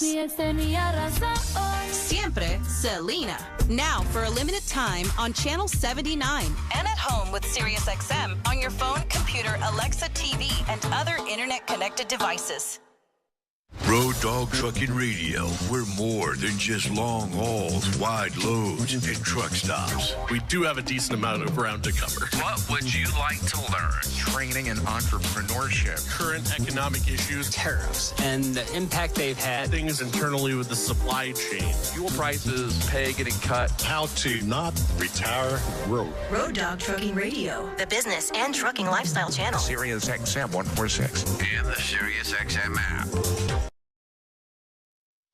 See our game stars live from the Rough Riders locker room, and head coach Corey Mace will join us with his thoughts. This is the 5th quarter postgame show on the 620 CKRM Cooperators Rider Broadcast Network. Have something to say? Text 306-546-6262 to share your analysis with our team. Now back to Justin Dunn, Tegan Whitco, Dave Thomas, and Luke Mullender. Your Saskatchewan Roughriders victorious in the 2025 home opener and CFL season opener, 31-26 over the Ottawa Redblacks. It got close there at the end, but the Riders hang on to get the win, go 1-0, just like the T-shirt Trevor Harris had on yesterday. That's their motto, well, one of them, in this season. And the Riders get it done at home, 31-26. You're joining us in the Steffes Auctioneers broadcast booth, brought to you by Steffes Auctioneers, selling land and equipment to farm it. Find out more at steffesgroup.com. Wes, quick comment from you, man. That was tight, but the Riders got it done.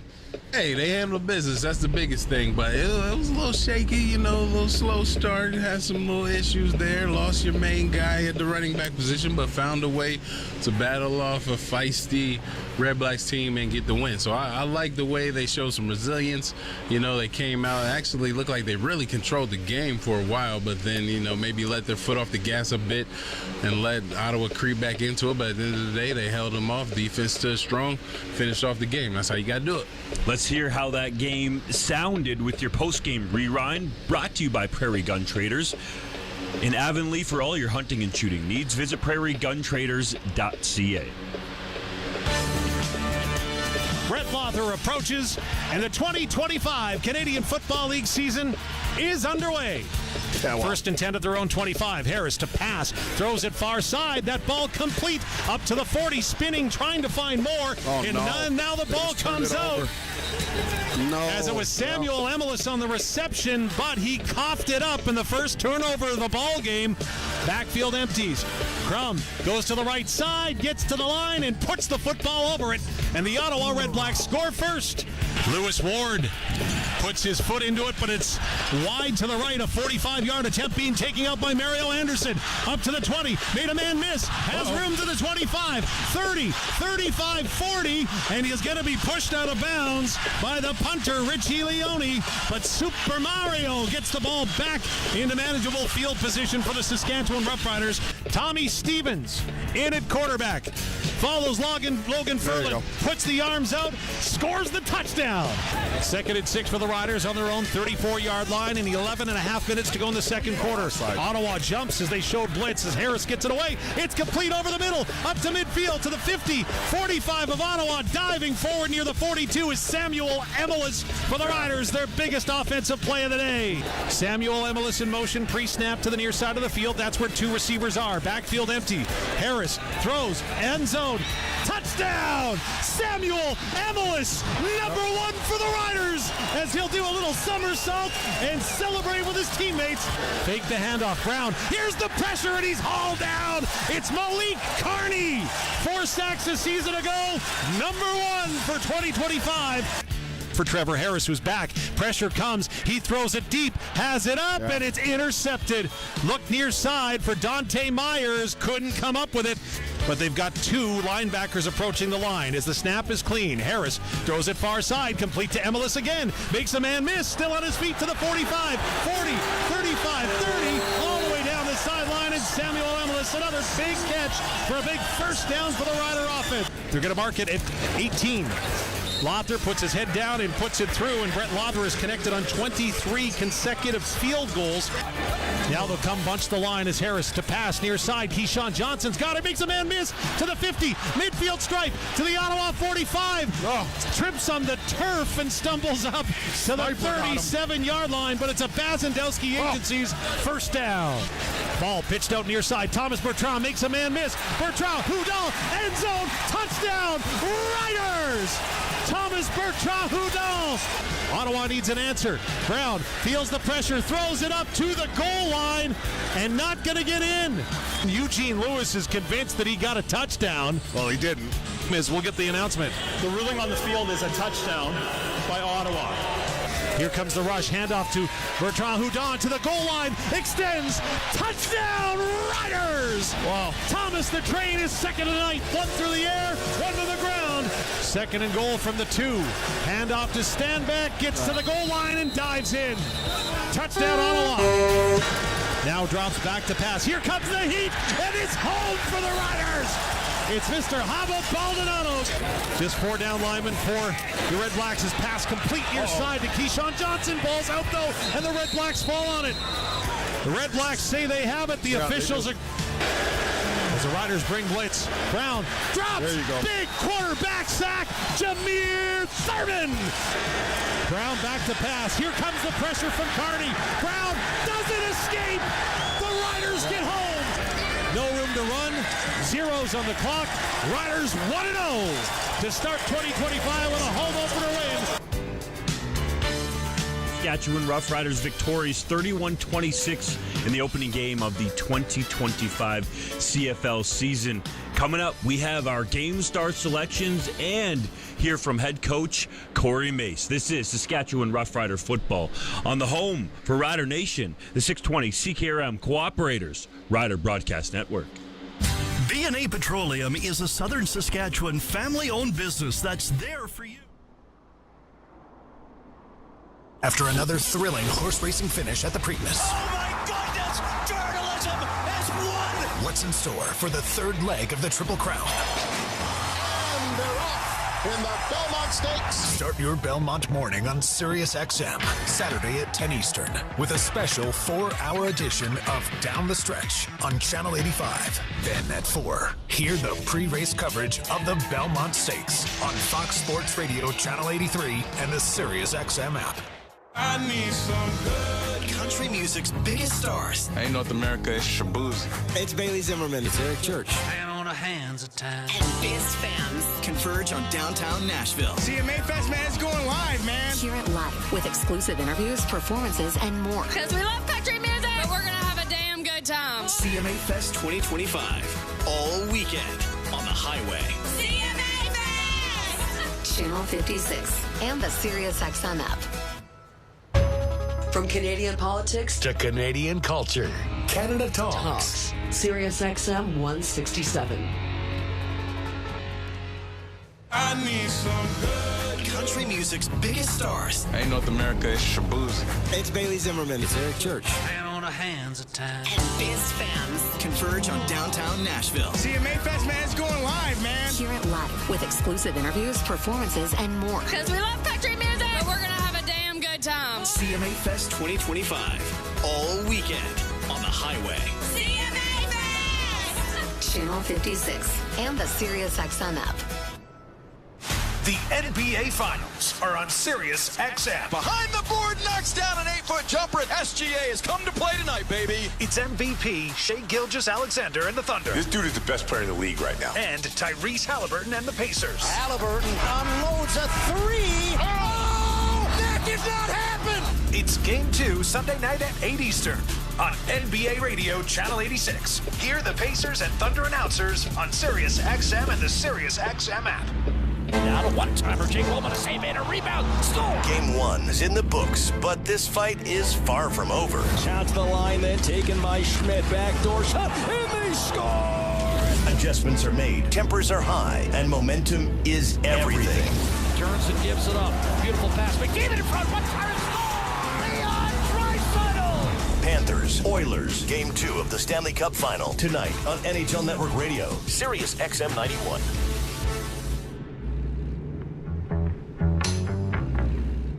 From big names to names you'll be hearing about soon, the SiriusXM Comedy Club has the best in comedy. But I hate guys like you. Between 5'5" and 5'11", claiming short king. That's cultural appropriation. Okay, you're not a short king, you're an average prince, Devin. Only on the SiriusXM Comedy Club, Channel 168.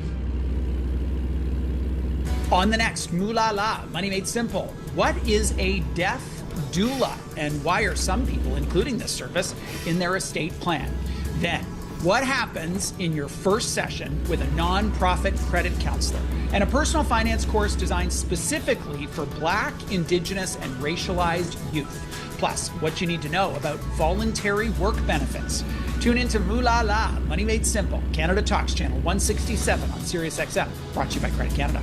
The Arlene Bynum Show, weekdays at 10 a.m. Eastern on Canada Talks, SiriusXM 167. Ryan Mnuchin, a leading expert on interprovincial trade in Canada. I have to thank Donald Trump for kicking us in the butt. We look at the history of Canada since 1867. The only times in which we've really ever done something about internal trade is when there's been some sort of external shock like this. On demand with the SiriusXM app. Join the conversation. The Canadian conversation. Canada Talks. SiriusXM 167. Welcome back. Moolah La, Money Made Simple is brought to you in part by Credit Canada. I am the CEO of the organization, and we are Canada's longest-standing nonprofit credit counseling agency.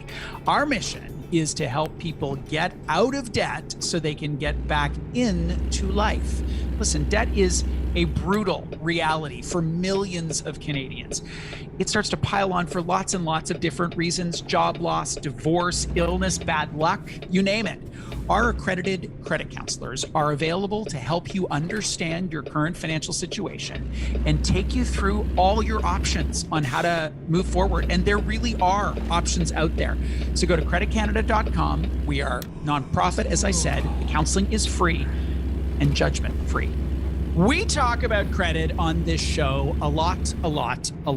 And there are a number of voices that we listen to, but one that we listen to and one that we follow is a guy by the name of Richard Moxley. He's written a book called The Credit Game. He is like in it to win it on all things credit. Why we're talking to him today, though, is because he's launching a YouTube channel called The Credit Game TV. It's on YouTube, but he includes his wife, Jess. And this is accretive to his overall presentation. She definitely adds something. So I've asked them both to join me to talk about credit. Jess and Richard are in Calgary. Hello to you both. Hello. Hi. Jess, you are a nurse. This is not how you spend your time. Why on earth did you say you would be willing to talk to Richard about credit with a camera rolling? I was tricked, to be honest. It was our date night that went very, very bad in her eyes. Yes. And how has it been? So I watched your first episode. You are a delight. How has it been for you to be talking in public about something that is not the postpartum nursing world that you know so well? It's a little interesting. Like, I've had people from work say like, oh, I didn't know that you were, you knew so much about credit. I'm like, I really don't. It's mainly Richard. And Richard, what's it been like for you to bring Jess along on this journey? It's been great. For you, Bruce and I, we've been in the industry. Finances is what we talk about. We eat it for breakfast and lunch. And lunch and dinner and snacks sometimes. Mm-hmm. And when doing this again, I did not want to just make the same jokes to the camera and laugh at them by myself. And so I thought I'd bribe my wife with sushi so that she would laugh at some of my jokes. And just include that because she, as a non-resident expert, she brings a lot of flavor, but also good questions and a perspective that I don't think you or I could even really come up with. And a lot of medical metaphors, I'm sure. She's like triaging your spending and put a Band-Aid on that. Jess, what are some of the... I know, yeah, I should write for your show. Jess, what are some of the things that you have learned about credit that have kind of surprised you? So something that I didn't know is that there's not just one score. There's multiple scores. So like Equifax and TransUnion, they have different numbers.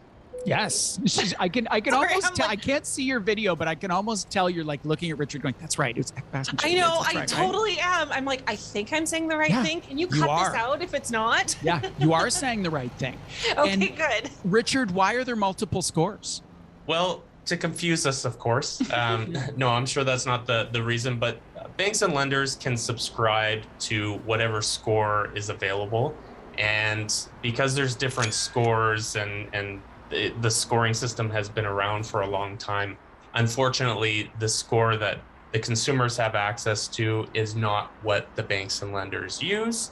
And that causes some confusion and just, a lot of, Canadians in general have a hard time trying to figure out one scoring system, never mind trying to figure out multiple ones.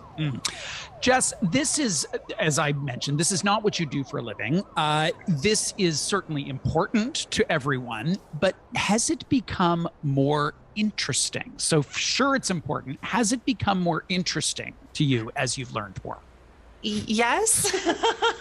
That yes is synonymous with no. No, it's still not interesting, and it's going to take a lot more sushi. If I've become more interesting because we know that was the answer. It's never going to happen. Yeah.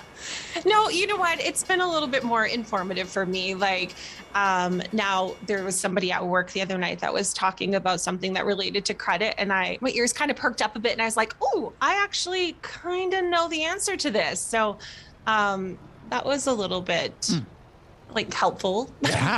Yeah. So Richard, because you know lots and lots, it would seem to be an advantage to you to have a new listener to test your assumptions about what people appreciate and understand and what they don't.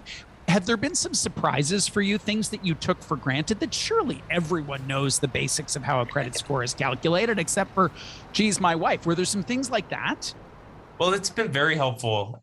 There's tons of insights that I would have never really thought of. And then, of course, because there's always that voice in my head saying this is boring. And if you watch the first episode or any of the episodes, you'll notice I put a Jess border meter on the screen, which is a great way to make it a little more approachable because, if Jess is yawning, then I know it's a good sign that I need to wrap it up or say something that It's going to catch my interest. that gets us to the next point for sure. Yeah. Do you have a go-to? Like, do you ever just like ring a bell or bang a cymbal or something?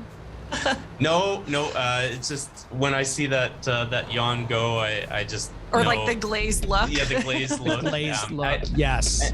It's actually interesting to watch the videos again, and then to see her like drift in and out, and then just to put some comments there of what I think she's thinking about, right? Which is always fun.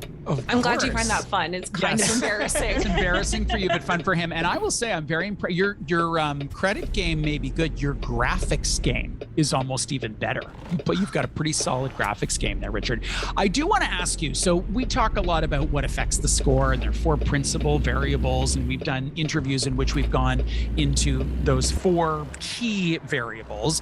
But one that I want to ask you about directly is the closing of a credit card, the credit history piece, because you would argue that maybe closing down a credit card that you've had for a long time can often be worse than a late payment, just a once or twice on a late payment.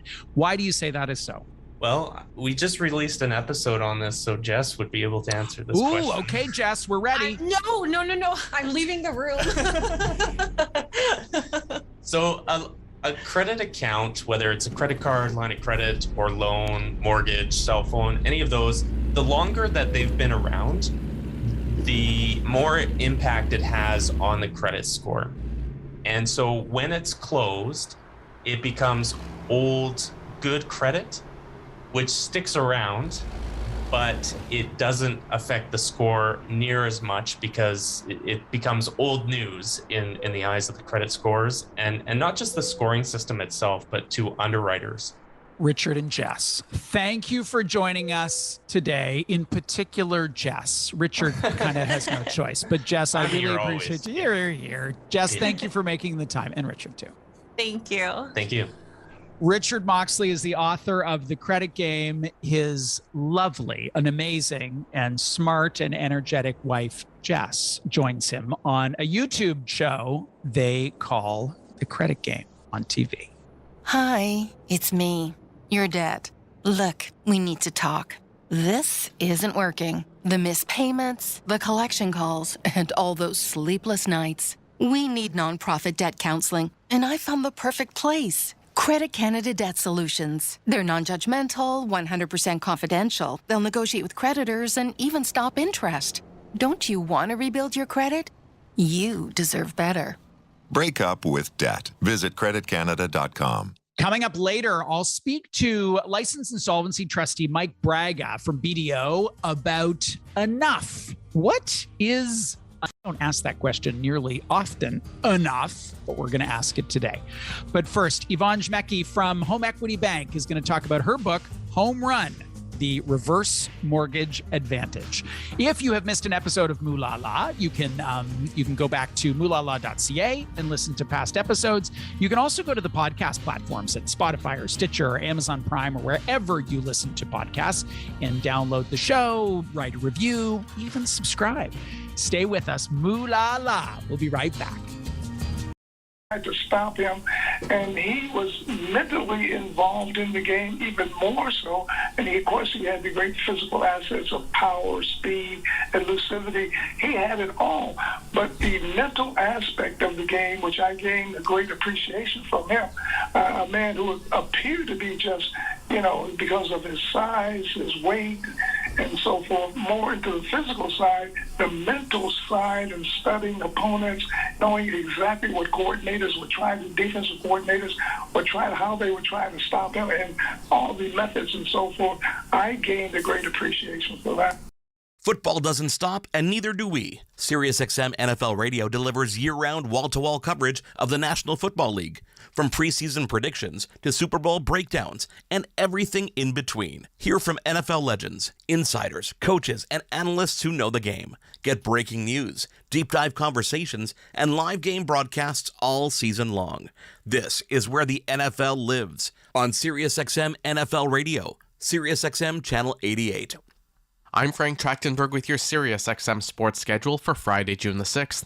All times are Eastern, and please remember, all games, times, and channels are subject to change. Check SiriusXM.com for the latest updates. In ARCA Racing, starting at 5 p.m., catch full coverage of the Henry Ford Health 200 on XM392 Internet 992. In the CFL at 7:30 p.m., the Montreal Alouettes face the Toronto Argonauts. The Alouettes feed on Sirius 137, XM201, and Internet 963. National feed on SiriusXM and Internet channels 163. In Major League Baseball, 1:10 p.m., Tampa Bay Rays take on the Miami Marlins. Rays on Sirius 208, XM175, and Internet 866. Marlins on Internet 855. 6:40 p.m., Pittsburgh Pirates take on the Philadelphia Phillies. Pirates on Sirius 209, XM176, and Internet 861. Phillies on Internet 860. 6:45 p.m., Washington Nationals face the Texas Rangers. Nationals on Sirius 210, XM177, and Internet 869. Rangers on Internet 867. Spanish feed on Internet 870. 7:05 p.m., New York Yankees face the Boston Red Sox. Yankees on Sirius and XM channels 89, Internet 859. Red Sox on Internet 844. 7:10 p.m., Cincinnati Reds take on the Arizona Diamondbacks. Reds on Sirius 106, XM179, and Internet 847. Diamondbacks on Internet 840. 7:10 p.m., Cleveland Guardians face the Houston Astros. Guardians on Sirius 119, XM180, and Internet 848. Astros on Internet 851. 7:10 p.m., Detroit Tigers face the Chicago Cubs. Tigers on Sirius 161, XM178, and Internet 850. Cubs on Internet 845. 7:40 p.m. Chicago White Sox face the Kansas City Royals. White Sox on Sirius 138, XM181, and Internet 846. Royals on Internet 852. 8:10 p.m. Milwaukee Brewers take on the San Diego Padres. Brewers on Sirius 139, XM183, and Internet 856. Padres on Internet 862. 8:10 p.m. Minnesota Twins face the Toronto Blue Jays. Twins on Sirius 160, XM184, and Internet 857. Jays on Internet 868.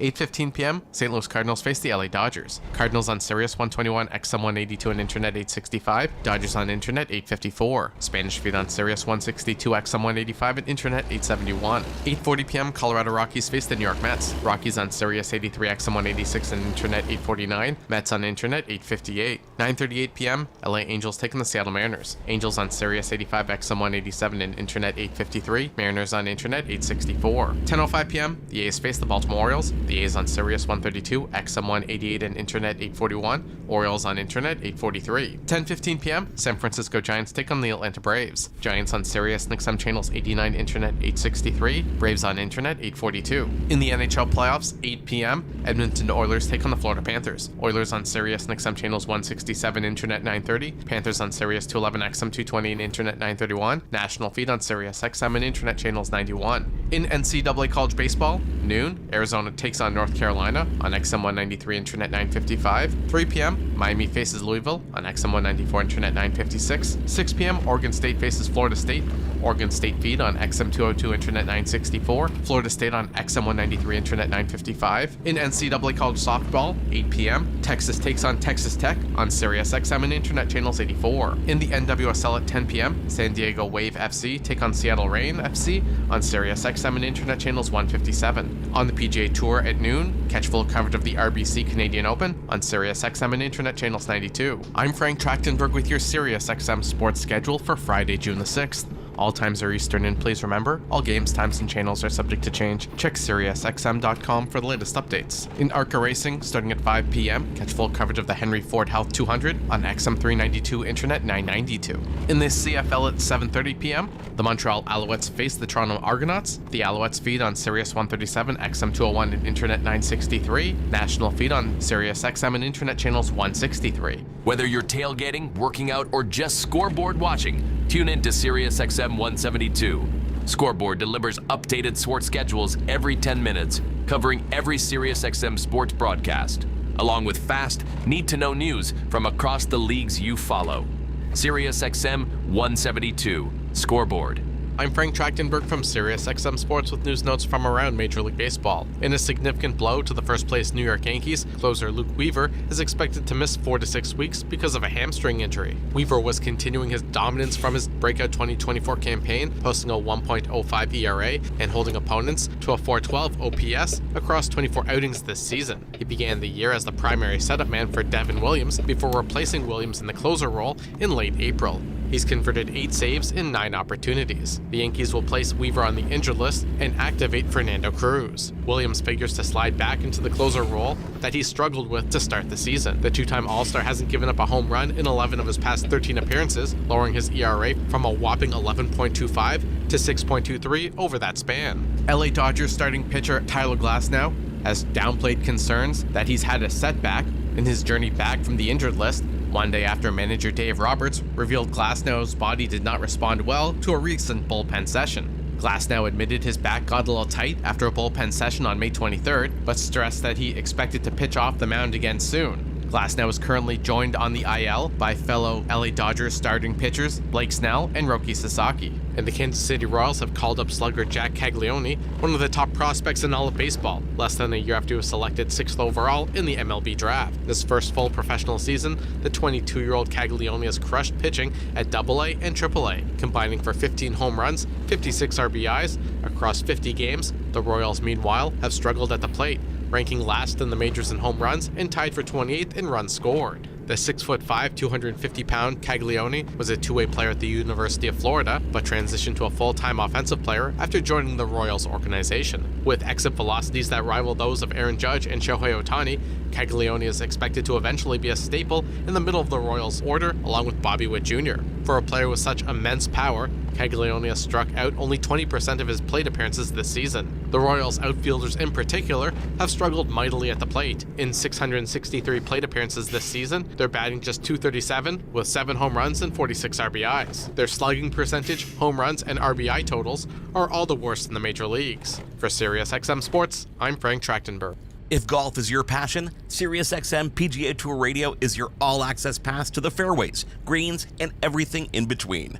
Hear live coverage of every tournament, including all 4 majors, plus in-depth analysis, player interviews, golf tips, and call-in shows with the biggest names in the game. Whether you're an amateur golfer or just a fan of the pros, you'll get closer to the game than ever before.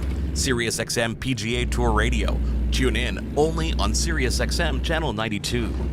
The first 10 picks at the annual National Hockey League entry draft are the ones that are celebrated the most. All through the media, we see young hockey players who are expected to become stars with the teams that picked them being photographed and celebrated. But what about the rest of the draft choices? Former NHL goaltender Andrew Raycroft is on NHL Network Radio, SiriusXM Channel 91, talking with the Power Play host Steve Kouleas about his 1998 draft day experience. Certainly wasn't going to be early, still went to the draft and sat there for, I think it was 20 hours. Because it was only one day that back then, Cooley. So they did the first round in the morning, and that took 2 hours. Vinny Lecavalier was first overall that year. But certainly, once the 3rd and 4th round came, I realized it was a really bad decision to have gone to the draft and to have put my family through the draft and to have sat through all of this, because it got real long. Boston Bruins had a pick in the 3rd round, didn't have another one until the 5th round, and I was banking on that because I think I would have left because I hadn't really talked to a lot of teams. I was a skinny little goalie, but I felt good again about Boston, and sure enough, 135 in the 5th round, they snatched me up. It made it all worth it because I had the picture with my mom, my dad, my uncle, my sister. I got to go down the floor, got the jersey, and then got to go to dinner at the Bruins function afterwards. So it made it all worth it, but I know, had I not got picked on that 135, it would have been a long drive back to Belleville from Buffalo. Wow. It's a great story because it had a happy ending and you played, fulfilled your dream. We talked about the Calder Trophy and everything else, but you're right. A lot of quiet, staring, heart-pumping moments, and I'm sure your parents like, oh my God. And then with the 5th pick, 135th, Boston selects, and then you hear your name, it's probably, your parents probably cried, and that's still probably worth it no matter what. From now until you're a great-grandfather, because you got drafted. So at that point, who really cares if it's 2, 3, 4, 5, or the 12th round of the old days, maybe first round more or higher up. But it happened, right? It happened. So that moment your heart and your parents must have lost it. Oh, it's a great point, Billy. It didn't matter if I was first or 135. NASCAR fans, this is your go-to channel for non-stop racing talk and coverage, day and night, all year long. SiriusXM NASCAR Radio brings you inside access to every series, including Cup, Xfinity, and the Craftsman Truck Series. Hear live race broadcasts, exclusive interviews with your favorite drivers, and behind-the-scenes stories from the pits to the podium. If it's happening in NASCAR, it's happening here. Tune in to SiriusXM NASCAR Radio on Channel 90, where racing lives. I'm Frank Trachtenberg with your SiriusXM sports schedule for Friday, June the 6th. All times are Eastern, and please remember, all games, times, and channels are subject to change. Check SiriusXM.com for the latest updates. In ARCA Racing, starting at 5 p.m., catch full coverage of the Henry Ford Health 200 on XM392 Internet 992. In the CFL at 7:30 p.m., the Montreal Alouettes face the Toronto Argonauts. The Alouettes feed on Sirius 137, XM201, and Internet 963. National feed on SiriusXM and Internet channels 163. In Major League Baseball, 1:10 p.m. Tampa Bay Rays take on the Miami Marlins. Rays on Sirius 208, XM 175 and Internet 866. Marlins on Internet 855. 6:40 p.m. Pittsburgh Pirates take on the Philadelphia Phillies. Pirates on Sirius 209, XM 176 and Internet 861. Phillies on Internet 860. 6:45 p.m. Washington Nationals face the Texas Rangers. Nationals on Sirius 210, XM 177 and Internet 869. Rangers on Internet 867. Spanish feed on Internet 870. 7:05 p.m. New York Yankees face the Boston Red Sox. Yankees on Sirius and XM channels 89, Internet 859. Red Sox on Internet 844. 7:10 p.m. Cincinnati Reds take on the Arizona Diamondbacks. Reds on Sirius 106, XM 179 and Internet 847. Diamondbacks on Internet 840. 7:10 p.m. Cleveland Guardians face the Houston Astros. Guardians on Sirius 119, XM 180 and Internet 848. Astros on Internet 851. 7:10 p.m. Detroit Tigers face the Chicago Cubs. Tigers on Sirius 161, XM 178 and Internet 850. Cubs on Internet 845. 7:40 p.m. Chicago White Sox face the Kansas City Royals. White Sox on Sirius 138, XM 181 and Internet 846. Royals on Internet 852. 8:10 p.m. Milwaukee Brewers take on the San Diego Padres. Brewers on Sirius 139, XM 183 and Internet 856. Padres on Internet 862. 8:10 p.m. Minnesota Twins face the Toronto Blue Jays. Twins on Sirius 160, XM 184 and Internet 857. Jays on Internet 868. 8:15 p.m. St. Louis Cardinals face the LA Dodgers. Cardinals on Sirius 121, XM 182 and Internet 865. Dodgers on Internet 854. Spanish feed on Sirius 162, XM 185 and Internet 871. 8:40 p.m. Colorado Rockies face the New York Mets. Rockies on Sirius 83, XM 186 and Internet 849. Mets on Internet 858. 9:38 p.m. LA Angels take on the Seattle Mariners. Angels on Sirius 85, XM 187 and Internet 853. Mariners on Internet 864. 10:05 p.m. The A's face the Baltimore Orioles. The A's on Sirius 132, XM 188 and Internet 841. Orioles on Internet 843. 10:15 p.m. San Francisco Giants take on the Atlanta Braves. Giants on Sirius and XM channels 89, Internet 863. Braves on Internet 842. In the NHL playoffs, 8 p.m. Edmonton Oilers take on the Florida Panthers. Oilers on Sirius and XM channels 167, Internet 930. Panthers on Sirius 211, XM 220 and Internet 931. National feed on Sirius XM and Internet channels 91. In NCAA college baseball, noon, Arizona takes on North Carolina on XM 193, Internet 955. 3 p.m., Miami faces Louisville on XM 194, Internet 956. 6 p.m., Oregon State faces Florida State. Oregon State feed on XM 202, Internet 964. Florida State on XM 193, Internet 955. In NCAA college softball, 8 p.m., Texas takes on Texas Tech on Sirius XM and Internet channels 84. In the NWSL at 10 p.m., San Diego Wave FC take on Seattle Reign FC on Sirius XM and Internet channels 157. On the PGA Tour at noon, catch full coverage of the RBC Canadian Open on Sirius XM and Internet channels 92. I'm Frank Trachtenberg with your Sirius XM sports schedule for Friday, June the 6th. All times are Eastern, and please remember, all games, times, and channels are subject to change. Check SiriusXM.com for the latest updates. In ARCA Racing, starting at 5 p.m., catch full coverage of the Henry Ford Health 200 on XM392 Internet 992. In the CFL at 7:30 p.m., the Montreal Alouettes face the Toronto Argonauts. The Alouettes feed on Sirius 137, XM 201 and Internet 963. National feed on Sirius XM and Internet channels 163. Scoreboard on Sirius XM 172 is your ultimate game day companion. Updated every 10 minutes with schedules for every live game across Sirius XM, NFL, NBA, MLB, NHL, NASCAR, and more. Plus, get the latest league headlines, injury updates, and key notes to stay in the know. I'm Frank Trachtenberg from SiriusXM Sports with news and notes from around the NBA. The Phoenix Suns are hiring Cleveland Cavaliers assistant coach Jordan Ott as the franchise's next head coach. The Suns, who went 36-46 in the 2024-25 season, will now have their fourth coach in the last 4 seasons. The 40-year-old Ott has been an NBA assistant coach since 2012 and has been rooted in principles of strong offensive and defensive creativity, player development, and toughness. The Cavaliers had an Eastern Conference best 64 wins this past season and stand to lose one of their top assistants to the Suns. Ott joined the Cavaliers last summer as one of Coach of the Year Kenny Atkinson's first hires. The Cavaliers ranked first in offensive efficiency and 8th in defensive efficiency this season. With their coaching hires set, the Suns now begin the franchise's offseason of changes to the roster. The Suns will work with All-Star forward Kevin Durant and his business partner, Boardroom CEO Rich Kleinman, on his next landing spot. He's expected to have a robust market of approximately 4 to 6 seriously interested teams this offseason. The New York Knicks are wasting no time making a significant change to their team that was just 2 victories away from the NBA Finals this year. New York is firing head coach Tom Thibodeau, who helped lead the team to their first Eastern Conference Finals in 25 years and made the playoffs in 4 of his 5 years with the team, while also leading them to consecutive 50-win seasons for the first time since the 90s. He had a record of 226 and 174 in the regular season, while through 47 games in the postseason for New York, he was 24-23.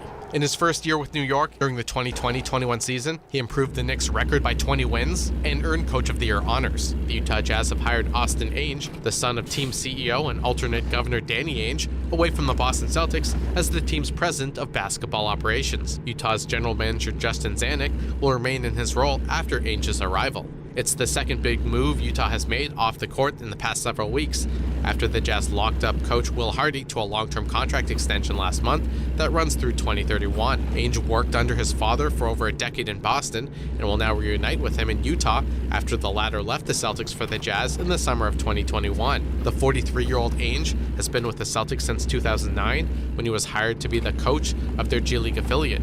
2 years later, he moved into a front office role and has remained with Boston for the past 14 years. For SiriusXM Sports, I'm Frank Trachtenberg. Baseball fans, your season never ends. MLB Network Radio on SiriusXM Channel 89 brings you wall-to-wall baseball coverage every day of the year. From spring training and the All-Star Game to the postseason and off-season rumors, get expert insight, insider interviews, and non-stop analysis from hosts who live and breathe the game. No one covers Major League Baseball like we do. It's 24/7, 365 hardball talk. MLB Network Radio, only on SiriusXM 89. I'm Terry Mercury for SiriusXM Sports. 8-time All-Star shortstop Dick Groat, who passed away in April of 2023, is going to be a member of the inaugural class of the Pittsburgh Pirates Hall of Fame. His Pirates teammate, pitcher Steve Blass, is on MLB Network Radio, SiriusXM Channel 89, talking to hosts Ed Randall and Kevin Kennedy about the man many think should be in Cooperstown. This guy, he was part of a group of Pittsburgh Pirates that helped me go from being a ball player to a major leaguer. And there's a lot to it. There's a lot of ball players. There aren't so many major leaguers. And Dick Groat was part of that group. I couldn't have gone to college if my hair was on fire. There's none left anyway. But I went to the University of Baseball, and those guys were my professors. And I remember it to this day, and I never take it for granted that Dick Groat had time for me. They're just coming off a world championship. 18-year-old kid. Hey, come on over here. I want to talk to you. I want to find out who you are. Doesn't get any better. You know, Dick Groat played at Duke. You know, he's in 2 college Hall of Fames, baseball and basketball. Never played a day of minor league baseball. Right. And the first year he got out of Duke, he played for the Fort Wayne Pistons, NBA, and the Pirates. I mean, when I said there's Dick Groat and nobody else, everybody says, who's the best athlete that ever came out of Western Pennsylvania? You know, you got Montana, you got Namath, you got all these guys, but Dick Groat, to me, is at the head of that class. I mean, I didn't want to say it with disrespect to the other guys, because we've had great guys come out of here. But 2 major league sports at the same time, not one day of minor league baseball. This guy, he represents the city of Pittsburgh athletically, I think, at the top of the list. At the top of the list. That's impressive. And, you know, Matt, and the double plays that him and Mazeroski turned, it was unbelievable.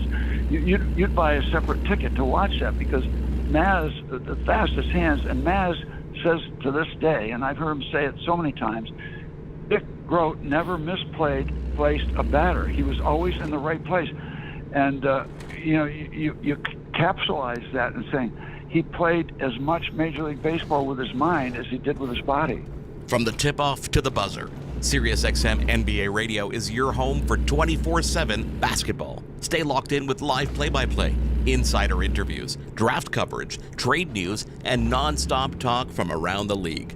Whether you're following your favorite team or catching up on the latest headlines, our analysts and hosts bring the game to life like no one else. It's hoops all day, every single day. That's SiriusXM NBA Radio, only on SiriusXM Channel 86. I'm Frank Trachtenberg with your SiriusXM sports schedule for Friday, June the 6th.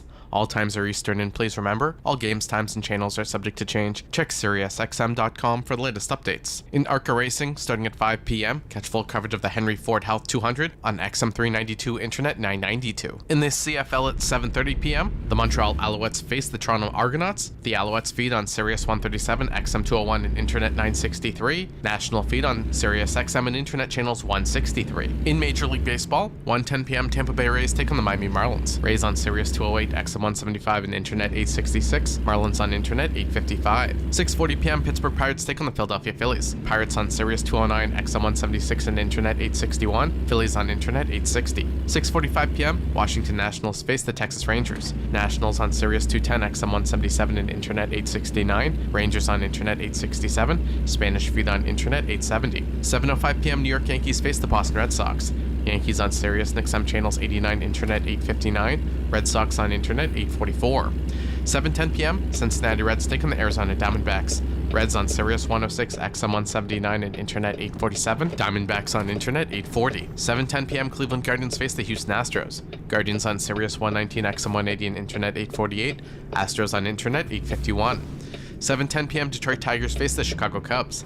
Tigers on Sirius 161, XM 178 and Internet 850. Cubs on Internet 845. 7:40 p.m. Chicago White Sox face the Kansas City Royals. White Sox on Sirius 138, XM 181 and Internet 846. Royals on Internet 852. 8:10 p.m. Milwaukee Brewers take on the San Diego Padres. Brewers on Sirius 139, XM 183 and Internet 856. Padres on Internet 862. 8:10 p.m. Minnesota Twins face the Toronto Blue Jays. Twins on Sirius 160, XM 184 and Internet 857. Jays on Internet 868. 8:15 p.m. St. Louis Cardinals face the LA Dodgers. Cardinals on Sirius 121, XM 182 and Internet 865. Dodgers on Internet 854. Spanish feed on Sirius 162, XM 185 and Internet 871. 8:40 p.m. Colorado Rockies face the New York Mets. Rockies on Sirius 83, XM 186 and Internet 849. Mets on Internet 858. 9:38 p.m. LA Angels take on the Seattle Mariners. Angels on Sirius 85, XM 187 and Internet 853. Mariners on Internet 864. 10:05 p.m. The A's face the Baltimore Orioles. The A's on Sirius 132, XM 188 and Internet 841. Orioles on Internet 843. 10:15 p.m. San Francisco Giants take on the Atlanta Braves. Giants on Sirius and XM channels 89, Internet 863. Braves on Internet 842. In the NHL playoffs, 8 p.m. Edmonton Oilers take on the Florida Panthers. Oilers on Sirius and XM channels 167, Internet 930. Panthers on Sirius 211, XM 220 and Internet 931. National feed on Sirius XM and Internet channels 91.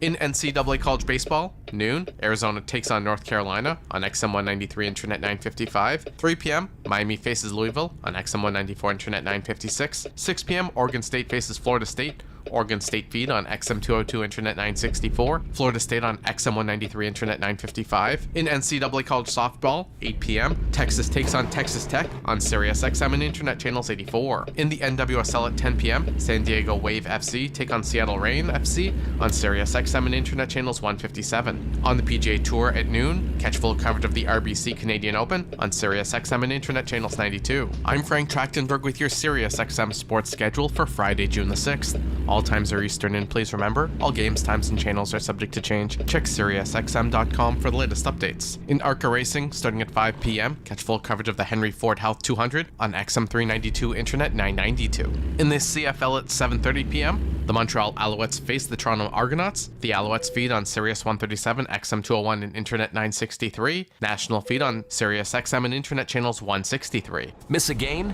Never again. Scoreboard on Sirius XM 172 brings you up-to-the-minute schedules across all sports every 10 minutes. From first pitch to final buzzer, plus news, injuries, and roster moves. It's the must-listen to channel for true fans. SiriusXM Scoreboard. I'm Frank Trachtenberg from SiriusXM Sports with news and notes from around the sporting landscape. In MLS, Seattle Sounders players are demanding a fair share of the FIFA World Cup prize money the team secured when qualifying for the international tournament and received backing from the Major League Soccer Players Association. FIFA announced each participant would receive $9.55 million. The club is eligible for the payout after winning the 2021 CONCACAF Champions Cup and becoming a CONCACAF representative to the competition. In addition to a statement from the MLSPA, players took to the pitch with shirts that read Club World Cup cash grab and fair share now before their match against Minnesota United. The Sounders kick off the Club World Cup against Botafogo on June 15th at Lumen Field before facing Atletico Madrid and newly crowned Champions League champions Paris Saint-Germain in Group B. MLS teams Inter Miami and LAFC will also be participating in the tournament. LAFC was the last team to qualify for the competition, beating Club America in the one-game playoff to replace Club Leon in Group D. Sticking in soccer, Zach Steffen has injured his knee and became the second goalkeeper dropped from a United States training camp ahead of the CONCACAF Gold Cup. After being hurt in a training session, he returned to the Colorado Rapids for more exams and is now set to miss the tournament. The U.S. men's national team will begin its Gold Cup campaign against Trinidad and Tobago on June 15th. In the WNBA, former Phoenix Mercury guard Celeste Taylor has joined Grand Canyon as an assistant coach. Taylor, who played at Texas, Duke, and Ohio State, joins the coaching ranks after spending her rookie campaign in the WNBA with the Mercury, Connecticut Sun, and Indiana Fever. Indiana selected her 15th overall in the 2024 draft, but Taylor, who's known for her defensive prowess, played most of the summer for the Mercury. Taylor has been nursing a foot injury that she suffered while playing for the Sydney Flames in the WNBL, cutting her season short in Australia. She tried to work her way back to full health while with the Mercury for training camp, but she wasn't a full participant until the final preseason game and was ultimately waived in the final roster cuts before the regular season began. Taylor says she will spend the summer recovering from the injury with the hope of returning to the WNBA as a player in 2026. Grand Canyon boasted a national best 30-game win streak last season under then head coach Molly Miller and made its first NCAA Division I tournament appearance in program history. Miller then left to take over at Arizona State, and Winston Gandy was hired from Don Staley's staff at South Carolina. For SiriusXM Sports, I'm Frank Trachtenberg. If you play fantasy sports, and really, who doesn't these days, SiriusXM Fantasy Sports Radio is the channel made just for you. It's 24/7 expert fantasy analysis for every sport, every season, and every kind of fantasy player. Whether you're fine-tuning your lineup or dominating your league, our hosts give you the edge with insider tips, injury updates, and smart strategy you can actually use. Be the genius of your fantasy league, only with SiriusXM Fantasy Sports Radio on SiriusXM Channel 87.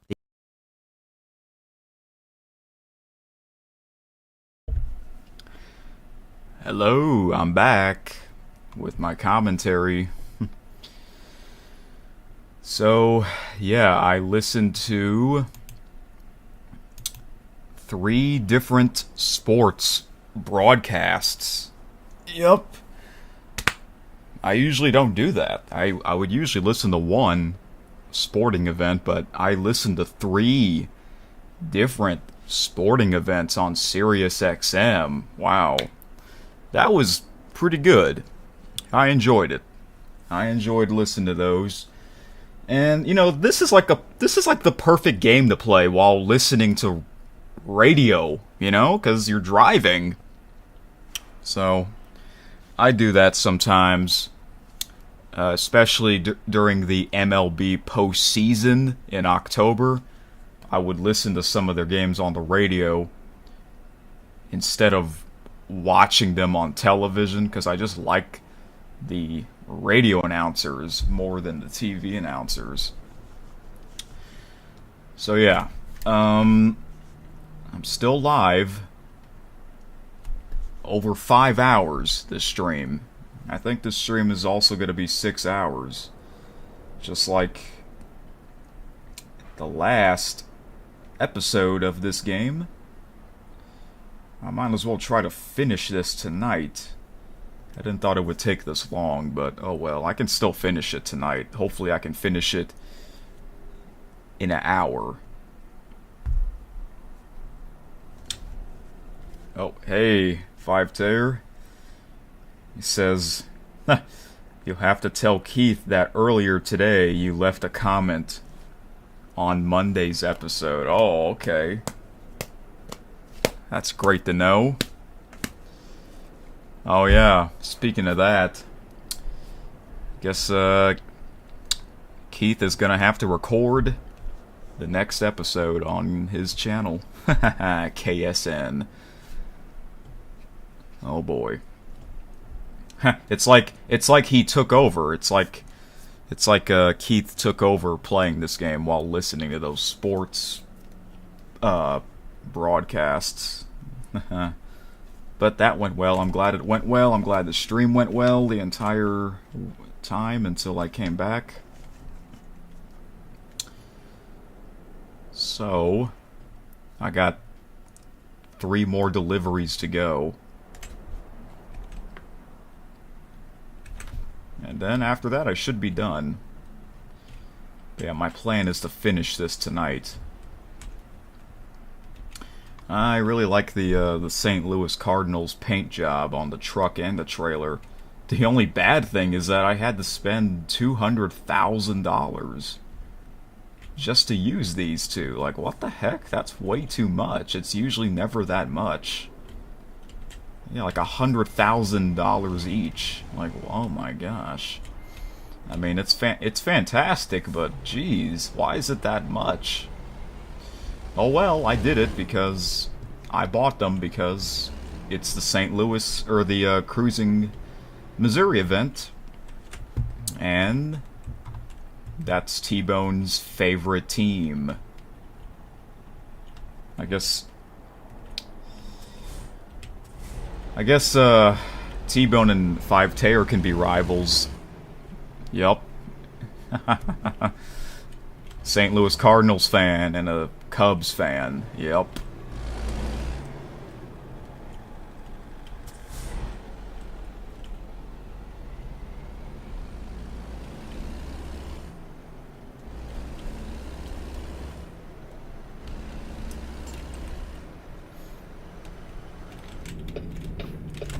Let me turn down my speakers.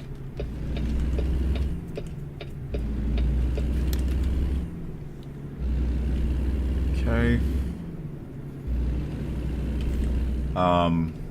Five Taylor says, it's not Keith unless you hear that song. That song. That intro music and the outro? Do you know where that soundtrack came from? I actually added that soundtrack to my American Truck Simulator music player. I know, it's such a short soundtrack. It's short. That's why that's the intro music for that channel. Yep. Who wants to hear a 3-minute intro music? Nobody. Oh, look, a KFC.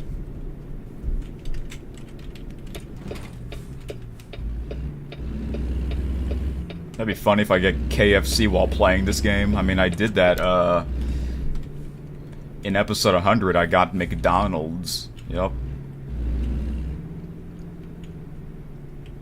Because there's so many McDonald's in this game. And, yeah. Episode 100, my personal trailer, or my custom-made trailer, has the McDonald's paint job on there. Oh, jeez. Oh, is that it? No, it's somewhere over here. That's not it. I don't know why that's there. A bunch of dumpsters. And yes, I know I can skip it. I skipped it one time. Oh wait, that might be it. Is that it? Where the heck is it? I passed it.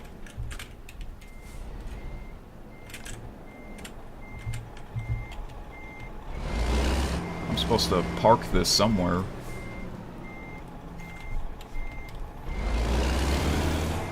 Okay, excuse me while I try to find right where I need to go. I try to do it. Sometimes it is kind of hard to park your trailer. It's harder at night, but it is somewhat easier during the daytime. Oh, there it is. Oh, wow, I have to back into that. Well, I don't know if I can do that. I mean, I can try. Why is that trailer there? Some trucker left their trailer. Oh gosh. Oh jeez.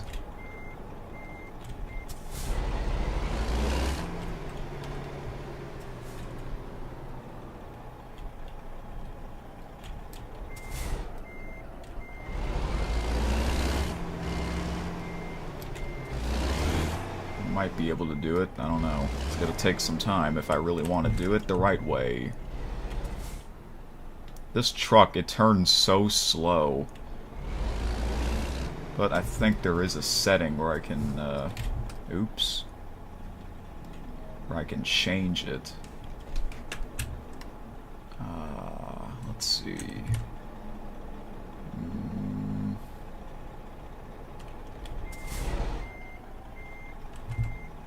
Let me try something else here. I have to use my brain. I have to use my brain. Don't hit that. Don't hit that. Oh my gosh. Okay.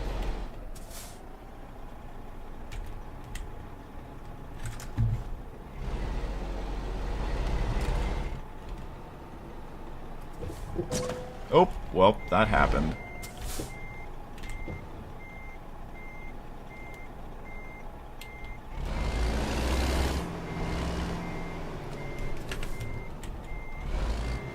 Alright, keep going. I think I'm not really in a time limit. Well, not really in a rush, so that's good.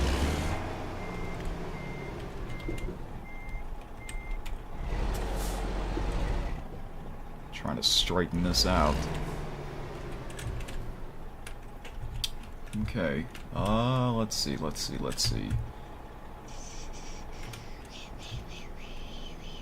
have to, like, back into that. I have to back into that. I don't know how.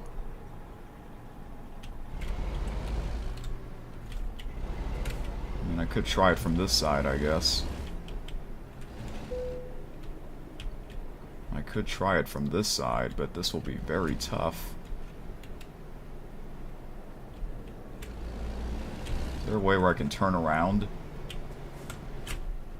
I might be able. This trailer is really big. It's a long one. Yeah, I got one of those super long ones. Which a lot of them you do see that length trailer in real life, you know? A lot of truckers, they have a long trailer like that.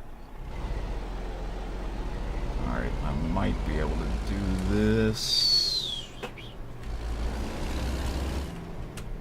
I didn't even see it, because, you know how there's no arrow pointing at it? It's just highlighted in white. And, yeah, it was hard to see it. Okay, maybe I can do it now. I think I'm doing it the right way now. Okay, yeah, I think I'm doing it. I'm gonna do it now.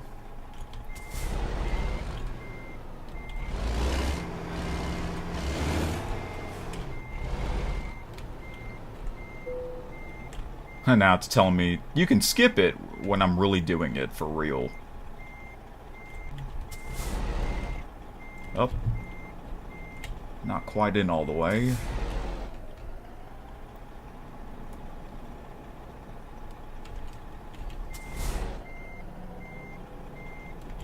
This should be enough, I think. Yep. Doesn't have to be perfect. 9:18 a.m. to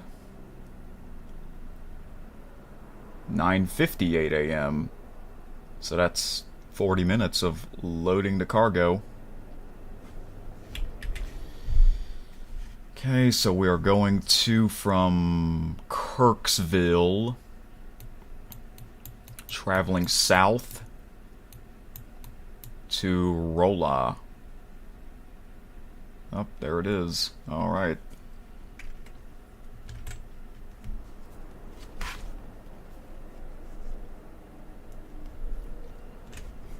Yeah, sorry guys for missing your messages. Yes, 5-Tayer. It is from Deer Drive. The Danger music. Yep. I like that.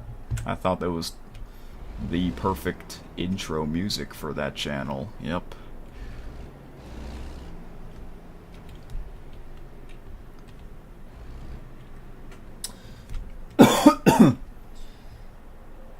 T-Bone asks, remember that 8-hour stream back in February? Yeah, that was episode 100, right? Man. And I started that stream kind of late. It wasn't... I didn't start that stream in the afternoon, you know? I forgot what time I started. I think it was probably after 8... I think it was after 8 p.m. Might have been 8:30, and I somehow went on until after 4 a.m. But it was on the weekend, so I didn't have to worry about, you know, waking up early. Yeah, 8 hours, jeez. Normally, I don't live stream that long, but whenever I do, it's usually the Santa tracking streams on Christmas Eve. Oh, jeez. Oh, gosh. Okay.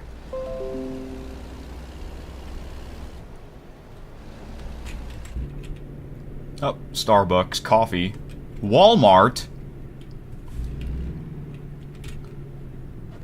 Okay. Oh, that's cool. The billboard changes. Louisiana! They know. That's where I'm at. Yep, Nebraska. Best Western. I just like to read these advertisements. Oh, there's the USA flag and the Missouri flags. I'm running low on gas.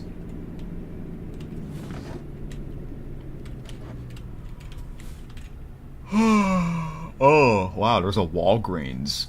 I see a Walgreens sign.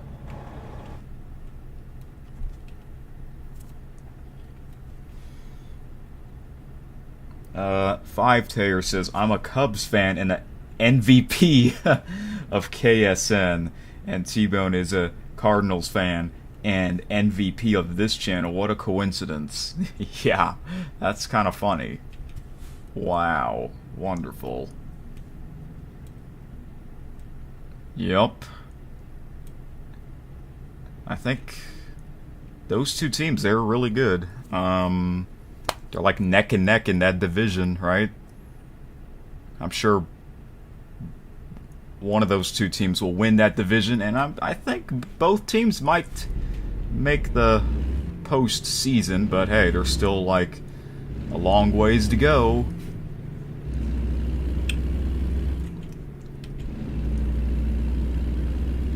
Yeah, I kind of like both teams.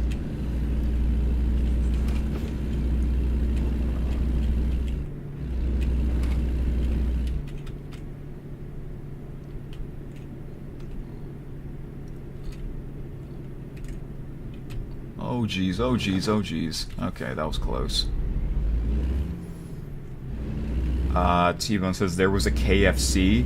Can I go back there and bring you some chicken strips? Oh yeah, because we're in Missouri. Okay, what are these things in the sky? What are those things?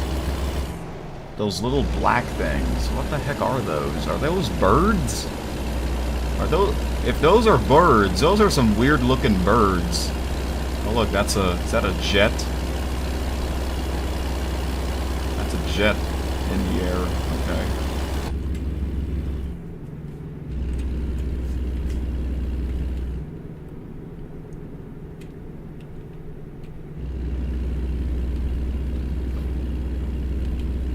Hey, we got a baseball right up there.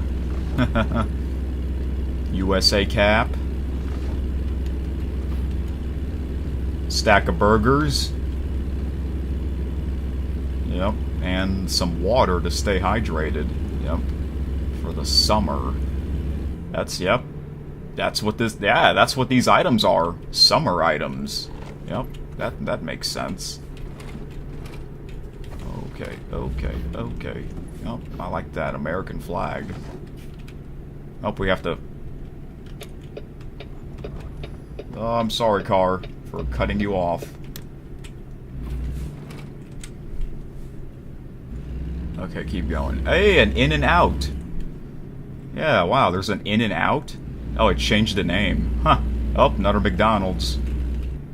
I've never been to an In-N-Out because I don't have an In-N-Out in my state, but I heard that they really do have some great burgers. I wonder where these burgers came from. Oh, it says Dream Burger. There's a place called Dream Burger. Huh. We are living the dream.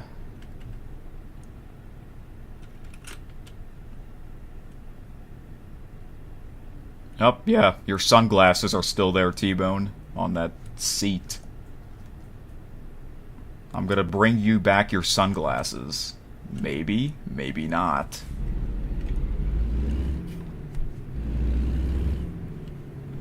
Oh, there's an IHOP.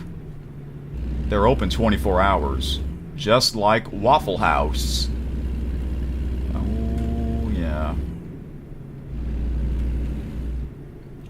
Oh, wait. Should I get gas? Hold on. How much... Well... I am... Why? Oh, I probably should now. Yeah, I think I should. There's not going to be another gas station for a while. Yeah, I probably should get some gas. I might as well, since I'm already there. So, thankfully, I just barely missed that. Good thing no traffic. Keep turning. Keep turning. And get in there. There we go. This is a little gas station. Okay. 76. I forgot what that stands for.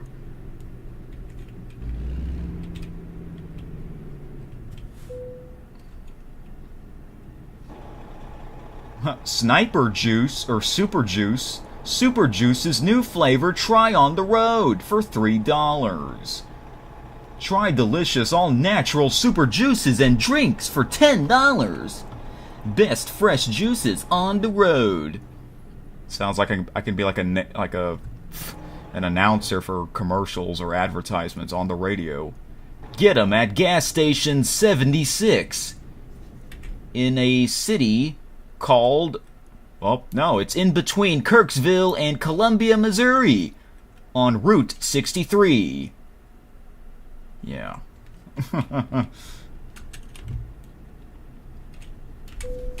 Okay. See how much this will take. T-Bone says, I guess D. Rose isn't coming back tonight, even though he said he would. Yeah, I guess not. I don't know. He didn't say why he had to leave, but... That'd be weird if he comes back now after hours. 183.77. Okay, we can go on this back road. We might as well. There we go. Huh, Coca-Cola. Hey, a bus. Looks like from Bus Driver, or Bus Simulator. Oh, I can't... Oh, oops. I thought that was the road. The entrance. Okay. Oh, another McDonald's. Another American flag. Antiques. Alright, there we go. A little secret. Oh yeah, Roblox Gamer did tune in for a bit, but he didn't stay too long. I forgot. I think he was like... Wasn't he doing something? I forgot. City! Oh, like Citi Field for the New York Mets. That's cool. Ba-da-ba-ba-ba. I'm loving it. There we go. Alright. Oh. boy, an emergency check-in. Huh, school buses, yeah. They're gonna be at that parking lot for the next 2 months because of summer break. Yup. Oh, there's even more school buses. That's funny. Yeah, bus driver had some school buses in that game.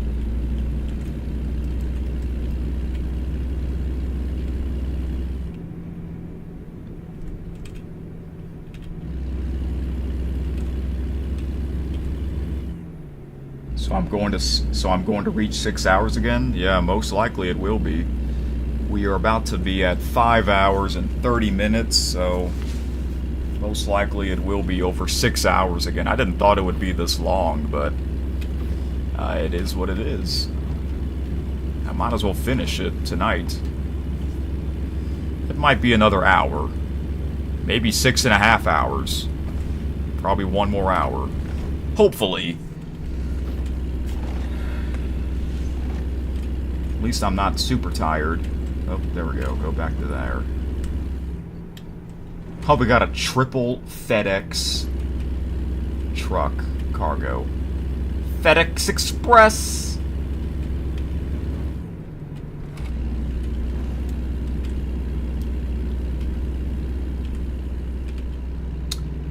Have I ever seen the documentary called Super Size Me? That sounds familiar. I don't know if I have or not. How old is that documentary?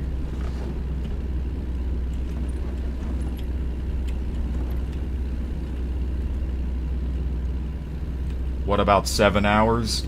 I don't know about that. No matter what, I am going to finish this tonight, so it could be 7 hours depending on how long these last 3 deliveries take. I have 3 more to go. So after this delivery, it'll be 2 more to go. Oh, look, a FedEx van truck.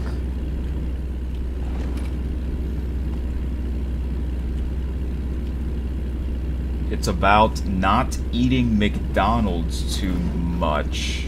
Oh. Well, thankfully I don't. Maybe Acer does. But I know you said you're on a break. But Acer, he said he's not a hamburger guy, he's a chicken sandwich guy. I mean, I tried their chicken sandwich one night, it's pretty good. Not as good as the Popeyes chicken sandwich. That's just me.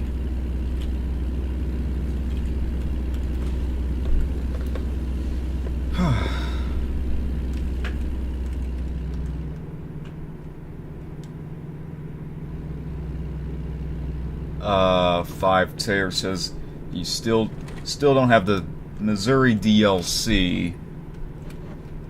You'll probably get it alongside Iowa.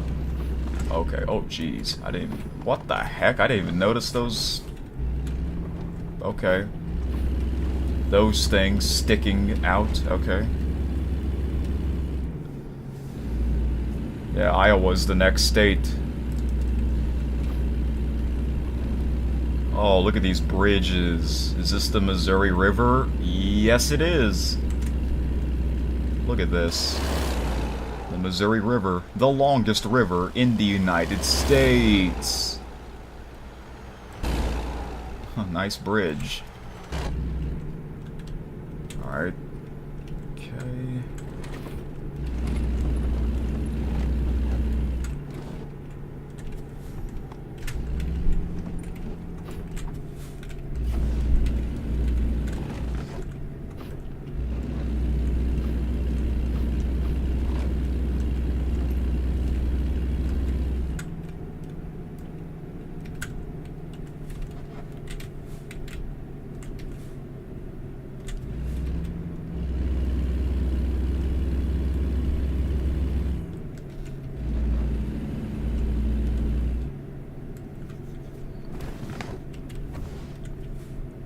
T-Bone says, I hope Chase isn't there. Isn't where? Oh, in Missouri? Because that's where I'm in. That's where I'm at.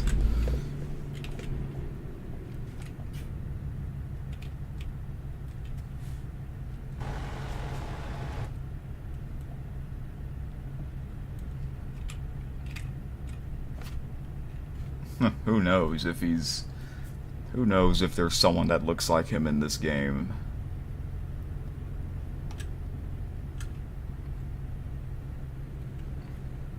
Hey, a fire truck.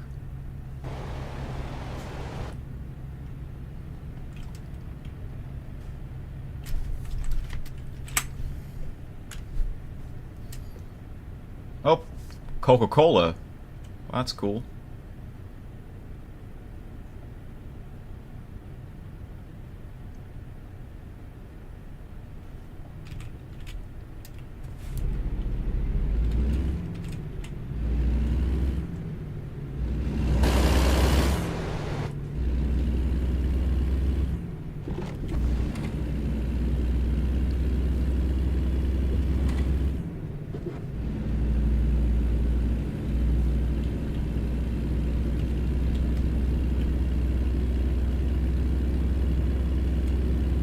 This? Wow, what is that bridge up there?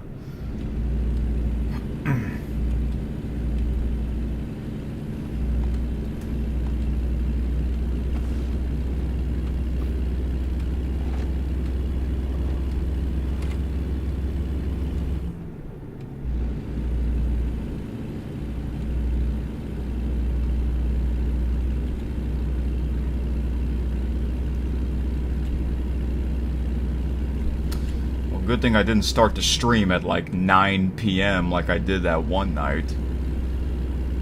Because I started at 7 p.m.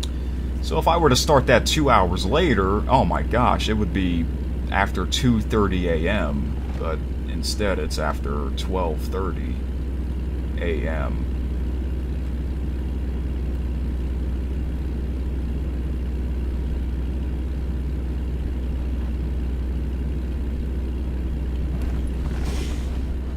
Oh geez, okay, there we go. Oh, the lane's ending, right lane ends, alright.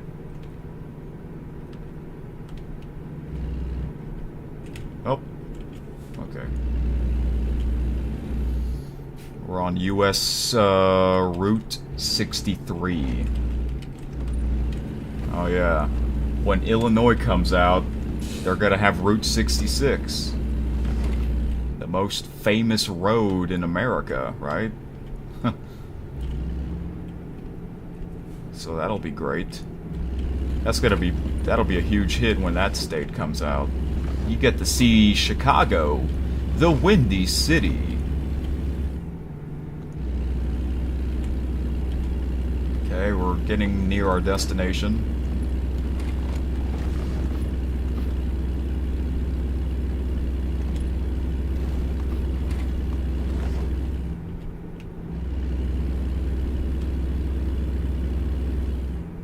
Oh, we got a truck with a triple Burger King cargo.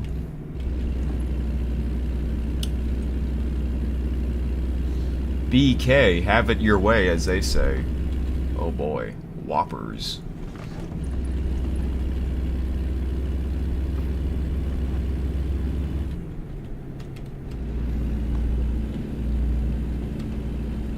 But I don't see Burger King in the game. You know, the restaurant, the building.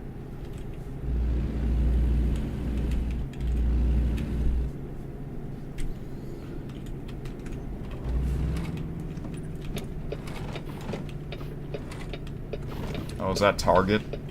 The logo? Oh, okay.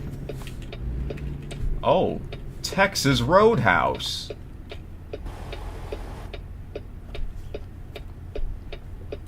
Holiday Inn. Huh. That's cool.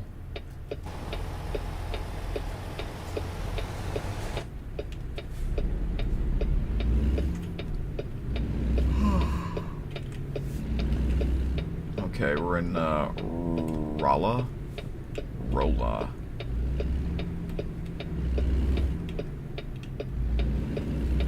Oh, wait, what the heck? Oh, I thought this was the way. Dang it. Oh no, don't hit that trucker. Okay. I'm sorry. I thought that was the way. Yeah, because no turn signal, that's why. Go! Oh, I'm gonna hit that.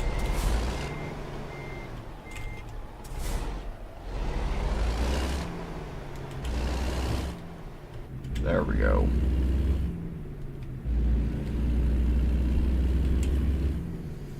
Yes, I have 3 more deliveries left. So after this one, it'll be 2 left. I might as well finish them tonight. So it might take probably 1 more hour. That's my guess.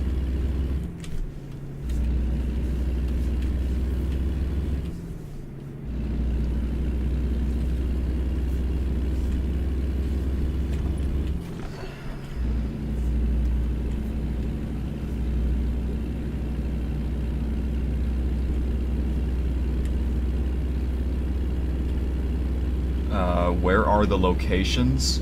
Oh, the ones that I haven't delivered to the cities yet? I'll show you after I'm done with this delivery. There's a list. There's a checklist, which really helps, so that you know which cities that you have delivered to or from. Okay. There we go, and there. Do not enter. I almost did that other exit.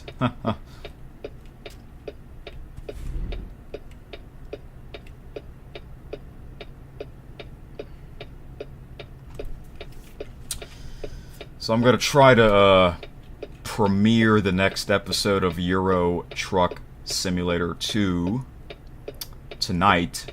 Yeah, I said tonight because it's Friday now. Yeah. Friday night. So hopefully that'll work out.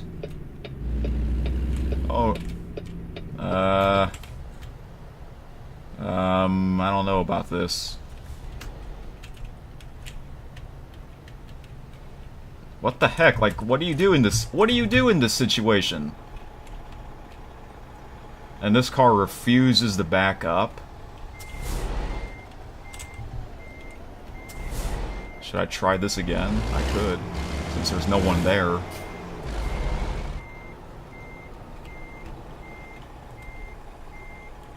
Let's see. Oh, no. Okay. Okay.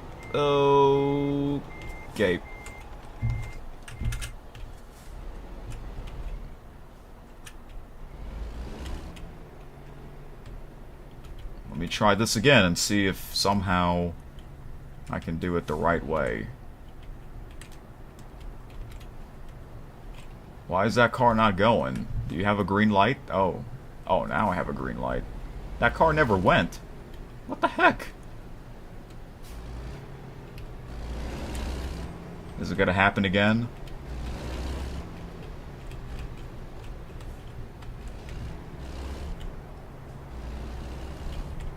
Oh, okay. That was a tight squeeze. Oh, double cargo Coca-Cola. Okay. Share a Coke with me. I'm not really a Coca-Cola guy.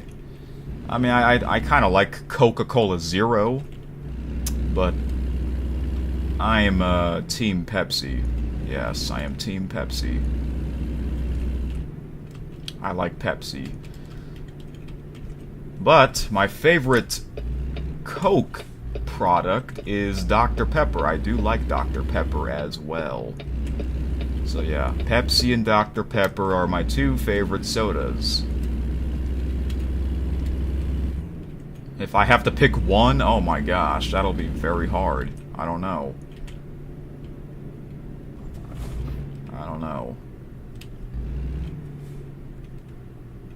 Because I really like both.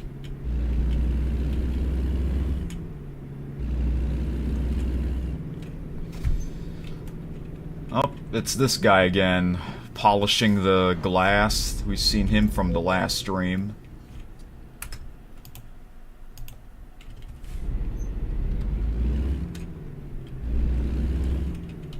You're not a soda guy? I find that kind of surprising. Because a lot of teenagers, they drink soda.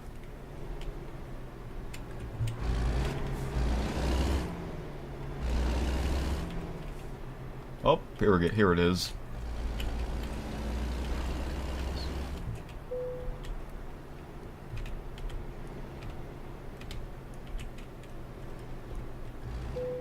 Oh.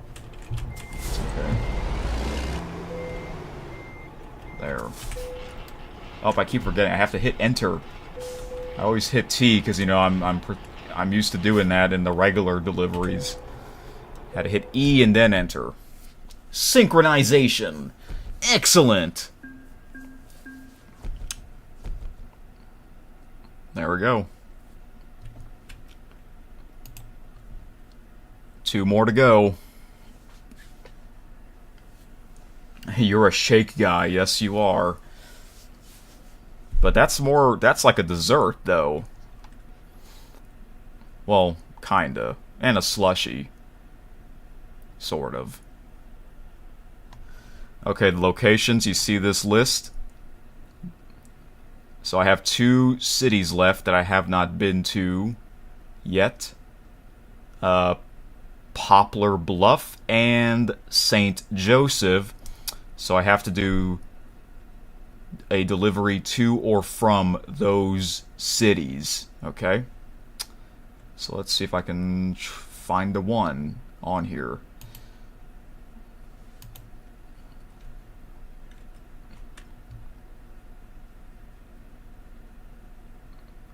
Oh, there may not be any. Looks like, nope, there's not going to be any.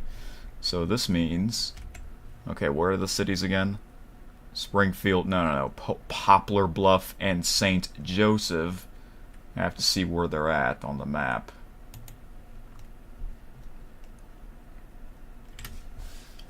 Is there a reward after I deliver those last 2? Yes, there is. I forgot what the award is, but I think it'll tell me after I'm done.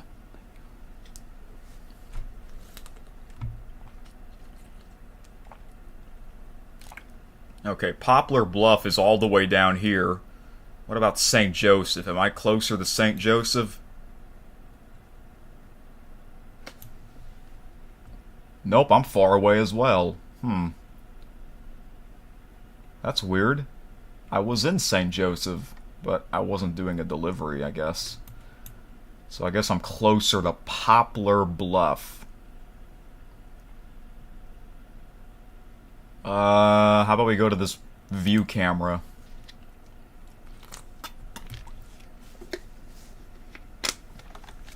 This viewpoint. Do I need a rest? Ooh, it's gonna be very close. 3 hours and 48 minutes to rest. And it's gonna take 3 hours and 42 minutes to get to that viewpoint. Well. Oh, here's another one we can check out. I like to check out the viewpoints. Especially the ones that I've never seen yet. Alright, let's go. Oh, wait, I have to back up, right? I do. I have to back up.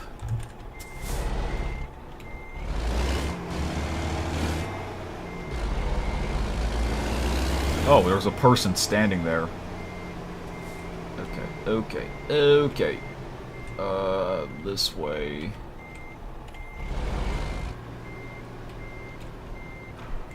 Alright, these are gonna take more time, but oh well. Maybe somehow this stream will be 7 hours. That'll be crazy though. 'Cause I didn't plan. I didn't thought this would be this long, but sometimes it's like that. I hope I can finish it before I hit 7 hours. Or 2 a.m. Because I started the stream at 7 p.m. Well, technically 7:01 p.m. Trader Joe's.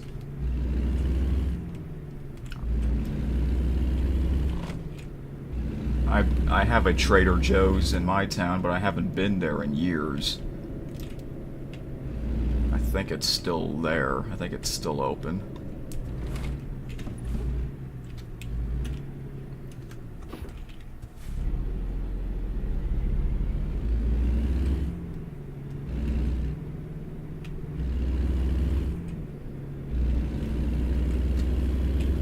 Alright. Oh, look, sprinklers. I just saw some sprinklers on the field. Hello, bus. Okay, nobody's there. Go. Oh, I'm gonna hit that. Oh, I didn't. That was close.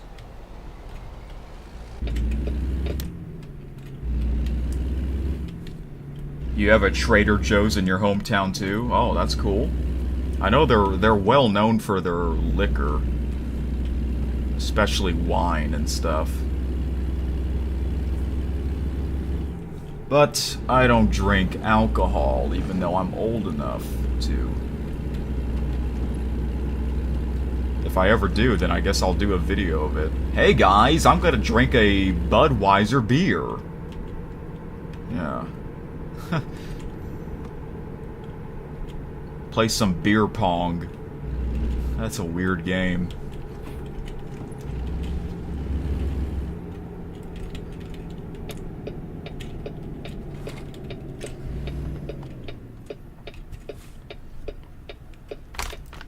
Have you been to a Texas Roadhouse as well, T-Bone? It's also been years since I last went to a Texas Roadhouse.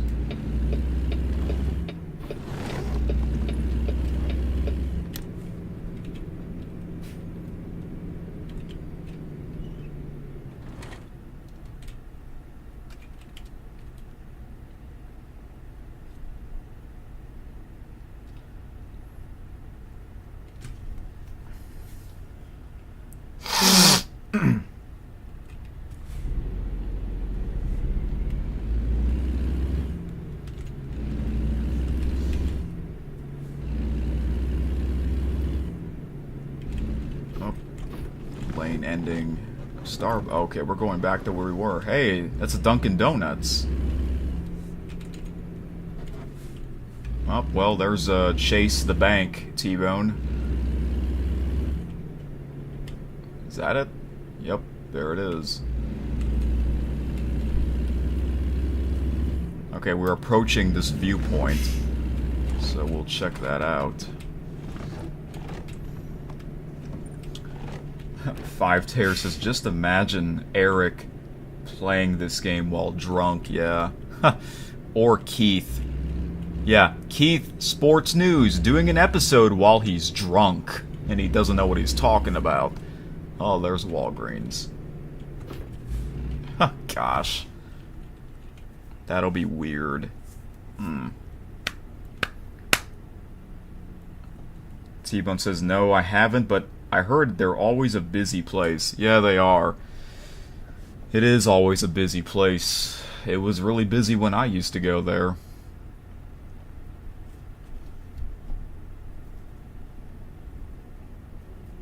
Get Chase out of there because we don't want him. That would be weird if he works there. Because that's his name. What if there's a business named that has Eric or Keith in it? Yeah, let's find a job where it has the business has my name. Yeah.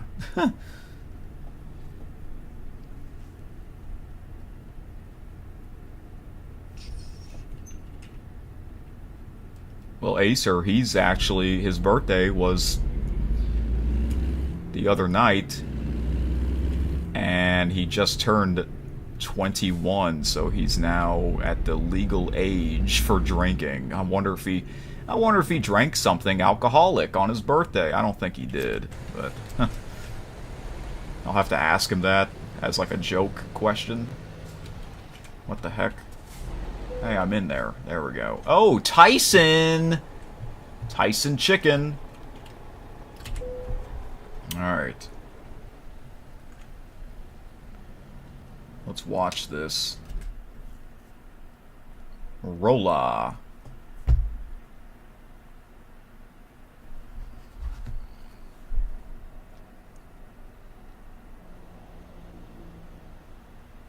Watch Ella's reaction of you beating Chase some matchups. What kind of matchups? Any kind of matchups. It'll be like a best-of-7 series. Yeah, yeah. That'll be something.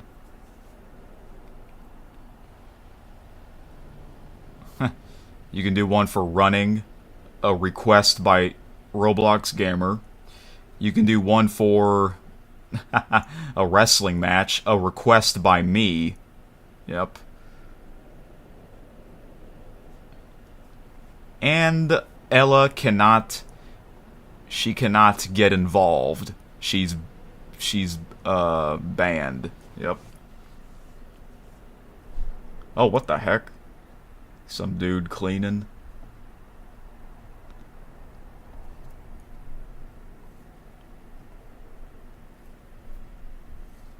You would absolutely beat him, yeah, in anything.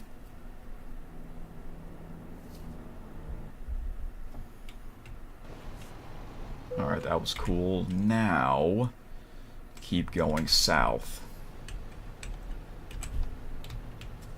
Well, it turns out I'm probably gonna have to rest before I get there.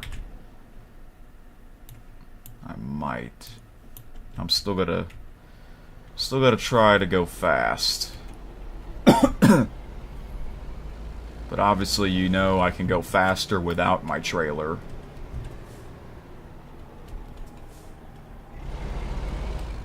Oh, don't hit that.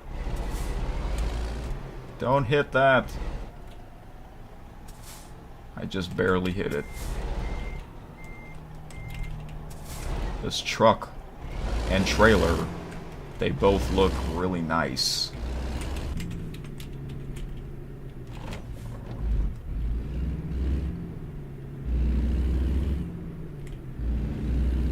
Oh no, I hit that.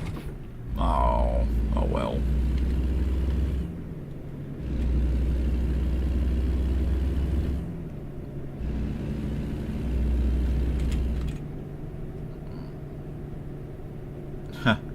Imagine you telling Chase, I win, you lose. Yeah, what would he say? What would Ella say? They might run away. They might run away from you. It's hard to drive with the trailer. Yes, absolutely. Especially the longer it is. The longer the trailer is, the harder it is. Maybe I should buy a short trailer in the future and just see the difference.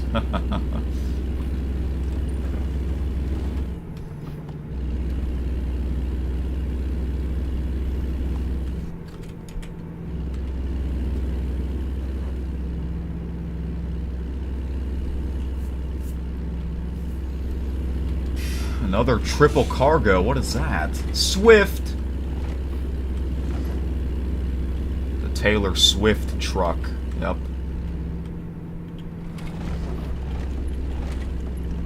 Up. Slow down. Ooh, another big American flag. Okay. Oh, another Dunkin' Donuts. You know what's sad? I used to have some Dunkin' Donuts in my town, but they all went out of business. That's a shame. Amazon Prime. Oh, speaking of donuts, happy Donut Day. Yep. It is officially Donut Day. Donut Day, every year, it's on the first Friday of June, which we are in right now. It is now the first Friday of June. Happy Donut Day.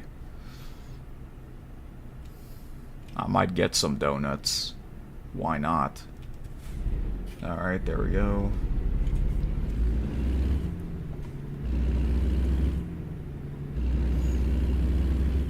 T-Bone says, I would definitely say I'm more handsome than you, bro, and I met Ella first, not you.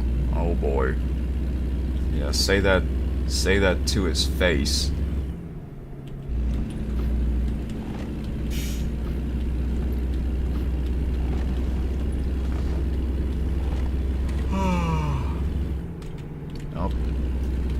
Oh wait, whoops, I hit the wrong key. There we go. Oh, look at this. I'm gonna hit my destination. I'm probably gonna get there in about 2.5 hours in the game, but I have to rest in under 2.5 hours. That's the longest I could go before I get those avoid sleeping violations. I'm gonna keep speeding just because I can. And there's no cops out here. I'm not gonna get fined on a road like this. Oh, we got construction. Yep. Road work ahead. Speed limit dropped to 45. And then it dropped to 35. Oh, what are they doing here?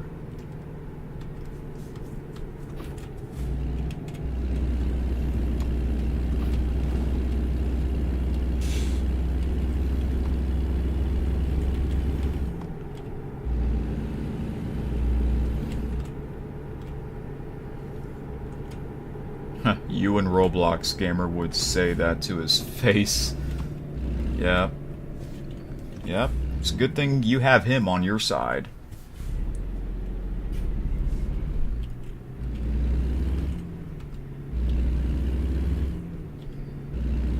He wants me to... Roblox Gamer wants me to explore his city in this game in the future. So... Oh, I guess I can do that in the next episode, the next stream of this game. If I do, then it'll be sometime next week. I don't know what day, though. Up, you hear that yawning.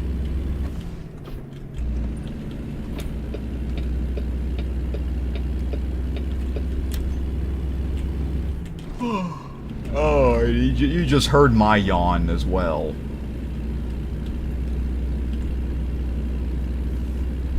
That's weird, there's a way station on this side, but there isn't one on this side. I wonder why that is. Normally you would have a way station on both sides of the highway.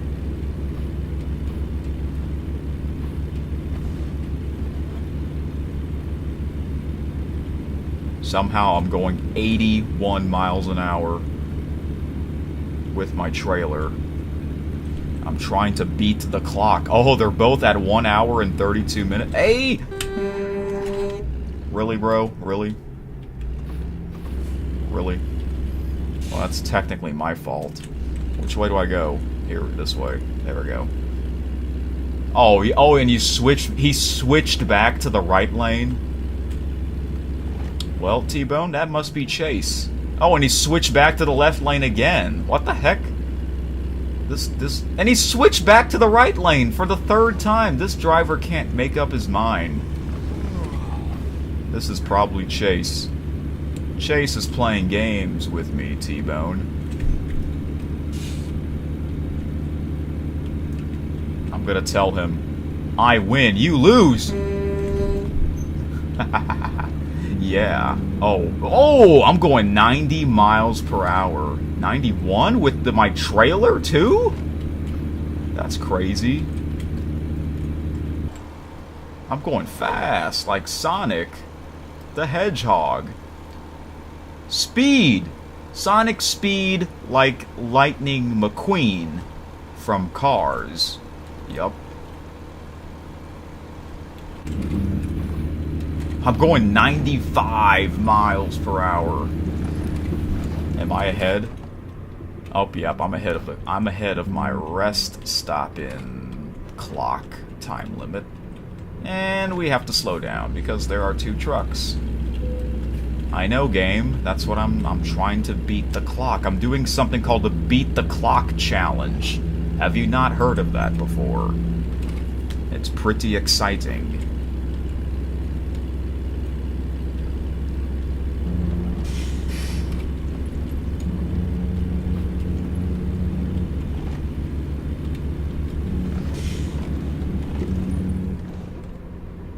I have to go to the right lane, I think. Yep. Alright. That was kind of exciting. Oh. Hey, we got a new viewer. Hello there. He says, hello, mother trucker. How is it going? It's going great. That is my company name, by the way. Mother Trucker. In this game, Mother Trucker is going well right now.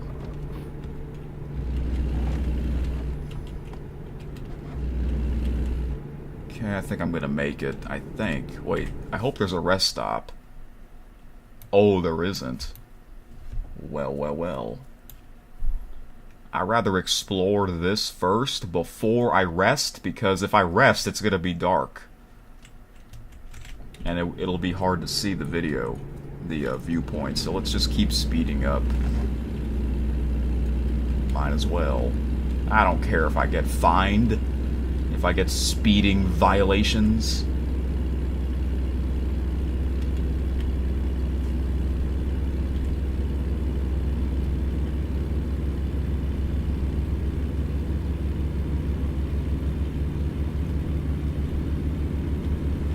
Here it is, here it is, here it is.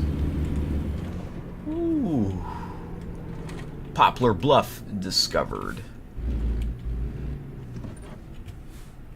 And we have to sit and wait. Another Texas Roadhouse over there.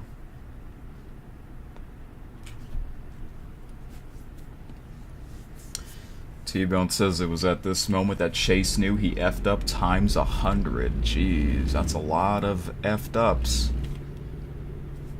He must have the record for the most effed ups. We've got a Motel 6, a Panda Express.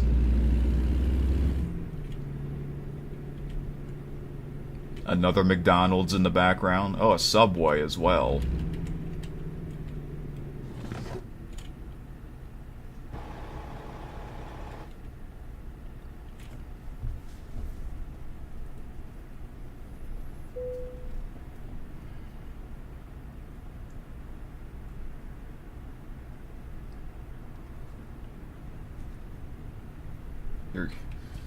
You're going to laugh if when Ella finally breaks up with him and you'll tell him that's what he gets for taking our friendship away. Wow. Yeah, like they break up right in front of you. That'll be something. Yeah, get that. Turn right. Yeah, get that on video and upload that to your YouTube channel. I would watch it. Yep. And so will Roblox Gamer. Okay, let's check this out. This is... okay, Poplar Bluff. They're working on the Subway parking lot. What the heck?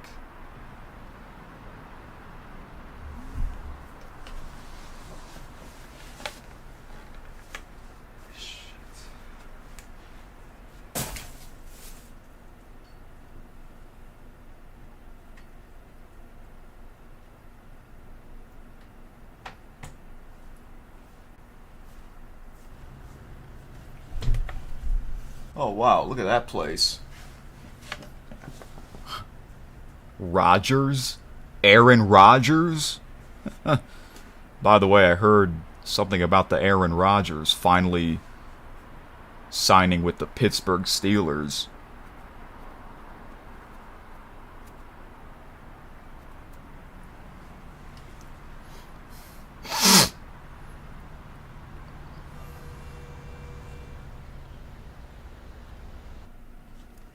Alright, that was cool. Okay, guys, my phone actually needs to be charged. Yeah, I actually let my phone went all the way down to 0%. But luckily, I can pull up the chat on my PC for a bit and let my phone charge. Luckily, my phone charges fast.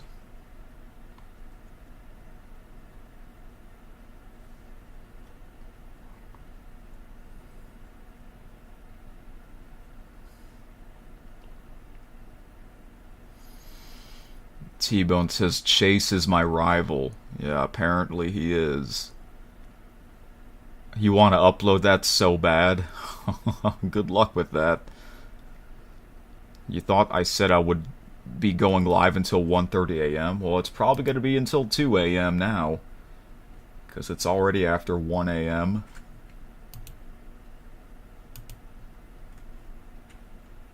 I've been live for over 6 hours. You know, I was really going to start at like 6:30 p.m., like 30 minutes earlier, but I couldn't because of the upload speed.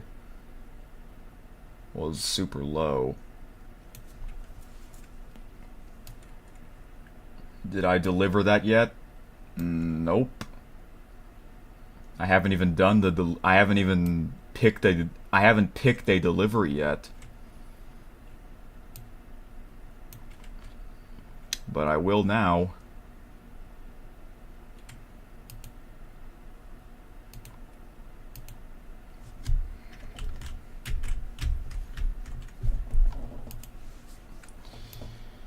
Okay, let's see. Alright, so yeah, I can pull up the chat on my... Oh crap, no. I can pull up the chat on my PC for a bit, so that's good.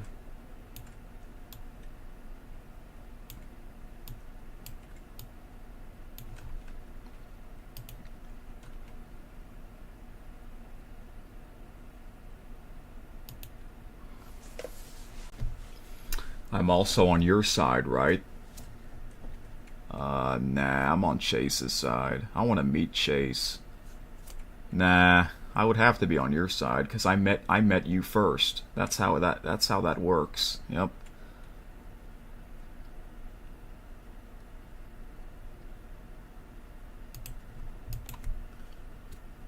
Maybe CC will be on Chase's side because he has a cat named Chase. Yep.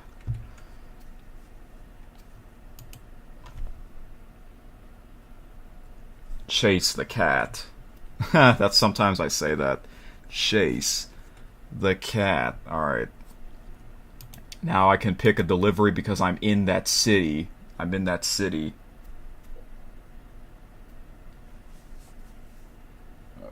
At first you said, you was like, oh no, but once you said your side, you were like, oh thank gosh. So I was just messing with you, right? Yes. For like a brief 5 seconds. Can I go... St. Joseph is the only other city. Okay. I'd rather go up north. Let's go up north. No, not south. North. Oh, here we go. I'm kind of getting near there. Actually, nah. Hold on. Let's just pick the one that's at least 100 miles, as long as you're going north. There we go. Do that one. Okay. So that way, I'm going back to Jefferson City. There might be a delivery for me to do from Jefferson City to St. Joseph. Hopefully, that's the case, because that will be the last delivery. So now I'm going to be doing the second to last delivery. Alright.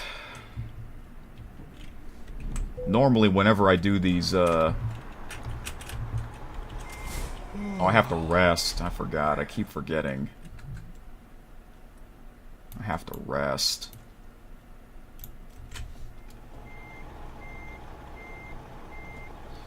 You're still curious to know what the reward will look like?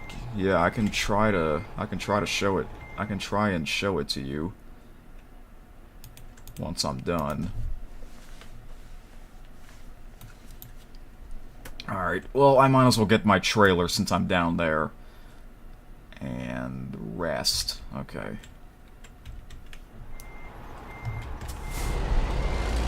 gotta hurry up.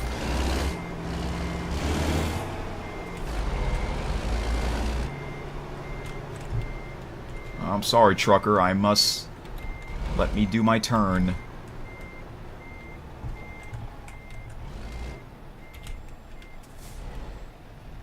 Subway. Eat fresh. That's what they say. I'm not a... I don't go to Subway. I'm not really a sub guy. I'm not really a sub guy, so... I'm not really a Pobo guy either. That's just me.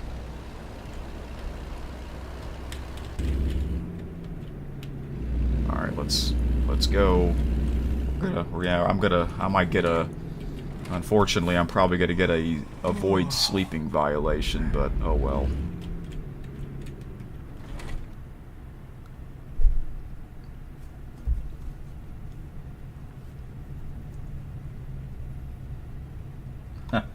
Am I a submarine guy? I've never been in a submarine. Yellow Submarine. Have you ever heard of that song? By the Beatles? There's a song called Yellow Submarine. It's actually a really good song. I've played it multiple times.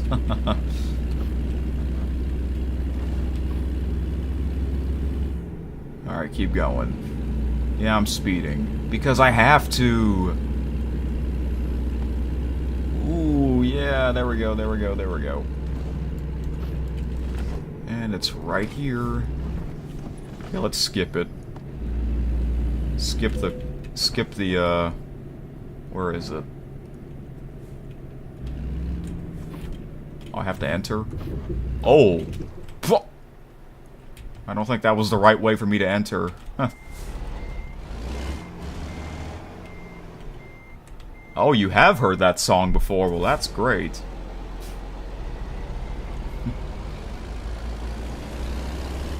You know what? The past 2 weeks, I have been listening to quite a lot of the Beatles on Sirius XM because I have the Sirius XM app and they have their own channel.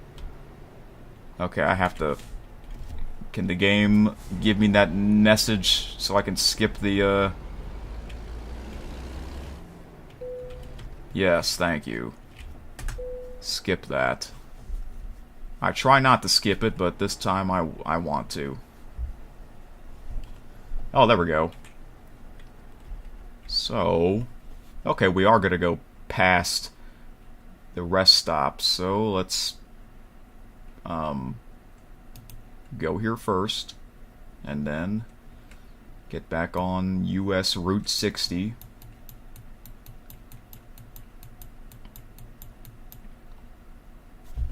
Okay, there it is. Alright.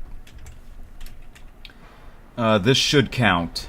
This should count. I don't know why. Why is there train tracks here? And the train track ends. What the heck? I know, game. I'm trying my best to find a rest stop. Oh yeah, I ran the stop sign.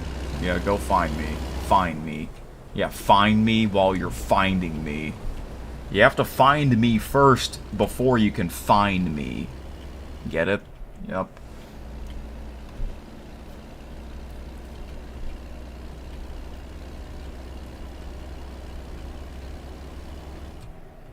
Oh, Coca-Cola. Share a Coke with friends and love. Nice. Oh, a train. There it goes. Oh, speaking of a train. I would upload a new train video on the weekend, once a week. And my plan is to, upload the next, or release the next train video on Sunday afternoon. However, I usually would record a train video every week, but this week I wasn't able to get a train on camera. So I'll have to try again tomorrow. If not, then I don't know. Maybe I'll have to think of something else.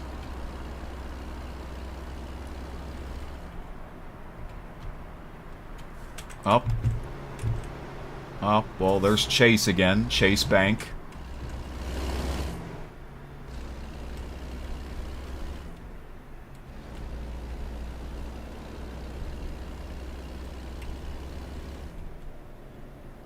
Whose side Flo would be on?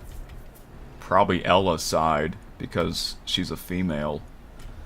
You remember Flo from Diner Dash. And and you remember I would say, I told you that Flo looks like a combination of the other Ella, the 10-year-old, and Eiley. Yeah. Flo looks like Ella and Eiley combined. Yep.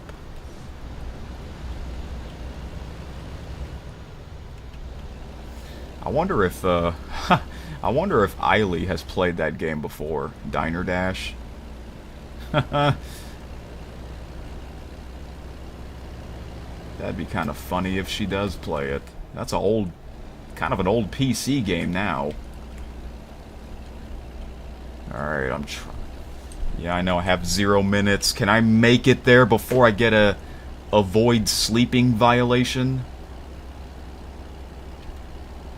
It's gonna be close. I've got a feeling I'm gonna get a avoid sleeping violation right before I rest. You are getting tired. How do you know I'm tired, game? You don't know me. Alright. Okay, here it is. Oh, yep, I got it. Darn. That's only $200. It's only $200, but still. Isn't that a shame? Alright, well now I'm here, game. Now I'm about to rest.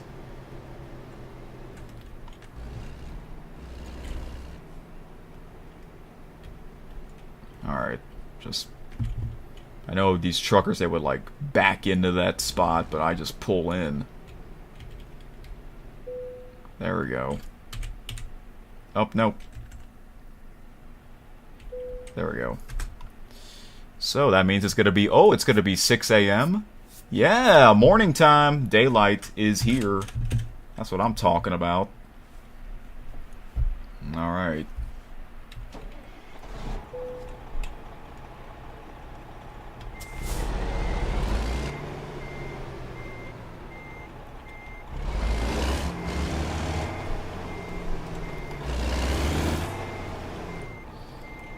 I wonder if she also plays Roblox.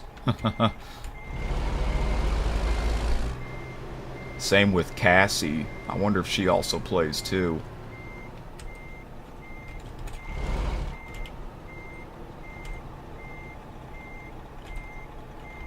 Hold on. Oop, I have to get rid of that viewpoint on the map, right? Oh wait, no, I don't have it. Okay. Well, I have to go this way.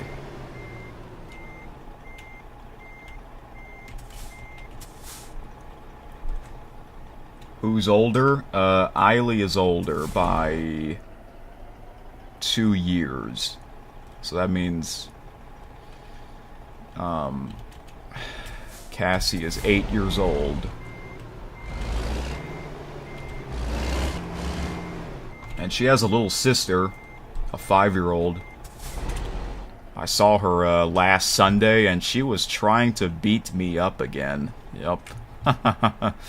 In a fun way, not, you know, crazy violence, you know. We were having fun.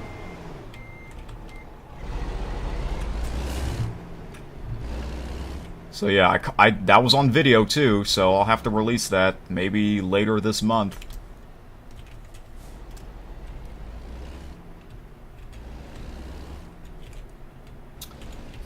Oh, car. What are you doing, car? Are you turning left? You know what, screw it. Oh, the cop! Ooh, wow. Did you see that? That was weird. Yes, that is correct. T-boned. Oh, hello, trucker. Hey, you have no sleeper cab. You have no sleeper.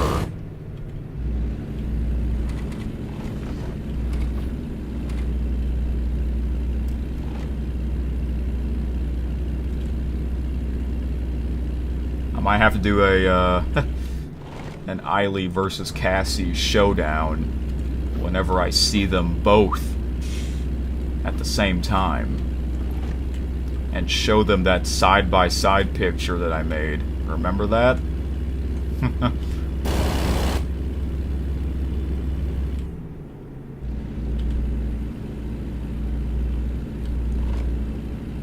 Okay.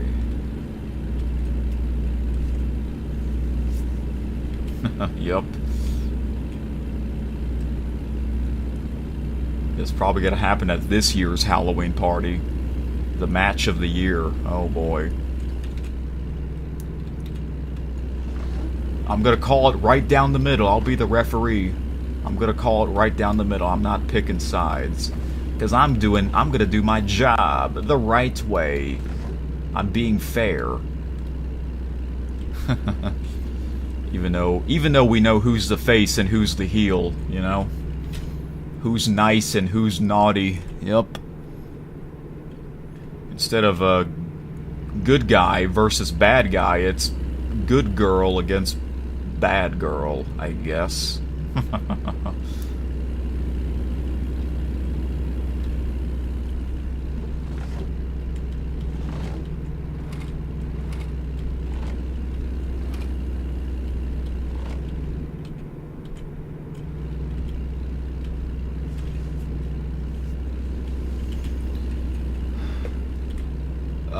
You remember me premiered a video back in December of last year of a fun night with kids, and you saw Eiley, and it was around Christmas time. I remember. It was the when they destroyed that keyboard. Yeah. And that was like one of the first premieres you tuned in at the time. Yeah.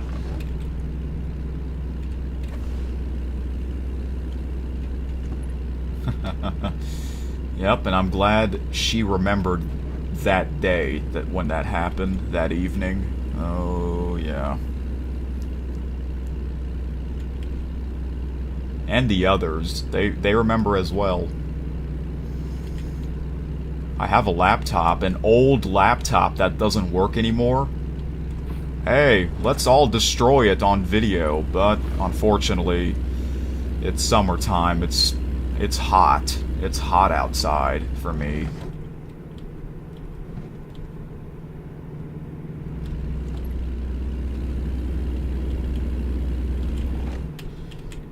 When was that recorded? That was recorded in December of 2023. So, it's kind of a weird story. Up, way station. Do I have to pull in? It'll tell me if I have to pull in. It'll tell me right after I go underneath this thing, whatever that's called. And I do, because it's a red dot, and it's doing the beep, beep, beep, beep, beep, beep, beep, emergency, emergency, please pull in for a vehicle inspection. Okay, okay. If you avoid the way station, you will get a pretty big fine.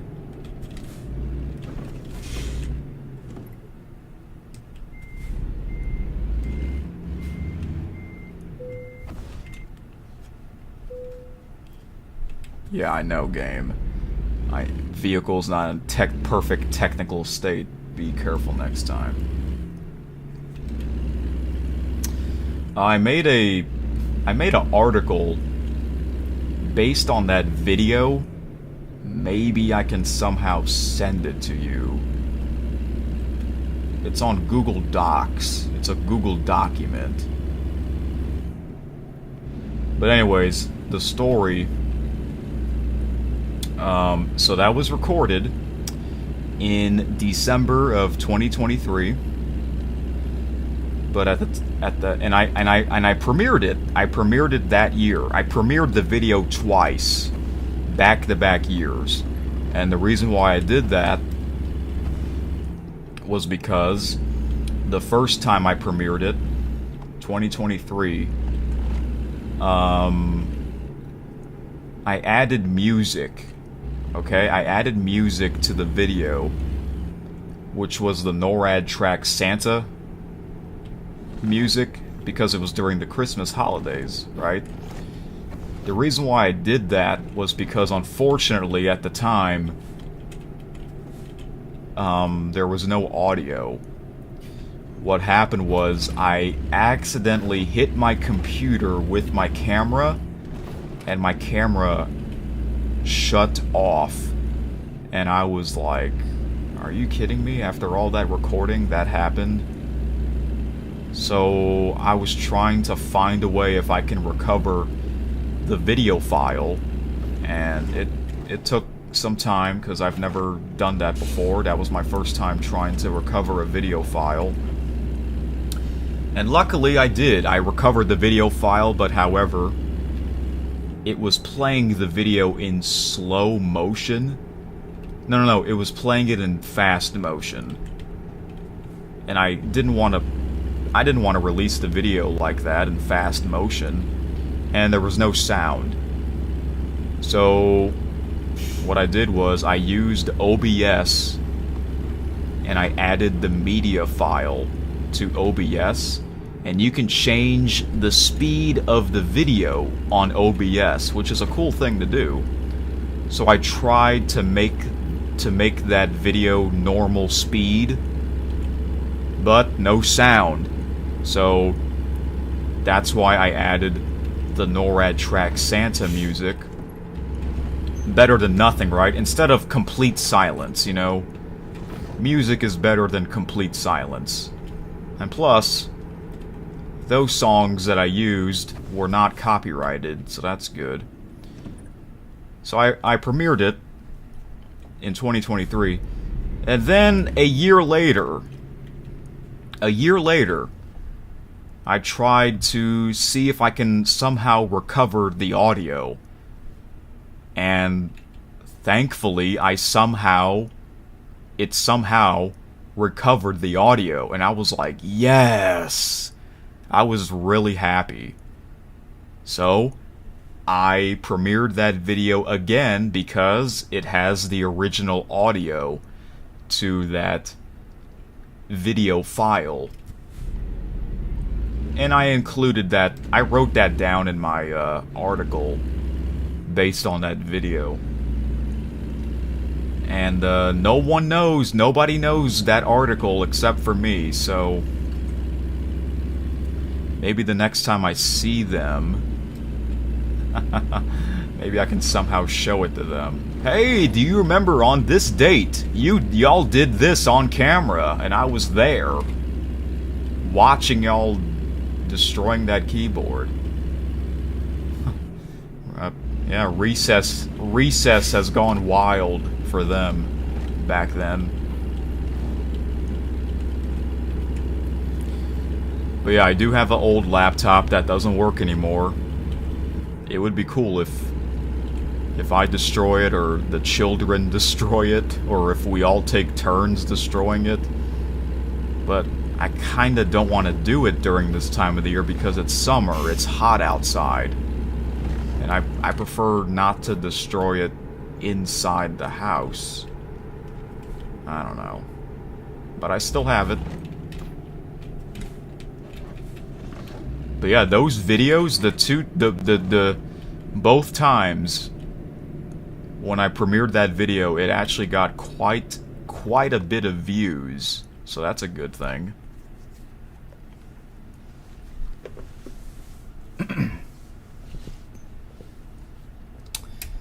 Remember back in March of 2023, I premiered that video of me reading all of our comments on the MLB on Fox news scoreboard. video? Yeah, I did. And I told you about it, but you didn't tune in to that premiere.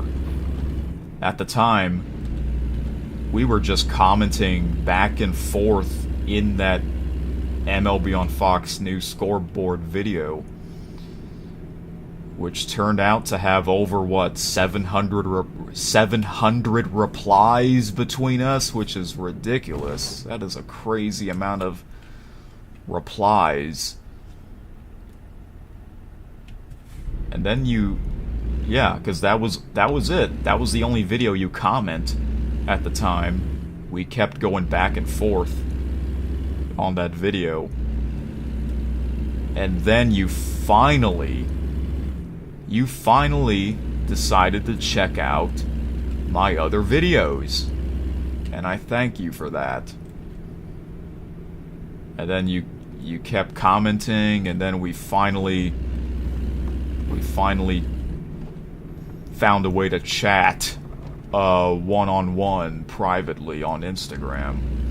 Originally, well, there's Chase the Bank again. Originally, we were going to do Google Chat, but I don't really like Google Chat. It's kind of weird.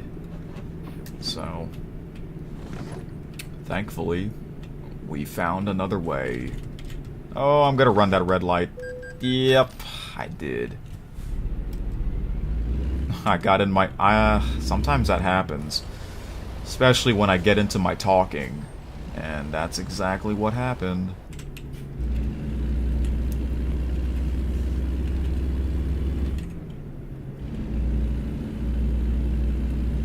Oh. Alright.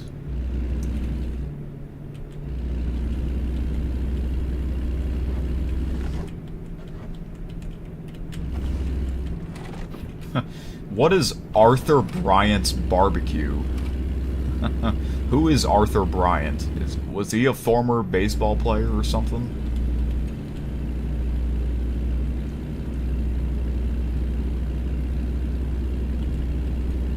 To be honest, Instagram is better than Google Chat. Yeah, I think everything else is better than Google Chat.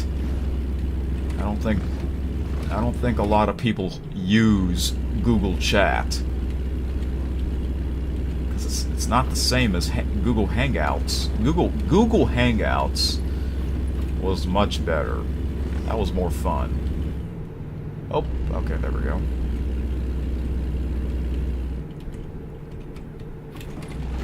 You don't know, but he's the guy who you've heard him from.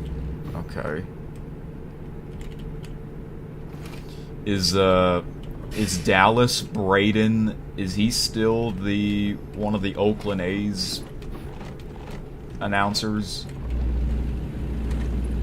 Oh, or well, they're no longer Oakland, but Athletics. Did you know that, speaking of Dallas Braden, did you know that he pitched a perfect game? He actually did, and it was on Mother's Day, and his mother was there in the stands. That was awesome. That was awesome. Yeah.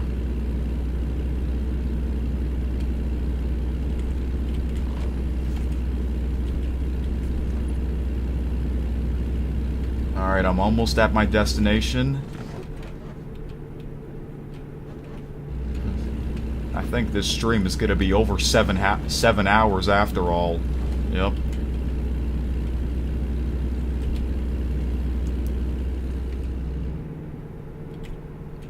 You're pretty sure he still is. Yeah, and he has like a big beard.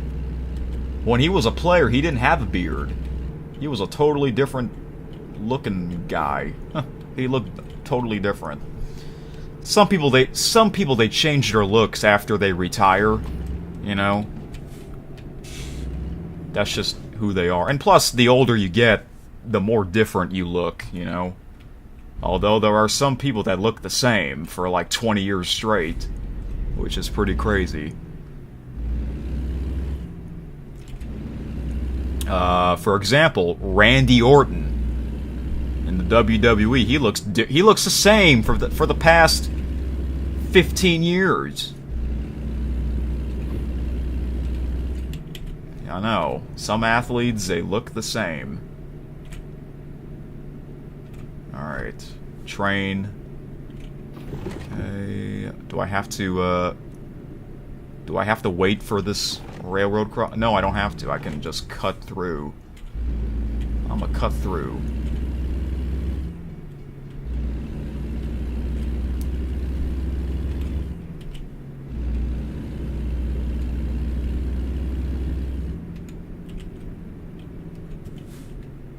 $3M.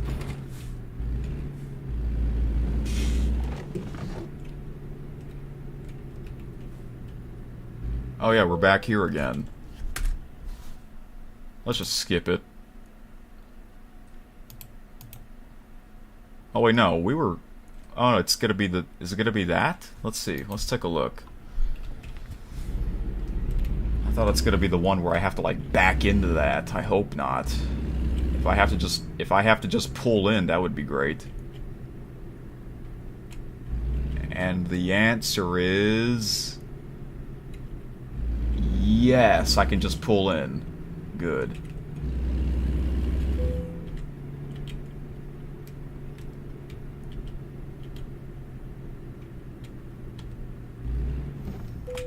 There we go.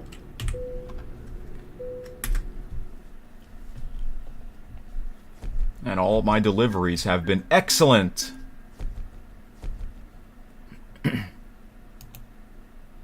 Alright, one more. One more. The last city, St. Joseph. So, I wonder, can I do a delivery from Jefferson City to St. Joseph? I feel like I should be able to, hopefully.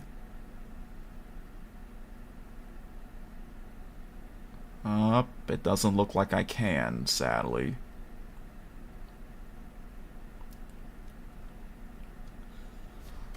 Nope.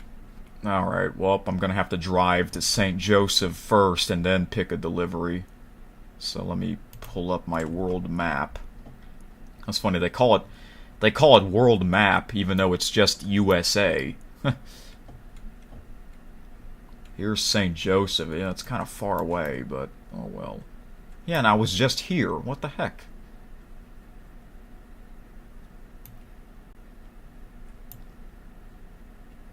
Let's just go... I don't know. I guess we'll go down here this time.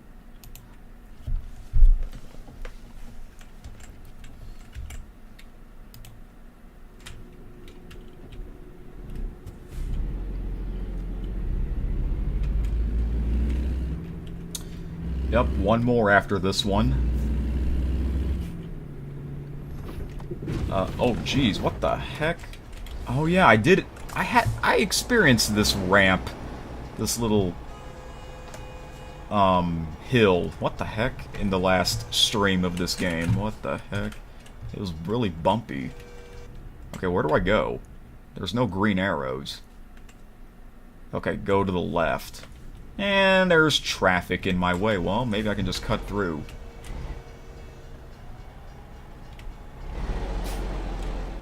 Keep turning. Oh, I just barely missed that white car. There we go. There we go.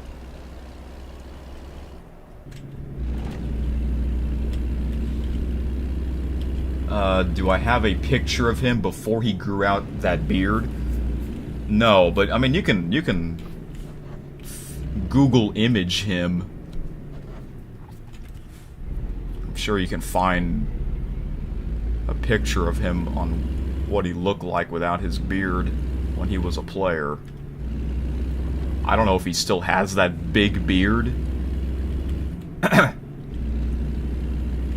I remember when he was wearing like a fancy hat.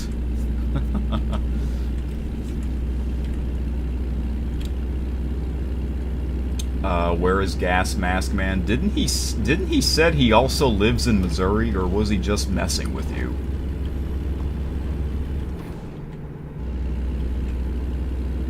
I don't know where he lives exactly, but You know, it's weird. Whenever he tunes in, he usually tunes in super late at night. Which, you know, it's 1:44 a.m. as I speak. But I guess he's not going to tune in tonight. And I remember he would, like, tune in super late, and then another viewer would tune in named Mr. Bung. They have, like, weird profile pictures, I'll say that. They have weird profile pictures.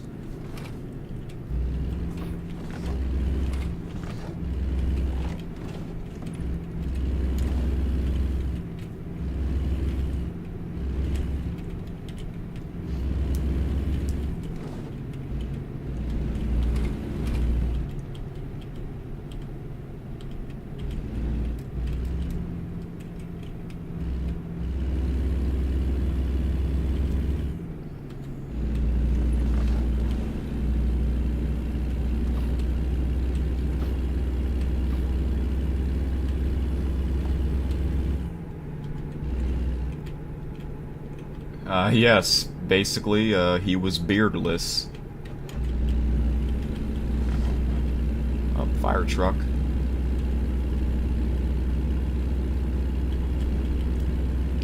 I don't know if 5Ter is still here.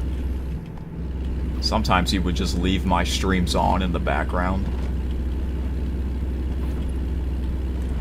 while he's watching something else. Some people do that. But he is waiting for the next KSN episode. KSN. Kessen! Kessen! Yep. And I'm waiting for a KCS freight train.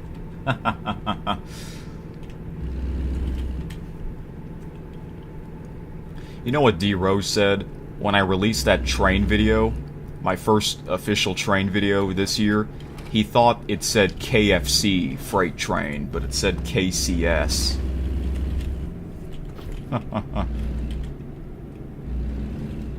I assume you have KCS freight trains.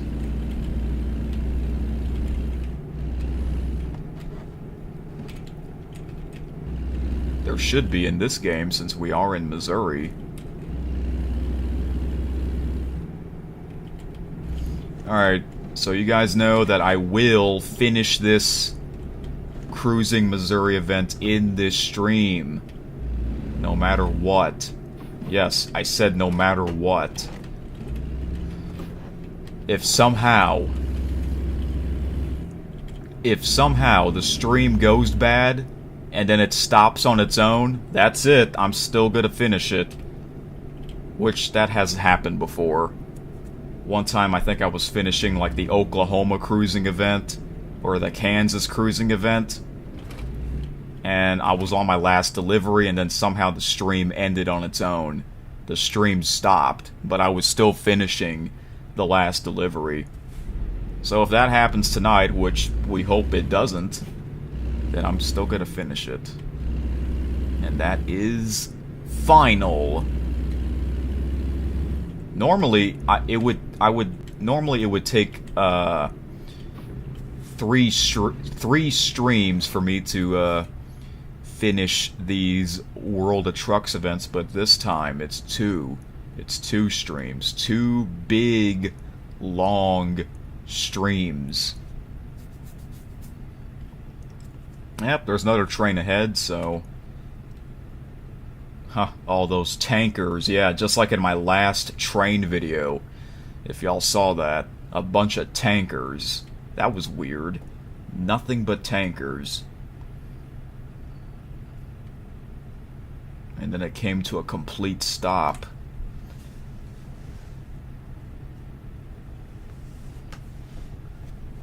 Yeah, that was a long train and a long video.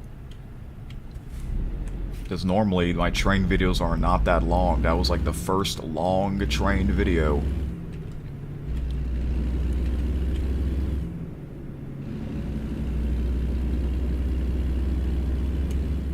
When will the ship people tune in again? I really don't know. It's probably morning time for him. What if he tunes in now? What if he does tune in now? Because it is morning there in South Africa.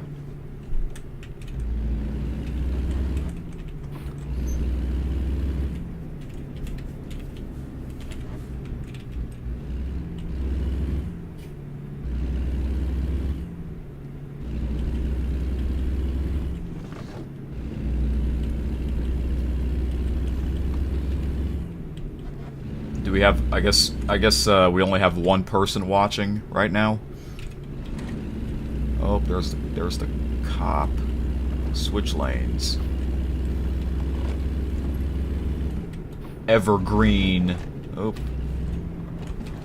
That's interesting. A blue police cruiser.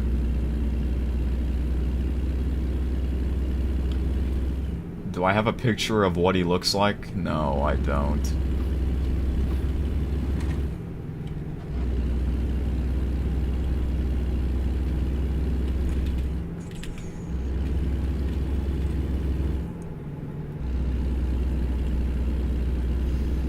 Alright, well, this stream will be over 7 hours after all, so we do know it's going to be over 7 hours.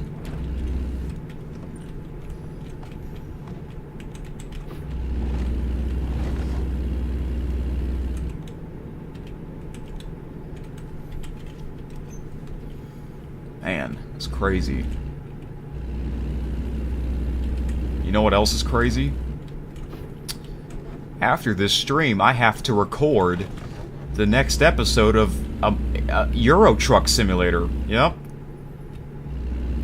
More trucking for me! Yeah, I know.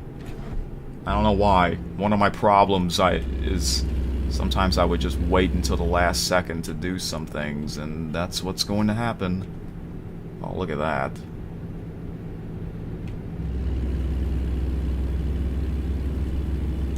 How long will that record be? I don't know. It might be another... It could be another hour. Because my plan is to finish the driving academy, hopefully.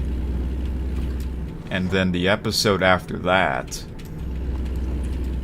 it'll be me doing some deliveries, beginning my career.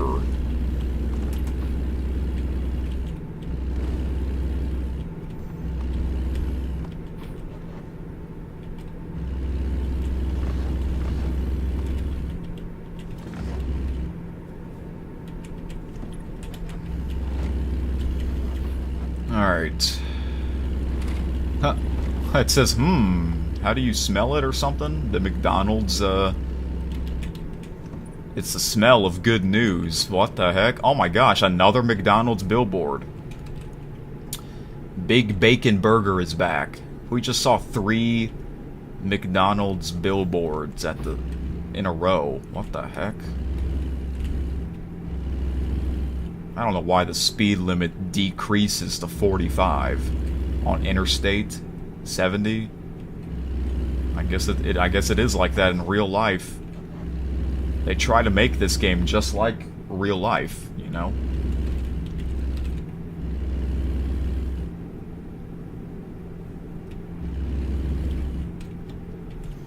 Real life simulator. What the heck is that? Oh, it's Texas Roadhouse.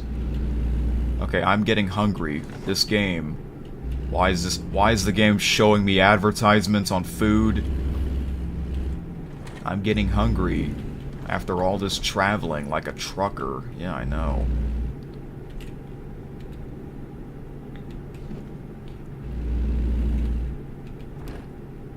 Okay, go here, go here. Oh, look at this bridge. Look at this bridge. And T-Bone, you said you've never been on this bridge before? This is a weird-looking bridge. This is the Missouri River, right? I think so. Why does the bridge look like this? Okay, I assume they do have this on Google Maps. If I do find it on there. Des Moines, Iowa.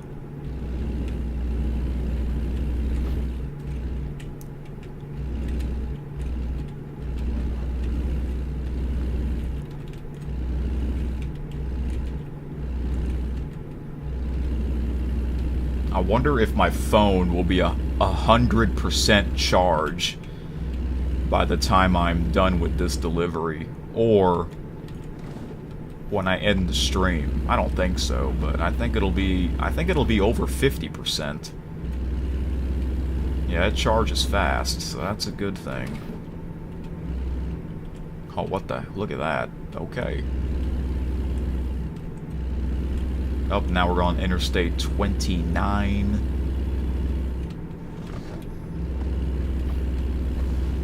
So once I get to my destination, I'm going to then pick the final delivery.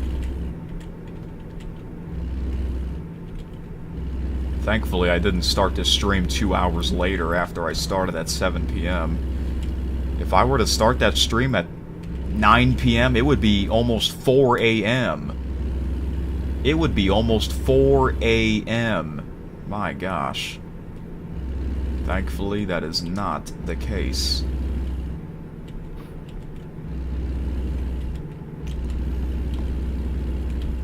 You wonder what is inside Ella's heart? What? What do you mean by that?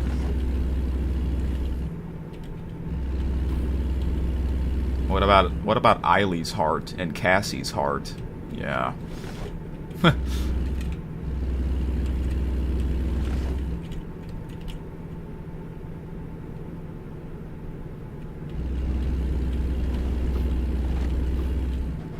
How much her heart beats? Oh my gosh.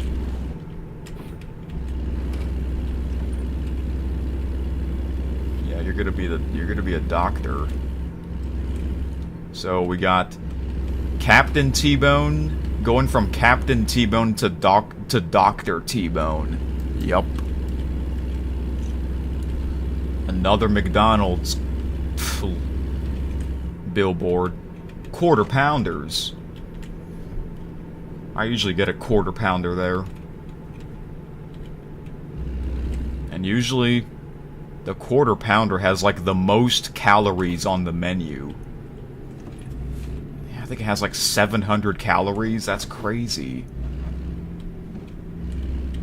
I mean, I like it, but you know, usually whenever I do get a quarter pounder, the aftermath is not pretty, and I think you know what I mean by that.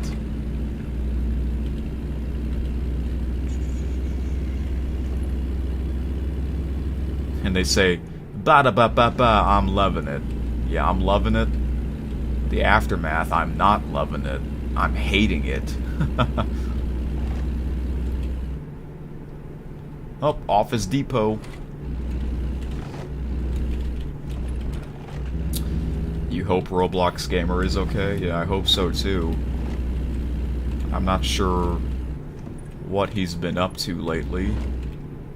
I know I think it was like the other week he hurt his knee so bad he couldn't really walk well. But he said his knee is healing up, so that's great.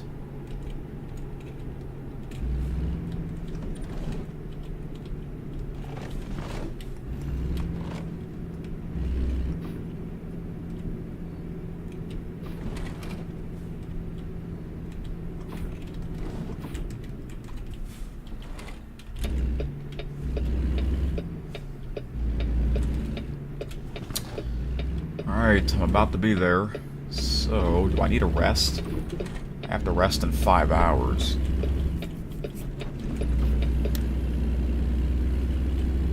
Let me just get to this rest stop and then I'll pick my final delivery. It's the final delivery. Yep.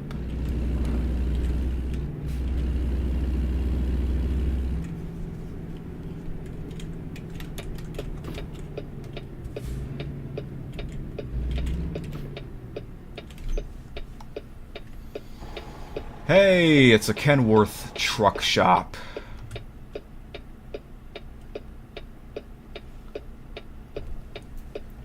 How long do the rests take? 8 hours. No, I think it's 10 hours. Yeah. That's a lot of sleep, but they need it. Imagine if I really do become a trucker in real life. Eric the Trucker. Yep.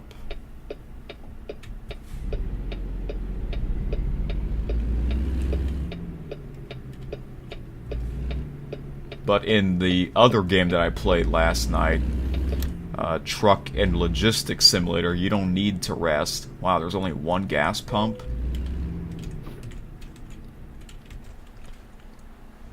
Okay, I think I'm just gonna chill right here and then pick a delivery.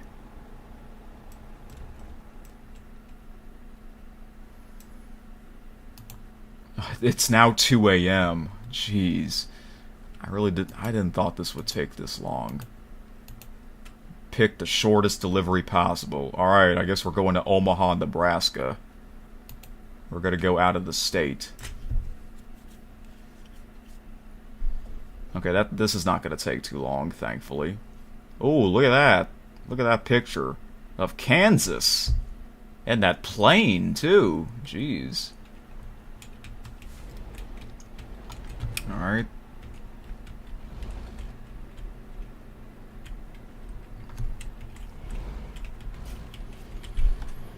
Alright, let's see if I can I make it through here.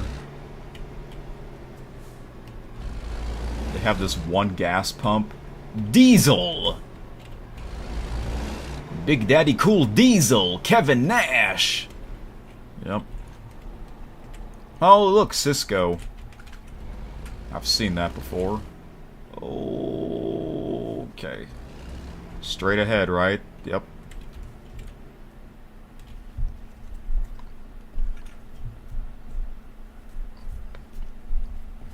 So, T-Bone, are you getting tired now? I'm gonna take a little break after I end this stream. I need to eat. I need to eat as well.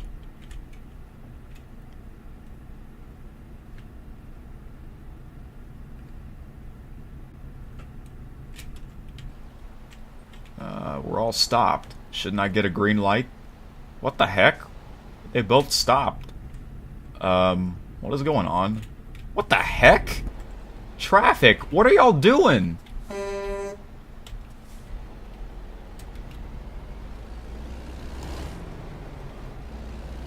Really? Okay then. Up, train coming. Well, that's always exciting.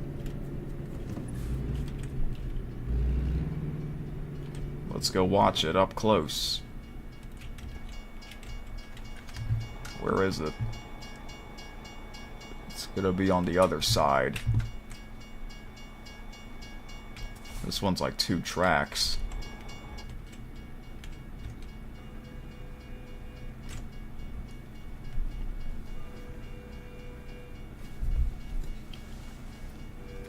I wonder if you can get hit by a train in this game.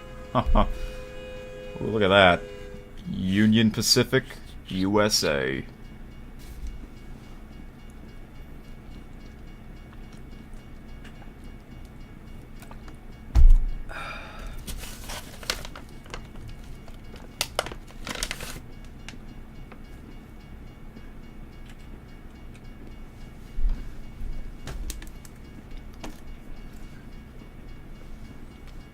This one's going fast.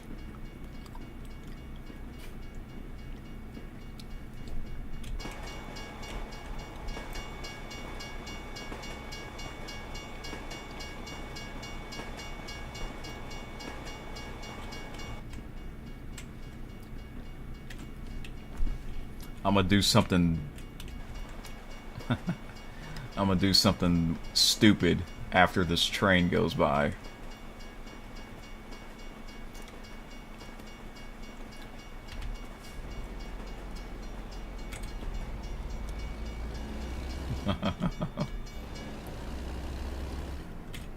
Imagine if Acer saw that go really fast. Yeah. Oh, this one has no crossing gates.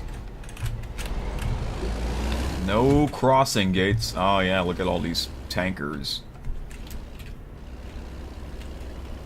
trucks and trains. Oh no, I missed my... No, I missed my turn.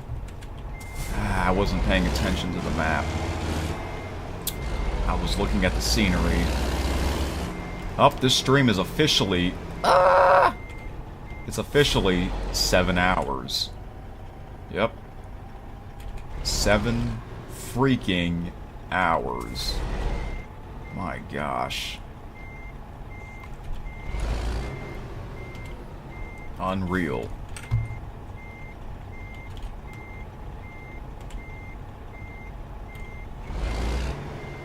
Alright, just keep backing up. Instead of going all the way around. If I were to go all the way around, this would be a long way. See? Look at that. I'm not doing that.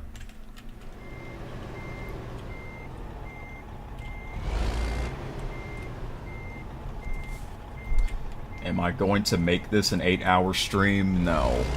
There's no way.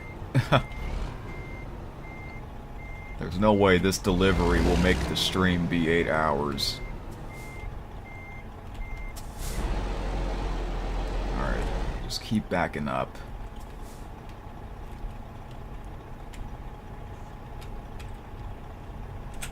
Alright, well, unfortunately... Oh, crap. Well, thankfully, no other vehicles are on the road.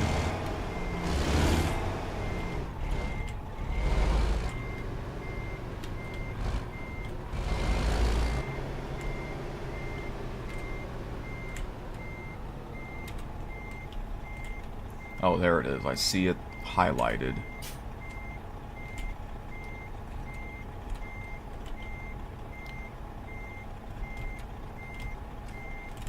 You remember episode 100 was 8 hours? Yep. I had to make episode 100 a very long one, you know?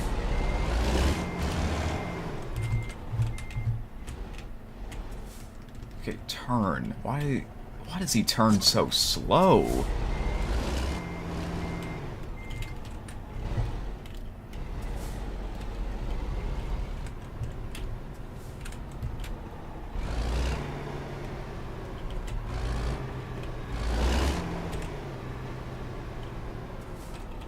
There we go.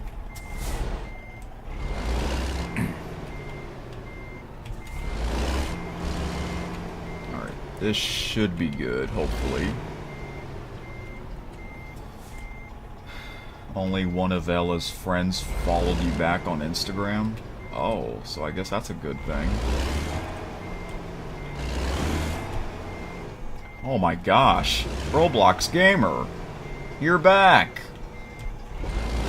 I'm surprised you came back at this hour. You fell asleep? Oh, okay. And you somehow woke up and you checked to see if I'm still live, and I am. Oh, another train's coming.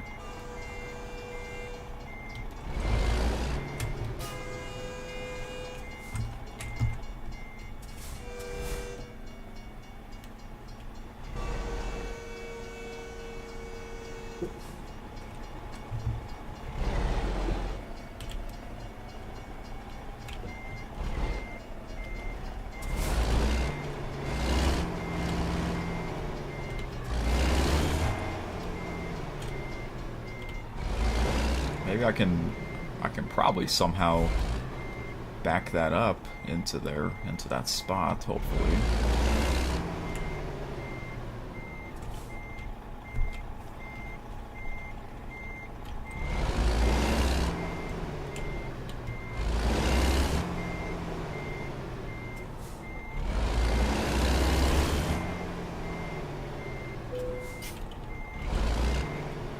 Yeah, Roblox Gamer, I'm on my last delivery, and after this delivery, I'm finally gonna end the stream. This took a lot longer than expected.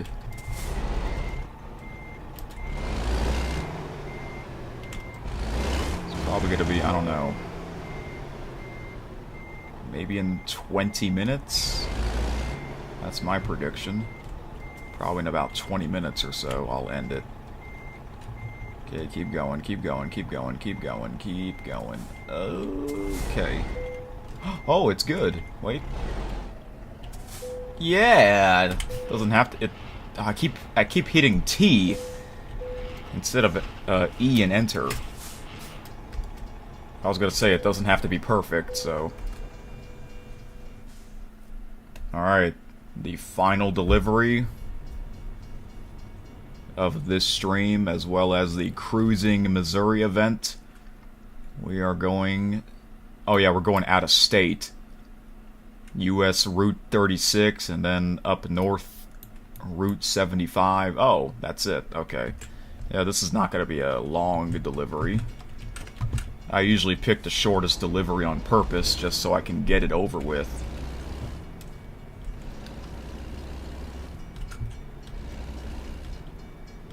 Is this another train? Or is this the train that just went by? Like another train's coming. Yep, another train is coming. Wow. It's a lot of trains. USA!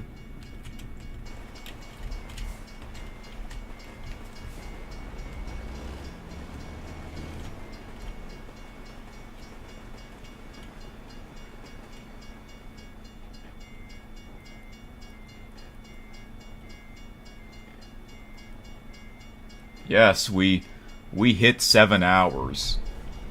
Longer than the last stream of this game. The last episode was like 6 hours. This is over 7. It's crazy. And I have to wait for another train to go by. This is a pretty long train. I'm trying to see when is it coming to an end. Well,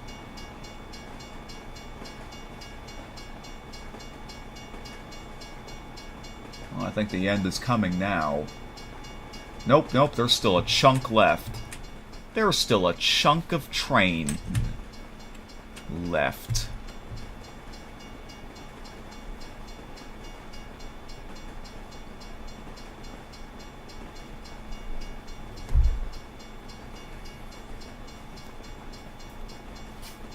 But what if somehow D. Rose comes back?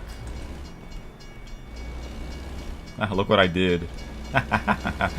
Yep, I did what that driver did in my latest train video, if y'all remember that.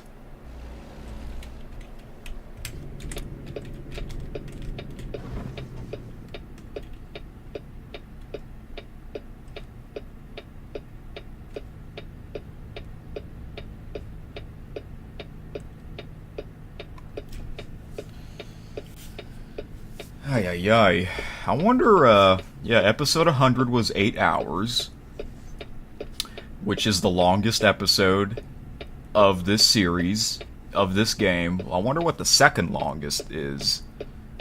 Have I done a 7-hour stream of this game before? I know I've done a 6-hour stream before. What about 7 hours? I don't know.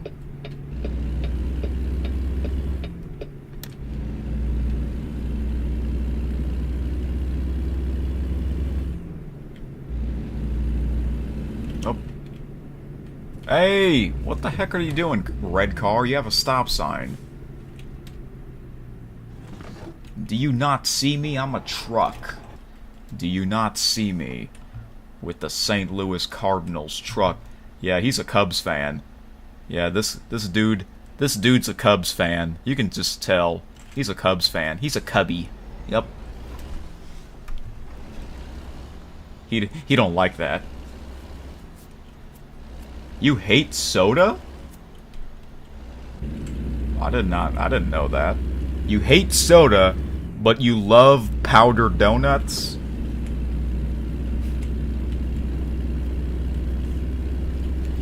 Speaking of donuts, oops, go this way, right?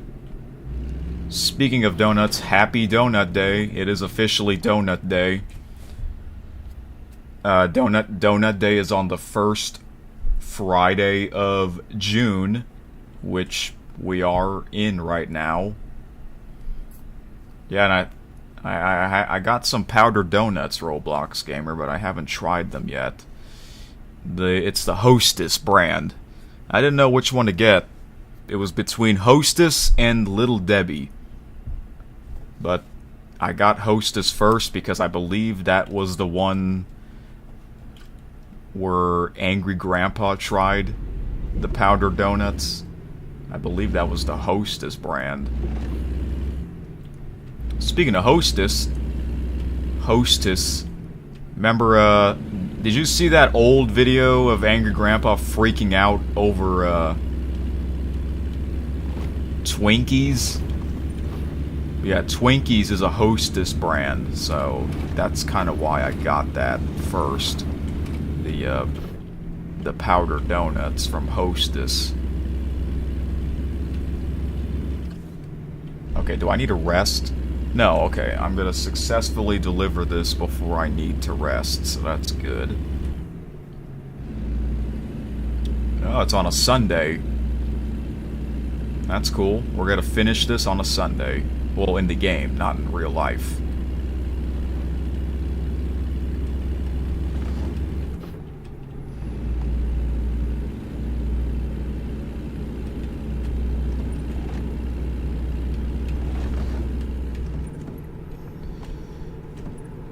The Nintendo Switch 2 came out. Yeah, it really did. It really did. And you just got the Nintendo Switch 1, right? After what happened to the old your old one.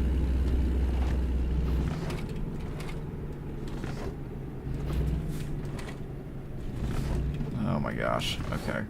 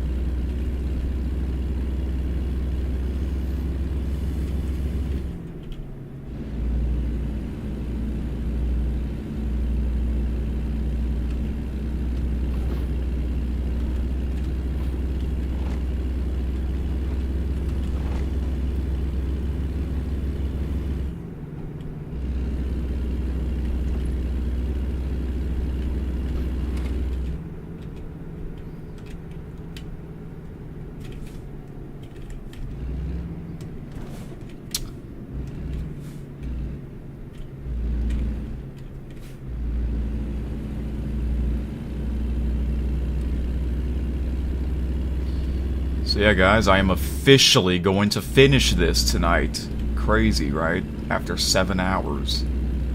Although I didn't really start it driving until like after an hour and 15 minutes into the stream, but that's still a good 6 hours of driving in this game. Goodness gracious, I can't imagine doing that in real life. I'll drive all the way to San Antonio. That'll probably take about 7 hours in real time for me.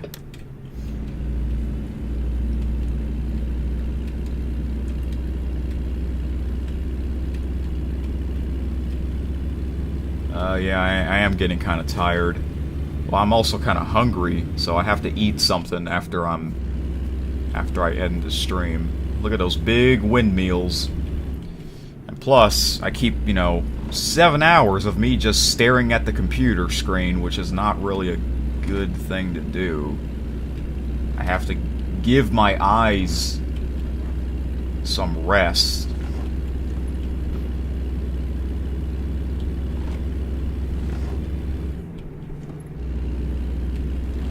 Wait, you're not tired, Roblox gamer?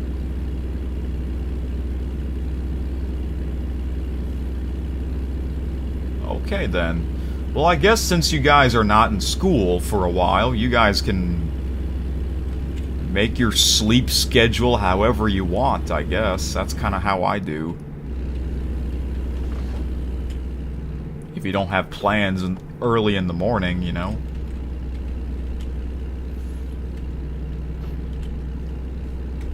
I like to do this camera view whenever the road is straight like this. I know I didn't really do it that much in this stream.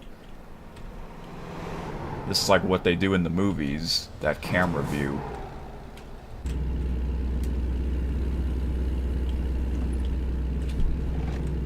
Oh, some animals.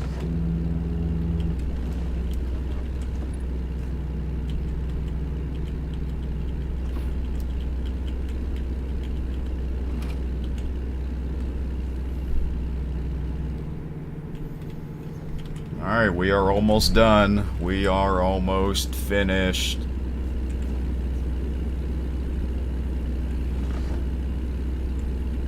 Yep, it ends. This is the last week of the Cruising Missouri event. It ends on Sunday. Yeah, it ends this Sunday. Oh, jeez, slow down. Oh my gosh. Okay, that was close. Wow. And then we get a green light. Oh, that's weird. These traffic lights are in horizontal. Oh, I forgot because we're in a different state.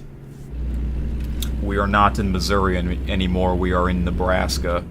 So Nebraska traffic lights are horizontal. Okay, then.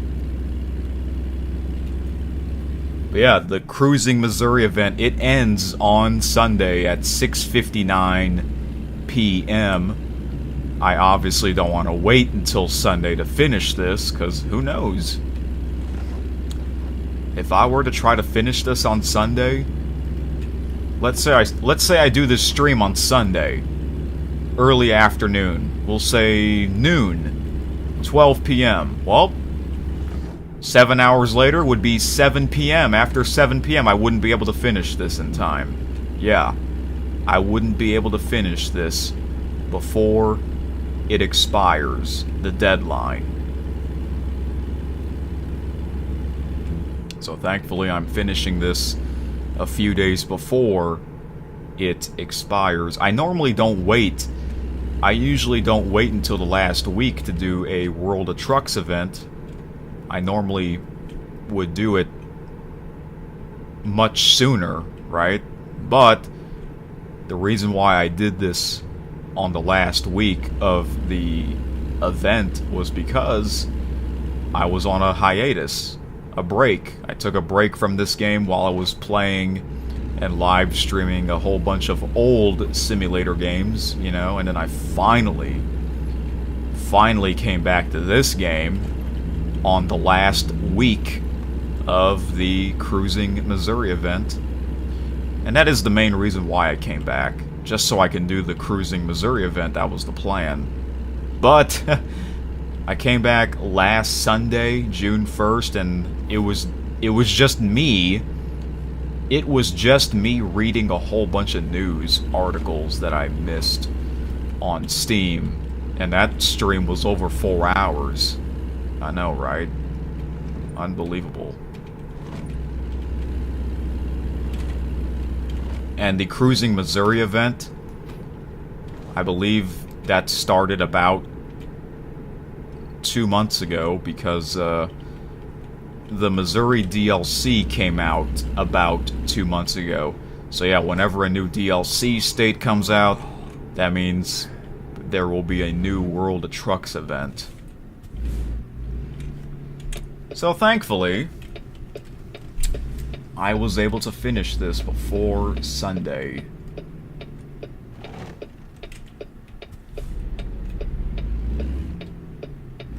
Oop, okay.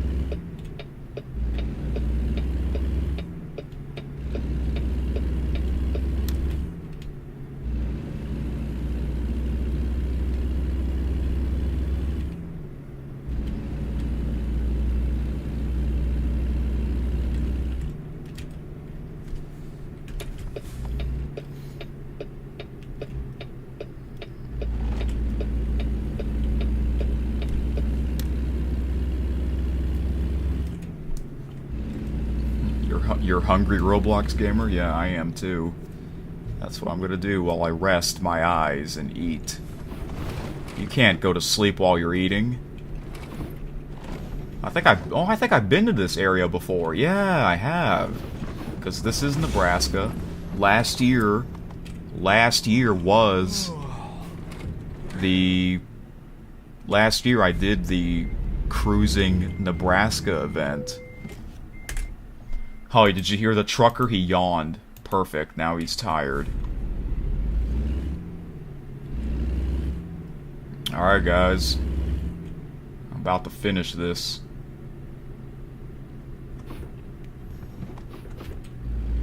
Deliver it right down there.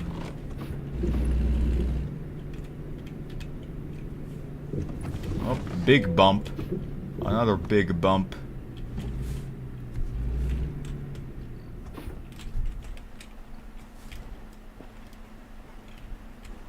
It should light up green.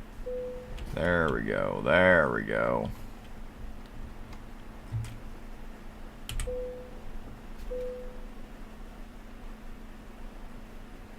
Roblox Gamer says, I can't. You're scared of the dark. Wait, what? You don't have it? Wait, what? What do you mean by that?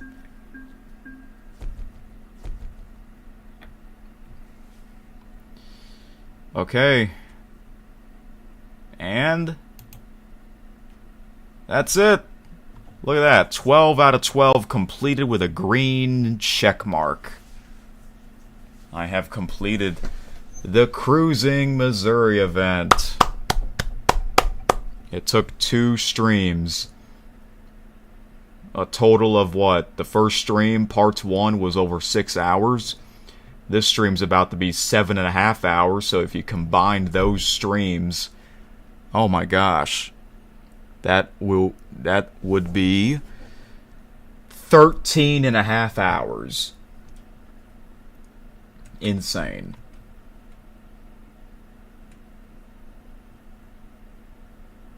So here is my career progress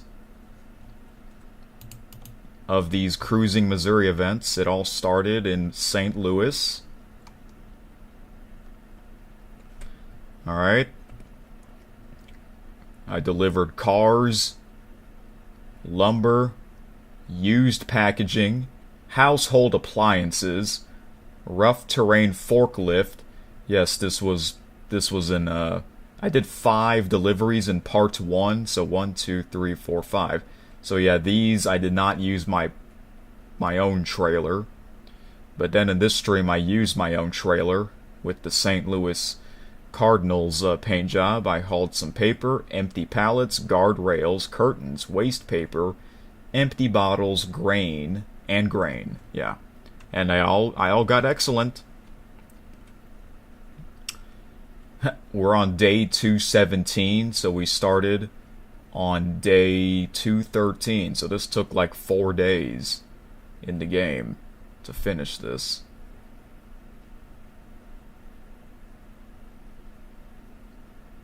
Roblox Gamer says, I guess I'll starve. Wait, you have no food in the house? No snacks? No nothing?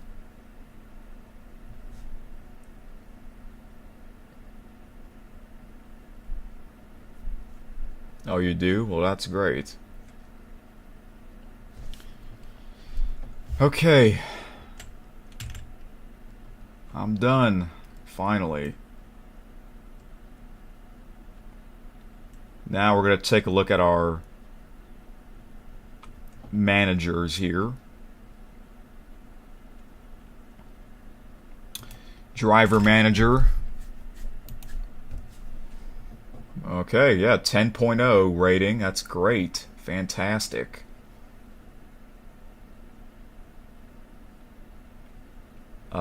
Truck manager. Kenworth W900 was the truck that I was using. It has over 17,800 miles. Really good. Great condition. And the trailer. Trailer manager.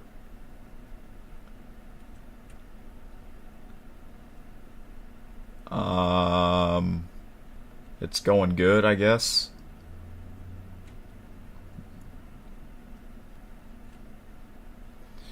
And then the garage manager. How is that doing? Let's check the economy summary. Oh, the current productivity. 72%. Economy summary. Really good. Positive green numbers.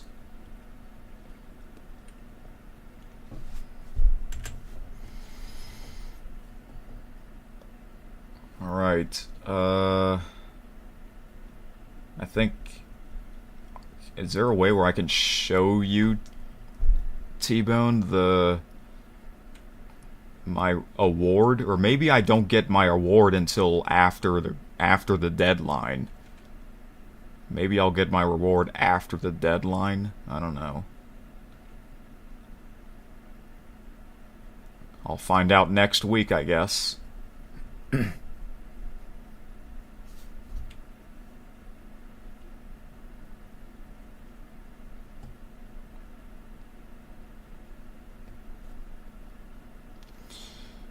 Alright, let's go back to the title screen.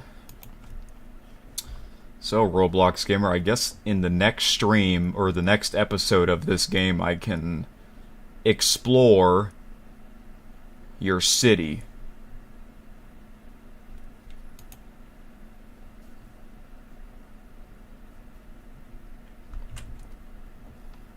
Do I have it in here? Or maybe I have to go to the worldoftrucks.com website. I don't know.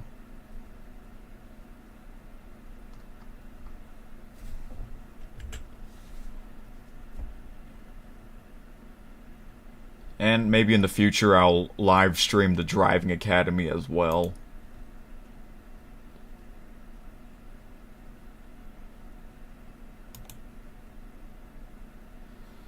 Alright. Let's see, maybe I'll get like maybe Steam has like a message or something. Oh, and I did get some, my post-game summary, I did get some achievements.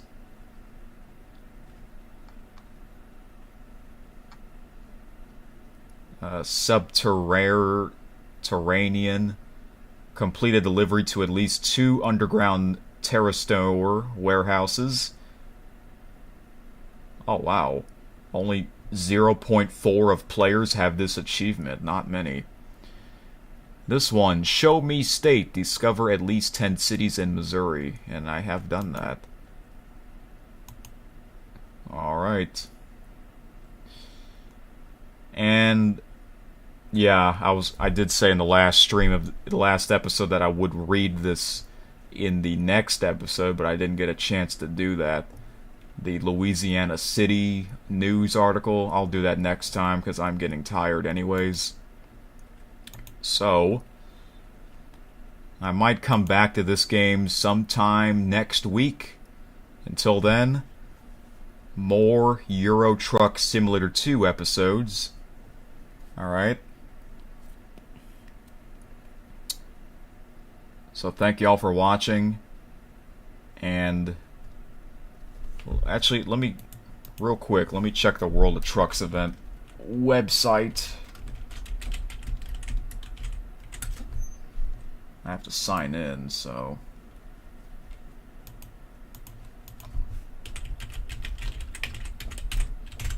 maybe it'll say it on here.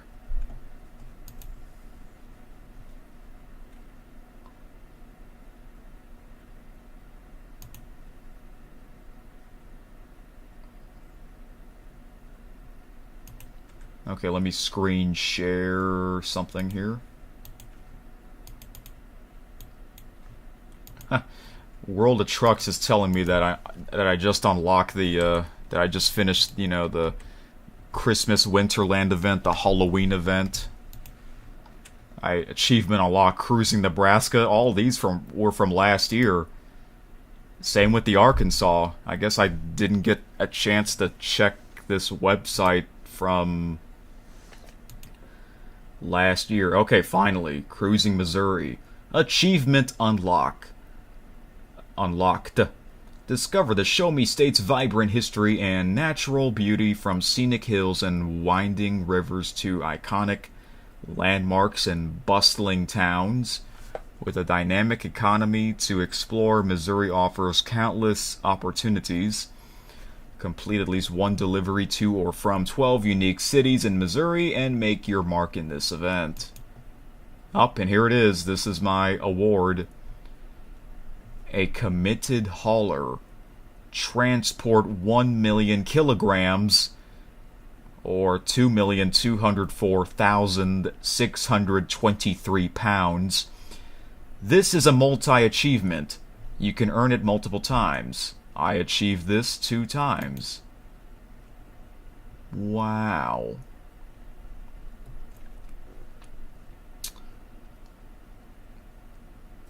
Wow, that's wonderful. And there are my stats.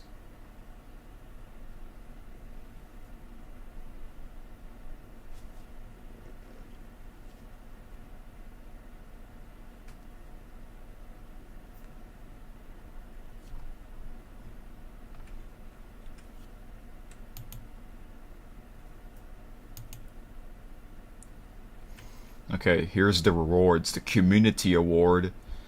The player will receive a striking mule ornament and a show me pillow.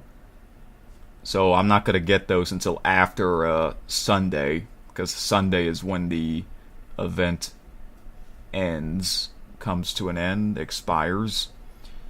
Personal, I will get a Beast of Burden ATS truck paint job Steam inventory item. So I don't know if I have that yet, or maybe I do have to wait until I get... Maybe I do have it, because that is my personal goal, but I'll have to check next time. So, anyways, that is it for real.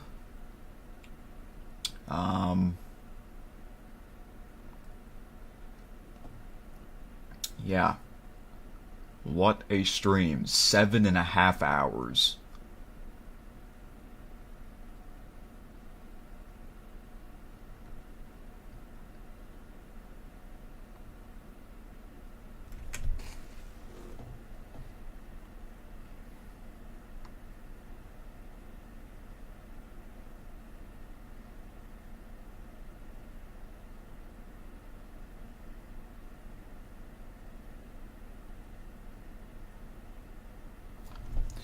Alright, T-Bone and Roblox Gamer, y'all have a good night. See you next time. Get some good, well sleep. Have a good night. Bye-bye. We finished the Cruising Missouri event. It was fun. It was great. Peace out. See you next time. For more truckin', Euro Truck Simulator 2, and I might come back to this game sometime next week. Good night.